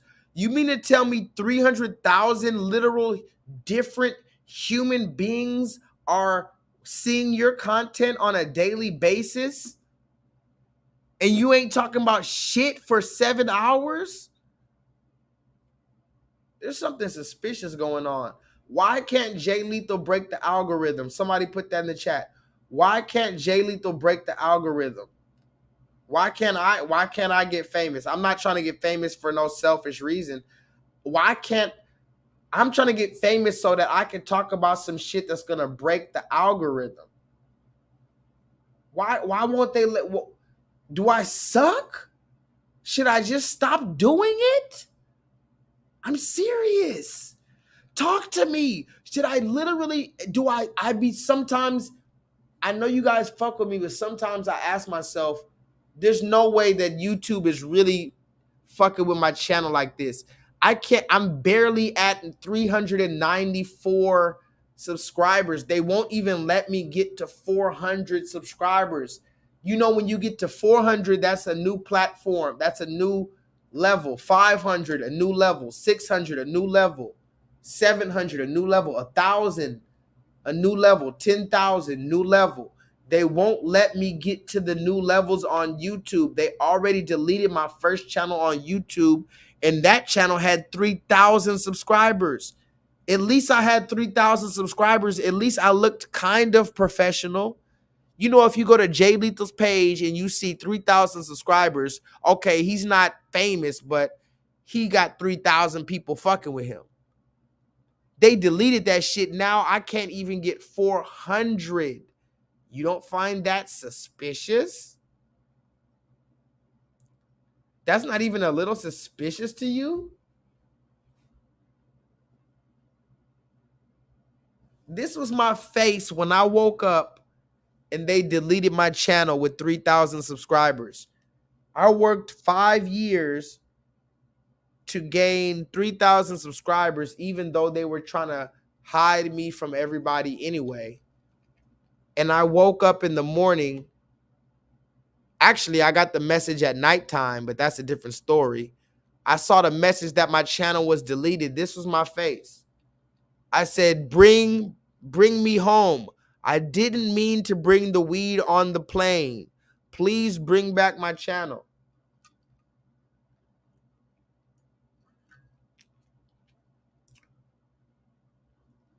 I think I'm about done, guys. I got a few more receipts, but let me see. Oh, how about this one? No, sis, this shit hurts. I'm never fucking coming back. Do you understand me? I'm never coming back. This shit fucking hurts so bad. This shit hurts so bad. I've been here since 7:30 this morning. I'm just leaving. I woke up freaking the fuck out. This shit hurts so fucking bad. I'm about to just pee on myself because I gotta pee. And I don't care. Yes, I did. But he still gotta take me home. That's a 20-minute fucking drive. I hate this. I'm never coming back.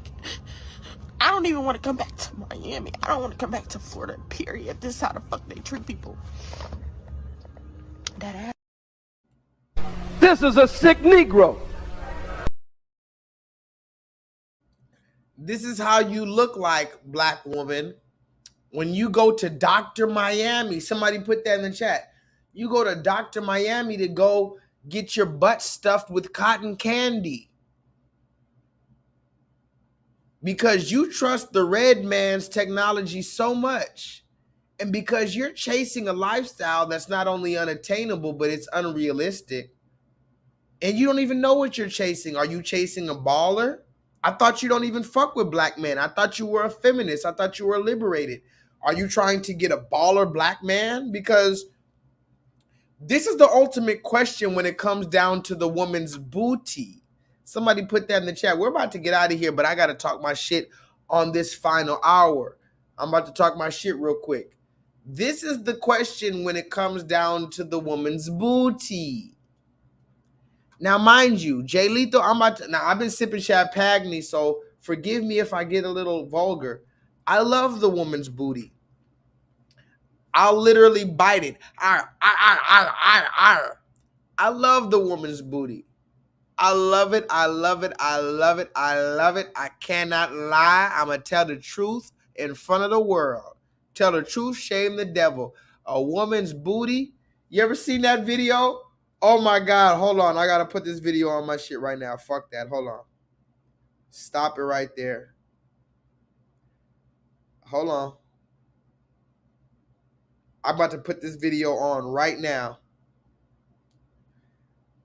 Somebody put a 7 in the chat if you love the woman's booty. And I'm making a point. I'm not just being crazy right now. I'm talking my shit, but I'm serious. If you love a woman's booty, as a man, I'm talking about that booty.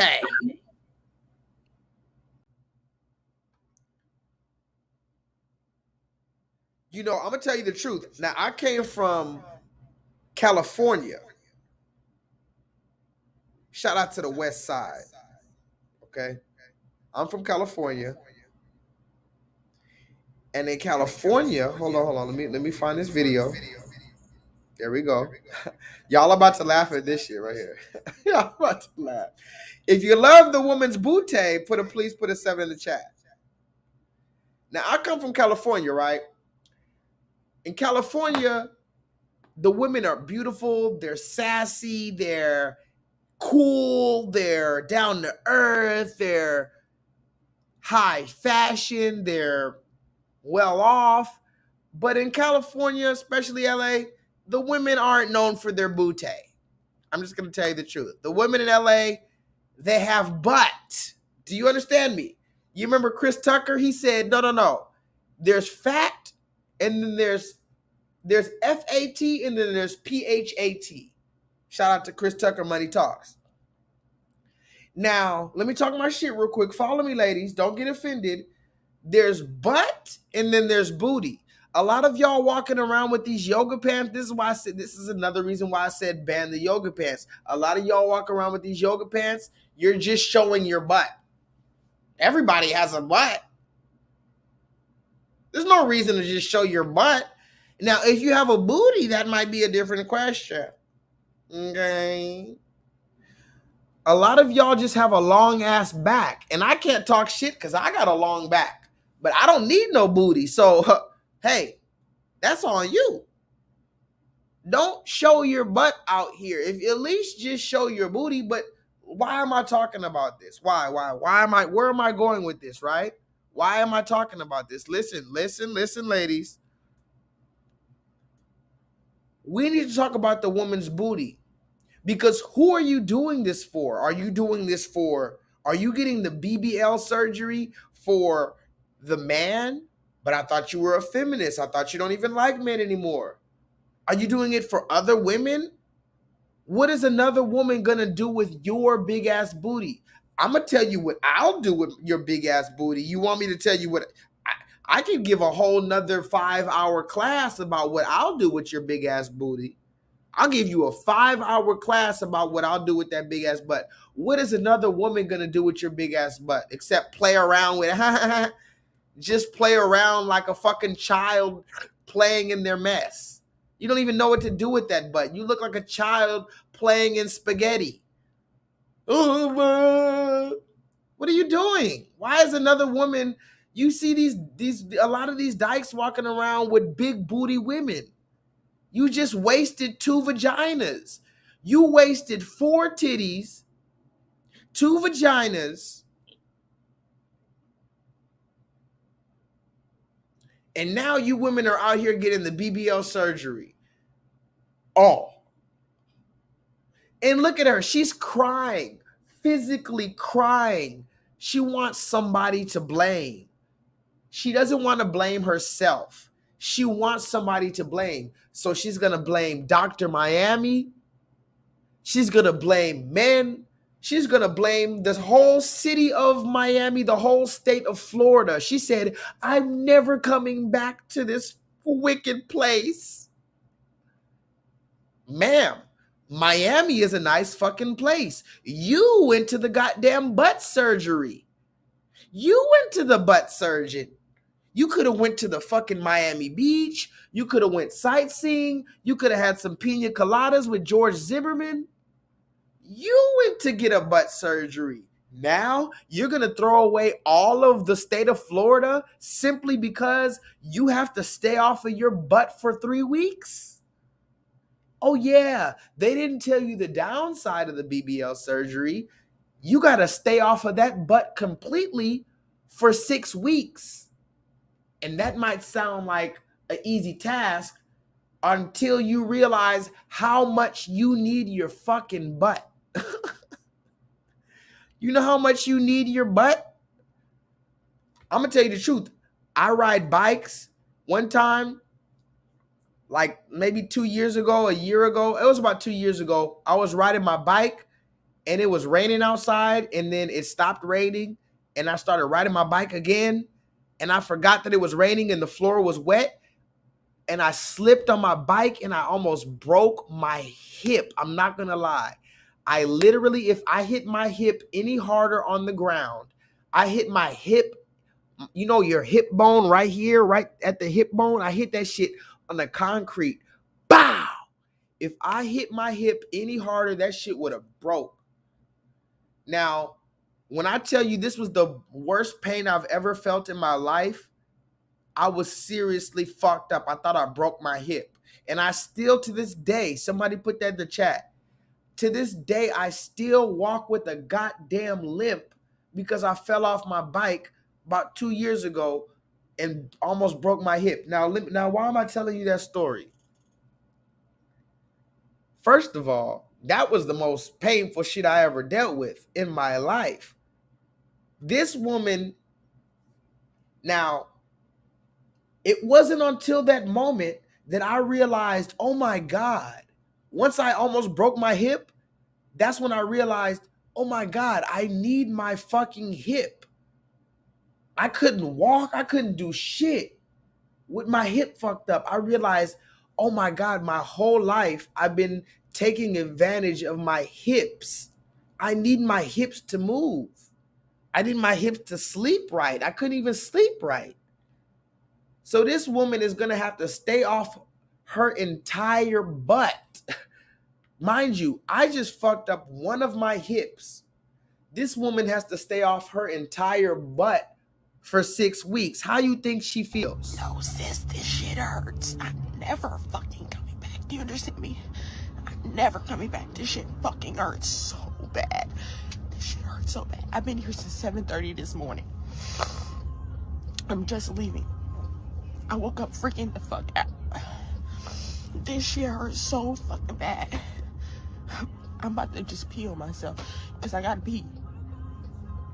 And I don't care. Yes, I did. But he still gotta take me home. That's a 20-minute fucking drive. I hate this. I'm never coming back. I don't even want to come back to Miami. I don't want to come back to Florida, period. This is how the fuck they treat people. That ass. She doesn't want to go back to Florida, period. Somebody put that in the chat. She doesn't even want to go back to the state of Florida. Hold on.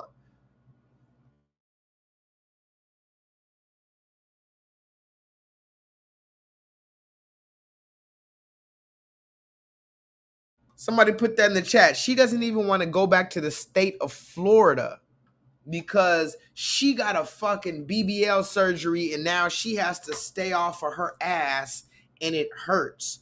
But the question is, why? Who is she ultimately doing it for? And don't tell me she's not doing it for anybody. She's either doing it for a man, a woman, or herself. And either way, we got to explore the psychology there. And listen to what she said. She said, I'm never going back.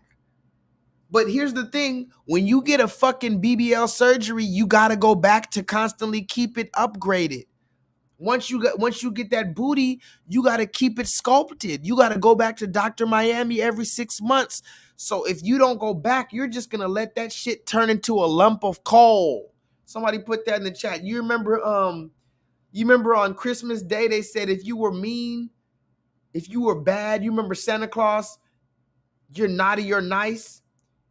If Santa Claus catches you being naughty or nice, then he's going to give you a gift. But if you're naughty, he's going to give you a lump of coal. A lot of these black women walking around with BBL surgeries with a lump of coal in their fucking ass.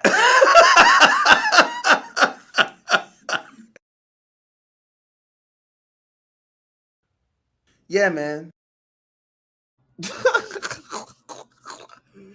A lot of y'all don't understand why I use that meme all the time. I use that meme because that shit is funny. Look how he laughs. He's laughing so genuinely, and then he remembers why he's laughing like, oh, yeah, man. This is the best laugh in the entire history of laughs. He's laughing, and then he realized, oh, yeah, my life is fucked up. This is my favorite laugh. J-Lethal's personal laugh. This is the story of my life. The story of my life. I laugh extremely hard like the Joker. And then I remember, oh yeah, my life is fucked.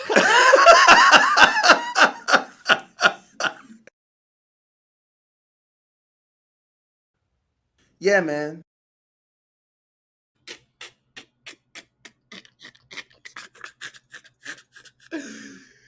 Look, this is the funny thing.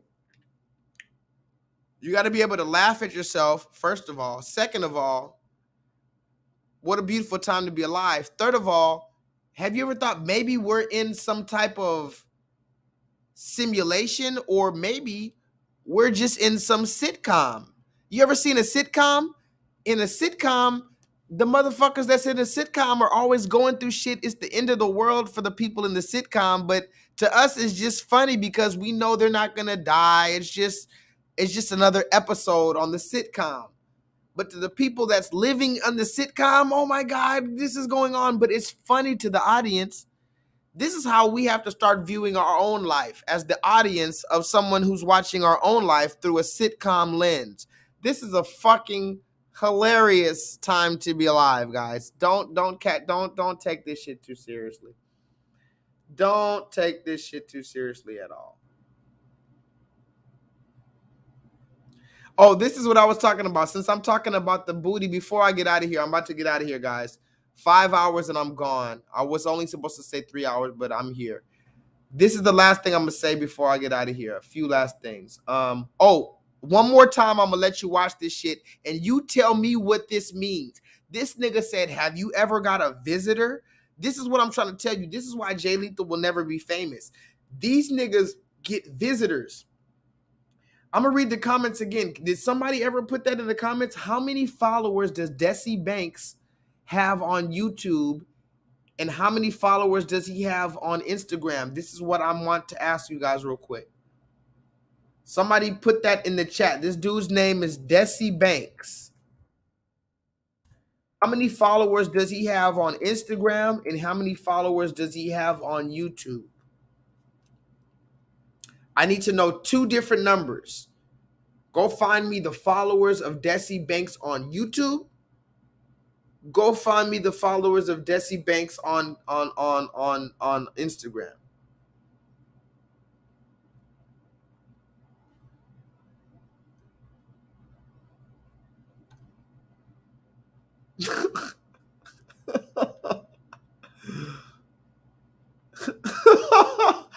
A lump of coal with small legs under it.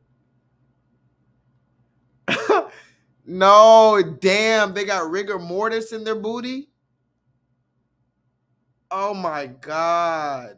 Damn, these women got rigor mortis in the booty. We walk around here trying to get your number. We want to brag to our friends about this. Somebody put that in the chat. Slow down. I just want to get to know you. But don't turn around. Because that rigor mortis booty looks good to me. Rigor mortis booty. You go to grab that booty, rigor mortis. Wow. Desi Banks has 2.1 million on YouTube, 7.1 million on Instagram. But for some reason, he's getting a question about, have you ever got a visitor? And they say a visitor is when you start getting 1 million. Shit, you're probably going to get a visitor before 1 million. Somebody put that in the chat. You said this dude, Desi Banks, has 7.7 million followers on Instagram, 2.1 million followers on YouTube. I'm willing to bet before you even can ever reach 1 million, you're going to get a fucking visitor. Somebody who tells you, hey, come over here and I'm going to let you reach 1 million. Now tell me, who is that? So I'm sure a lot of you guys know who this is right here. Desi Banks, a pretty known comedian. And you may or may not know who this is. A well-known podcaster by the name of Wallow. Let's take a look at this conversation they had together. Has it ever been a time where it's though, have you ever got a visitor? A visitor? Like somebody comes to your house? How can I explain this? When you're getting to certain levels and you're growing up, somebody comes see you. And when I come talk to you, somebody come and see you and to help you go to the next level. A lot of people, you know how you might see somebody that's not that talented or not that funny or whatever, and all of a sudden they be all the way up here and you trying to figure out how that happened. Now I'm going to rephrase this question. Have anybody came to visit you? Nah, hell no. Nah. I don't think they gonna try to do that. I'm just saying. Hell no. And the other dude, Gilly the Kid, was trying to laugh about it and make all these noises. Anybody who lives in the spiritual world, now mind you, what I'm about to say right now, I'm about to get out of here. What I'm about to say right now is for the people with the ears to hear and the eyes to see. But anybody who lives in the spiritual world, put a 7 in the chat if you live in the spiritual world and you've seen demons, you've seen demon possession, You've seen angels. I'm just talking about the ones with the eyes to see. Anybody who lives in the spiritual world, you know what it means when you start talking about some real shit and motherfuckers start making all type of noises and start coughing and moving chairs around and grunting and shit.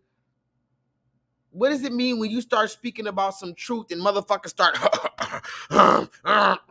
motherfuckers start getting real uncomfortable and this is only for the people with the ears to hear though. Y'all know what I'm talking about. There's a few of y'all in the chat who live in the spiritual realm. And when you start speaking that truth, motherfuckers you just start seeing the demons start manifest. This is real fact.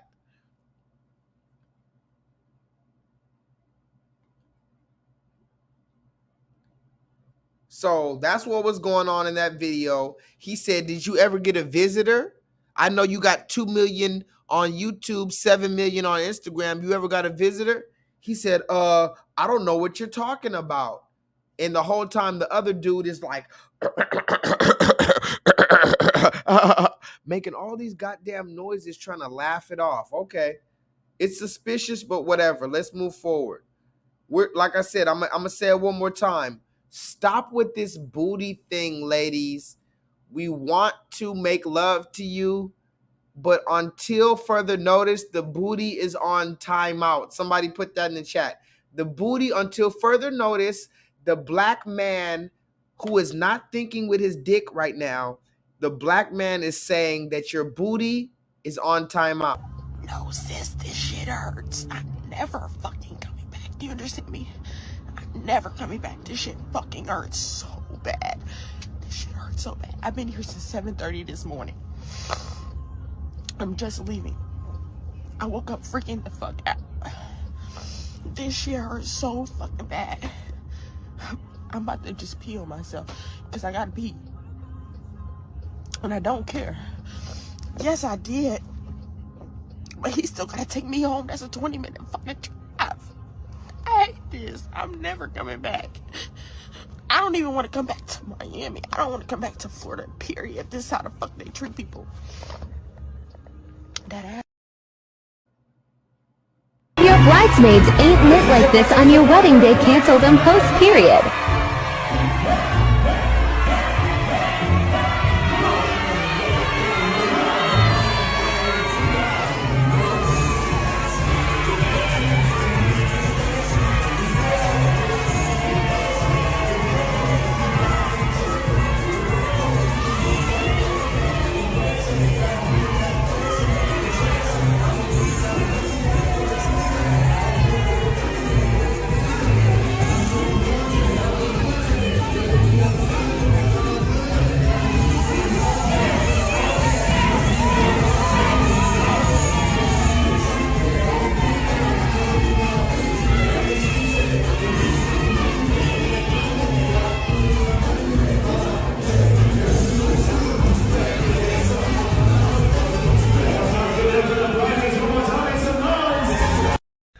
Hey, do you ever wonder, like, what is going on? I mean, like, do you ever, like, wake up or do something and you're just like, what the fuck is going on? Now, I'm not going to play that video again, but if you rewind that video, I'm going to put that in the chat. I'm not going to play the video again, but if you rewind the video, you're going to see children there at the wedding. They have little bitty 4- and 5-year-old girls at the wedding watching you come out at the wedding reception, twerking your wop everywhere. This is why balance is important, because your wop is important. Believe me. You think I'm sitting here trying to banish the wop? I love your wop. I need your wop. I want your wop. Your wop is everything to me. However, your wop should not be in front of a 4-year-old child. And even furthermore than that, it's kind of concerning to me that I have to tell you not to shake your wop in front of 4-year-old children at a wedding reception. Not only are you out here getting your booty done at Dr. Miami and crying about it once it hurts, but once your booty heals from Dr. Miami, now you're at the wedding reception twerking your fucking ass in front of children. Here's the question before I move out of here. We've seen black women, and I'm just talking about our black women. We've seen our black women twerk on the table at a restaurant. We've seen our black women twerk at their son's graduation. We've seen our black women, such as this matter, twerk at the goddamn wedding reception. The question becomes now, where will the black woman? We saw the black woman twerk at the church. I have a footage of a black woman twerking in front of a Baptist church. Where will the black woman not twerk her pussy? That's the question. Where on, you heard of where in the world is Carmen Sandiego? Where on the earth won't the black woman shake her pussy at? What longitude, inland latitude? Somebody put that in the chat. I need to know the longitude and latitude of the place on earth. Is it the Bermuda Triangle? Talk to me in the chat. Is it the Egyptian pyramids of the Giza pyramids? Is it the Leaning Tower of Pisa? At what place on this earth won't the black woman shake her motherfucking? Your bridesmaids ain't lit like this on your wedding day. Cancel them post, period.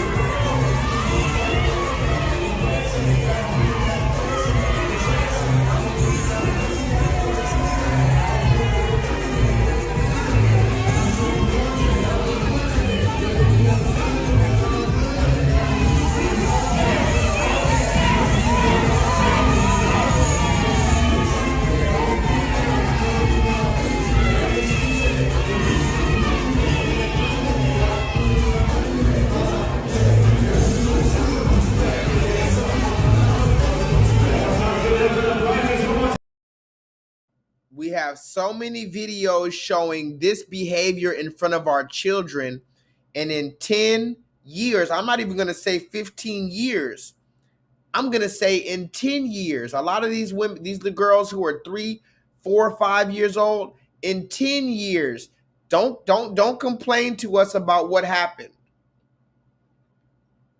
When they're 13 years old, sucking off the whole block, don't complain about what happened. Don't complain about what happened. You taught them how to twerk. You taught them how to suck dick. It's a fact.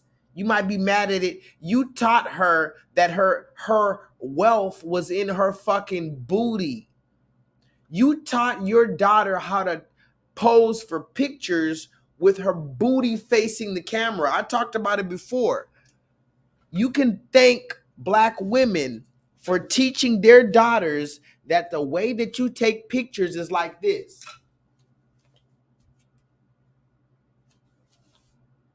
This is the way, listen to me. I want you to realize how degrading this is. I need you to look at me and see how degrading this is. This is the way that you are taking pictures now. You remember when we used to take pictures and you said, say cheese, and you used to smile at the camera? You remember back in the day, you pull out a camera and you say, hey, say cheese. You pull out the camera, you say, hey, cheese. Now, black women taught their daughters, when you see a camera, you turn around and you show your butt first. And maybe you could turn around and look at the camera seductively, because you are broadcasting your fucking ass in front of the world. Your ass, somebody put that in the chat. Your back is more important than your front. Now, mind you, I'm talking all this shit about booty. I love booty. I love a woman's booty. I'll smack a woman's booty, all that. But there's a time and place for the booty. I'm talking all this shit. I'm going to be an old ass man. I'm still going to love some booty. How about that? I'm about to get out of here. We're about at 4 hours and 30 minutes. I'm about done. I'm about to let y'all go. I know you got to work tomorrow. Put a 7 in the chat if you are listening to this and you're a man of God, but you're going to be an old ass man. You are still going to love a motherfucking booty. You are still going to smack a motherfucking booty. And this is the reason why I'm not going to be famous again, because they don't know what category to put me in. The moment I start talking about some real shit, now I'm talking about booty all of a sudden. Whatever. I'm going to be an old ass man talking about booty. I don't give a motherfuck. So don't get me wrong. I love your booty, but ladies, there's a time and place. Oh my God! I said, what's all that movement back there? What's all that movement back there? There's a whole lot of clapping.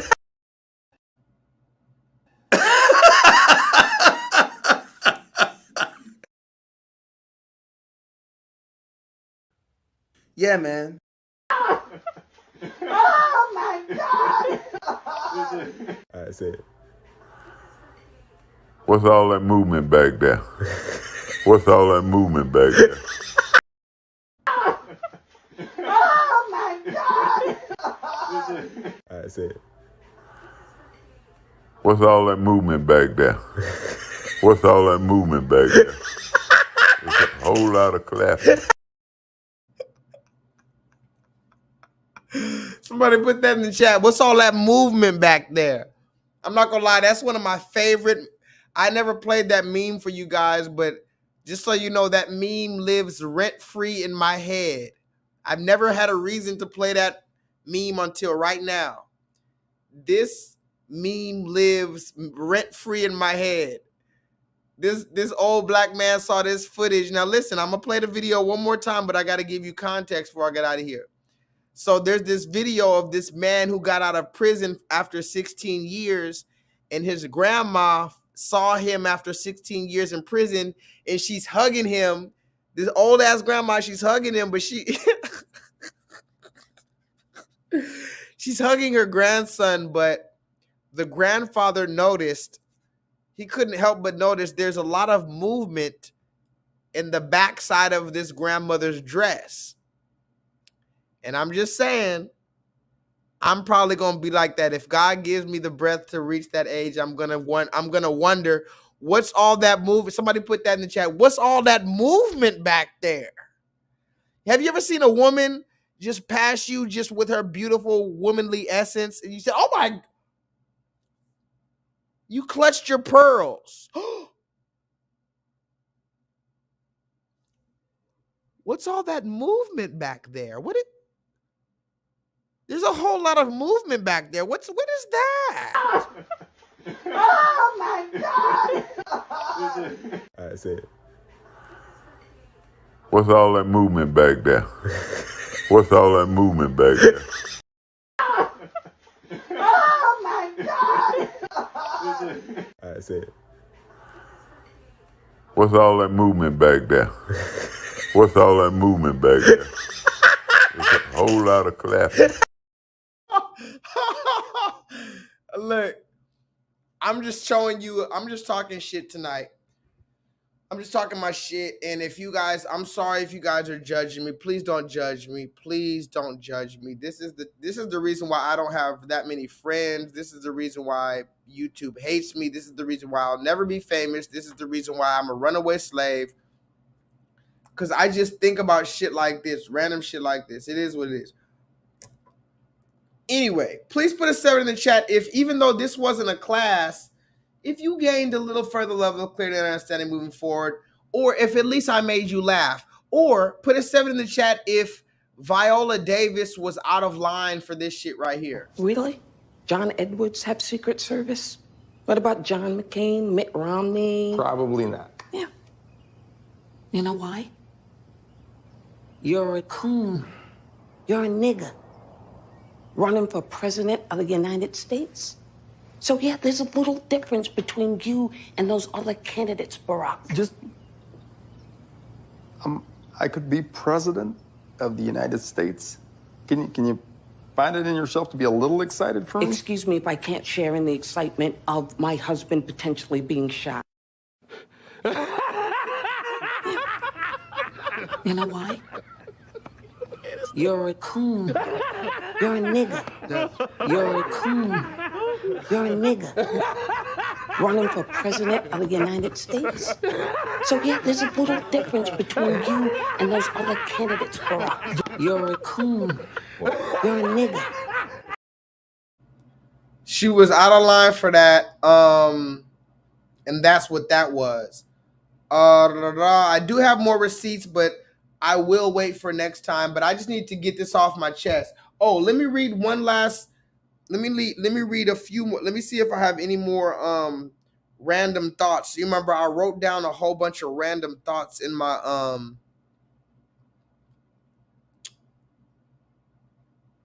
thing.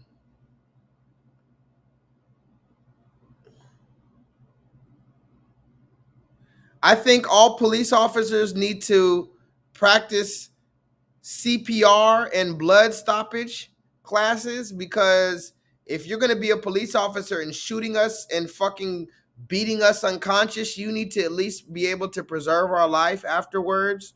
So you need to learn CPR and blood stoppage classes instead of just shooting us there. Here's another question before I get out of here. You remember that movie Waiting to Exhale in Diary of a Mad Black Woman? Okay, bitch, is it a Diary of a Mad Black Woman? Were you mad about the systematic enforcement about the ideologies of white supremacy? Oh, you're waiting to exhale, huh? Were you waiting to exhale about the motherfucking systematic enforcement of the ideologies of white supremacy that was holding your breath, bitch?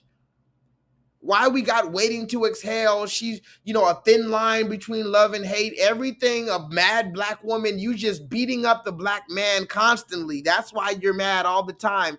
Which one is the movie about the woman mad about the systematic enforcement of the ideologies of goddamn white supremacy? Waiting to exhale. Oh, the black man has been holding your breath, huh? You're waiting to exhale.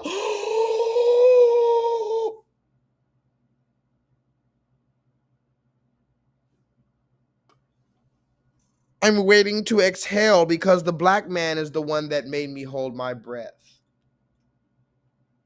Last time I checked, the red man made you hold your breath. Waiting to exhale. Diary of a Mad Black Woman. Which page of your diary, the Diary of a Mad Black Woman, Tyler Perry, his first movie that he got famous on was Diary of a Mad Black Woman, this black woman beating up a disabled man. Go watch the movie Diary of a Mad Black Woman. She's beating up a disabled man who has Negroid features. Here's the question. Okay, Diary of a Mad Black Woman. Okay, you're mad at me, but which page of your diary is talking about the systematic enforcement of the ideologies of white supremacy? See, these are the questions that they won't ever allow you to ask on a mainstream platform because I'm never going to be famous. But it is what it is. In the meantime, I got to get out of here. I'm not going to reach 5 hours. I don't want to do that to you. I know you guys got to get to work in the morning. It's about 2 o'clock where I'm at, which means it's 3 o'clock if you're on the East Coast. It's about 12 o'clock on the West Coast. So I'm going to get on out of here. The last thing I'm going to say is Black family matters. Black loves matters. Black mothers matter. I talk about black fathers all the time. But the fact of the matter is black mothers matter too. But see, we have songs like Dear Mama. You remember that song by Boyz II Men? Mama, Mama, I love you. We have all the million songs about the Black American mother. Where's the songs about Black fathers? We don't have them because you accepted the fucking lie from the serpent that we just ran off or we're just some natural deadbeats. That's the reason why I champion the hashtag Black Fathers Matter. The reason why Black Fathers Matter is because there's a systematic effect and a systematic attempt to take us out of the household. The reason why they want to take us out of the household is just like I showed you that video earlier of the man at Dillard's who stood up for his son at Dillard's. A Black woman can speak all that shit, but a Black man is going to strike some fear in your heart that you don't even know existed. So this is why I say Black fathers matter. And here's the thing. As a Black father, you have to know that your son is going to be better than you. I'm going to put that in the chat and I'm done. I promise I'm done. Thank you guys for joining me. You could have been anywhere in the world, but you were here with me tonight. I'm going to see you again next Monday night. The last thing I need to say is literally this. As a Black child or a Black father with a Black child, you need to embrace and understand that your child is supposed to be better than you. Put that in the chat. You got the iPhone 10 and you got the iPhone 11. Okay, these aren't iPhones, but I'm just giving you an example. If I'm the iPhone 1,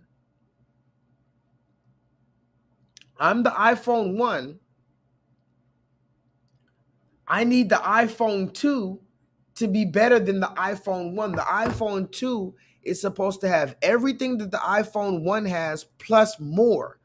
So my child, I'm supposed to make sure that they're doing better than me. And when I talk about this Black Fathers Matter, the reason why we need Black fathers in the household is to make sure that their children are better than them. Their children could learn from them. They could learn from their faults. They could learn from their triumphs. They could learn from everything in between. Put it in the chat. Black Fathers Matter. And Black children are supposed to be better than their Black parents. Legs locked. Up. 1, 2, 3. Okay. 4. All right. Hit it, big boy. See what you got. All right. Your turn. All right. Now you see how I did it. Now let me see you do it like I did it. Arms out. All right. Like that. Yes. Pay attention. I told you how to do it. Now let me see you do it. 1.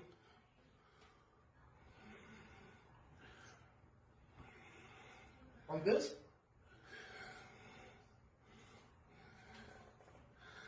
This is good, right? How's my form?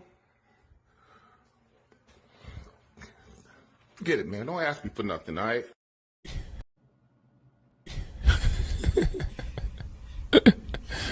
Sensational. You heard that? The Black father tried to show his son how to do the workout, and his son did it 30 times better than him. Then the father said, you know what? Don't even ask me for nothing. Don't even ask me for nothing ever again. You ain't even my son no more. That's the beautiful love between the Black. Eventually, you're going to have to come to the acceptance, Black man, that your son is supposed to be and will be better than you. And embrace that. It's a beautiful time to be alive. 7 gang.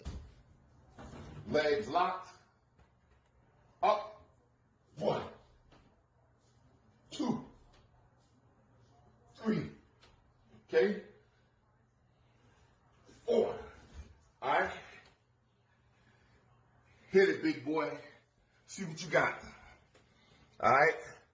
Your turn. All right. Now you see how I did it. Now let me see you do it like I did it. Arms out. All right. Like that. Yes. Pay attention. I told you how to do it. Now let me see you do it. 1.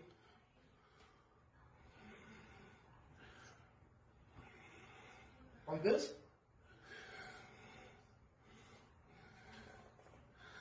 This is good, right? How's my form?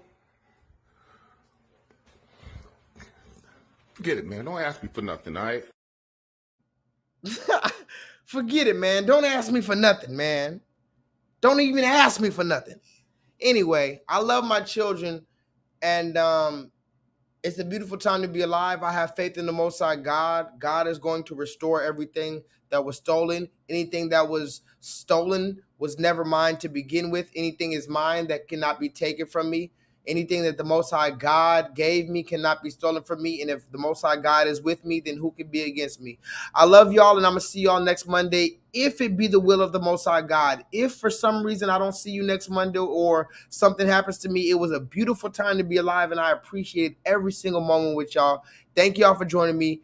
And I guess I have to say it because at this point, I'm already committed to the whole trademark. So vibrate higher. You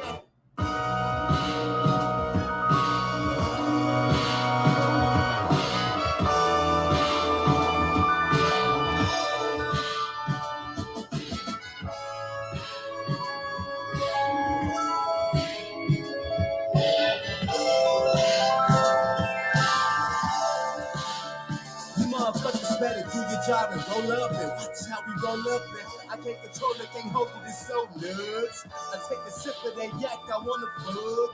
I take a hit of that chronic, it got me stuck.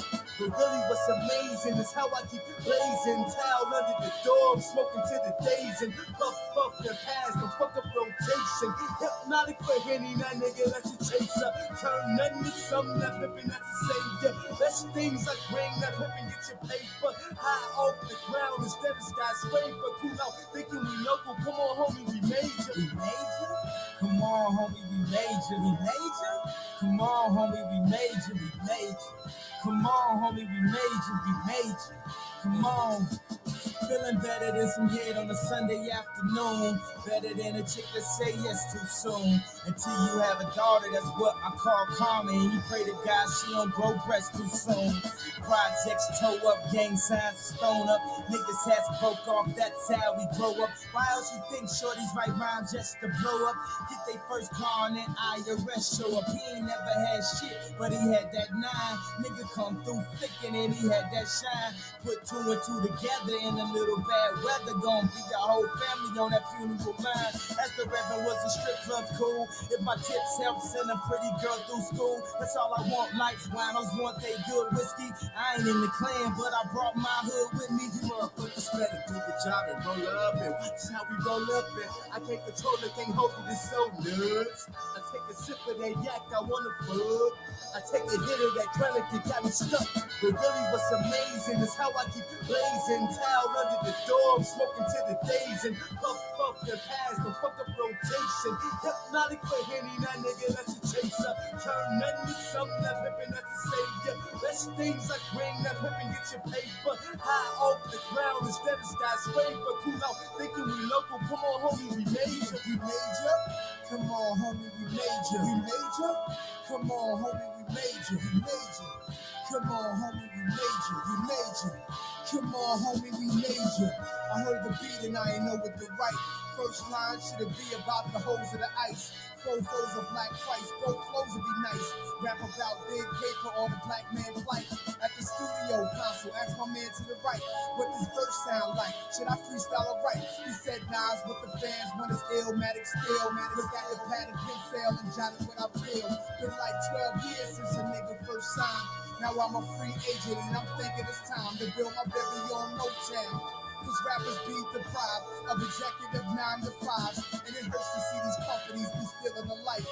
And I love to give my blood, sweat, and tears to the mic.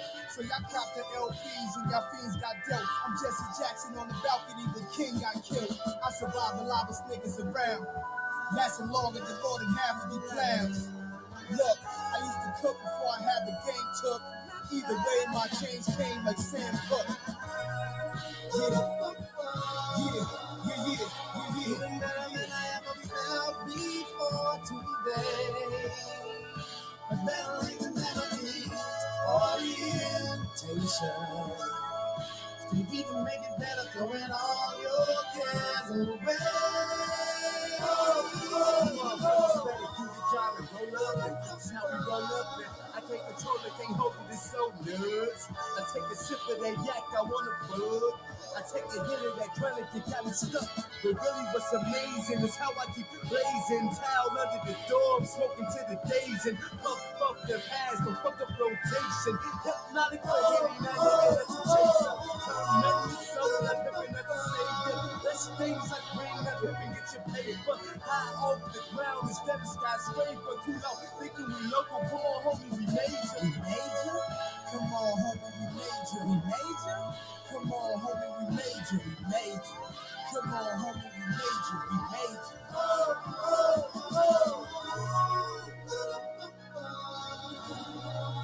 Feeling better than I ever felt before today. A better late than never is orientation. Still we can make it better, throwing all your cares away.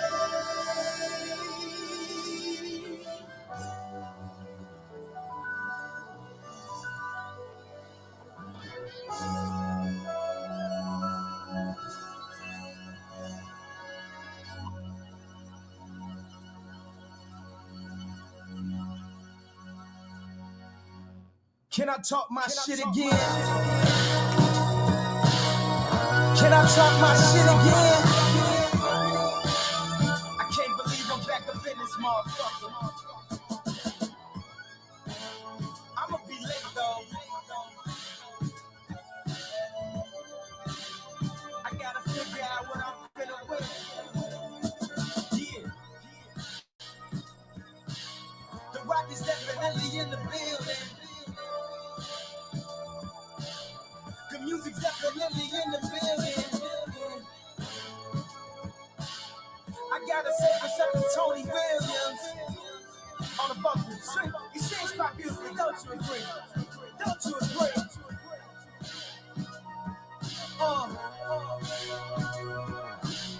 And John Bryan on the keys right now, and Warren Campbell on the keys right now. So they asked me, why you call it late registration, yeah? Cause we taking these motherfuckers back to school. Holla at you. I'ma holla at y'all next time. 7 gang. Feel free to sing along.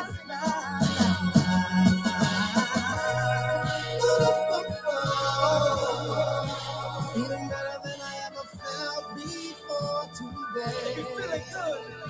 A better late than never is orientation.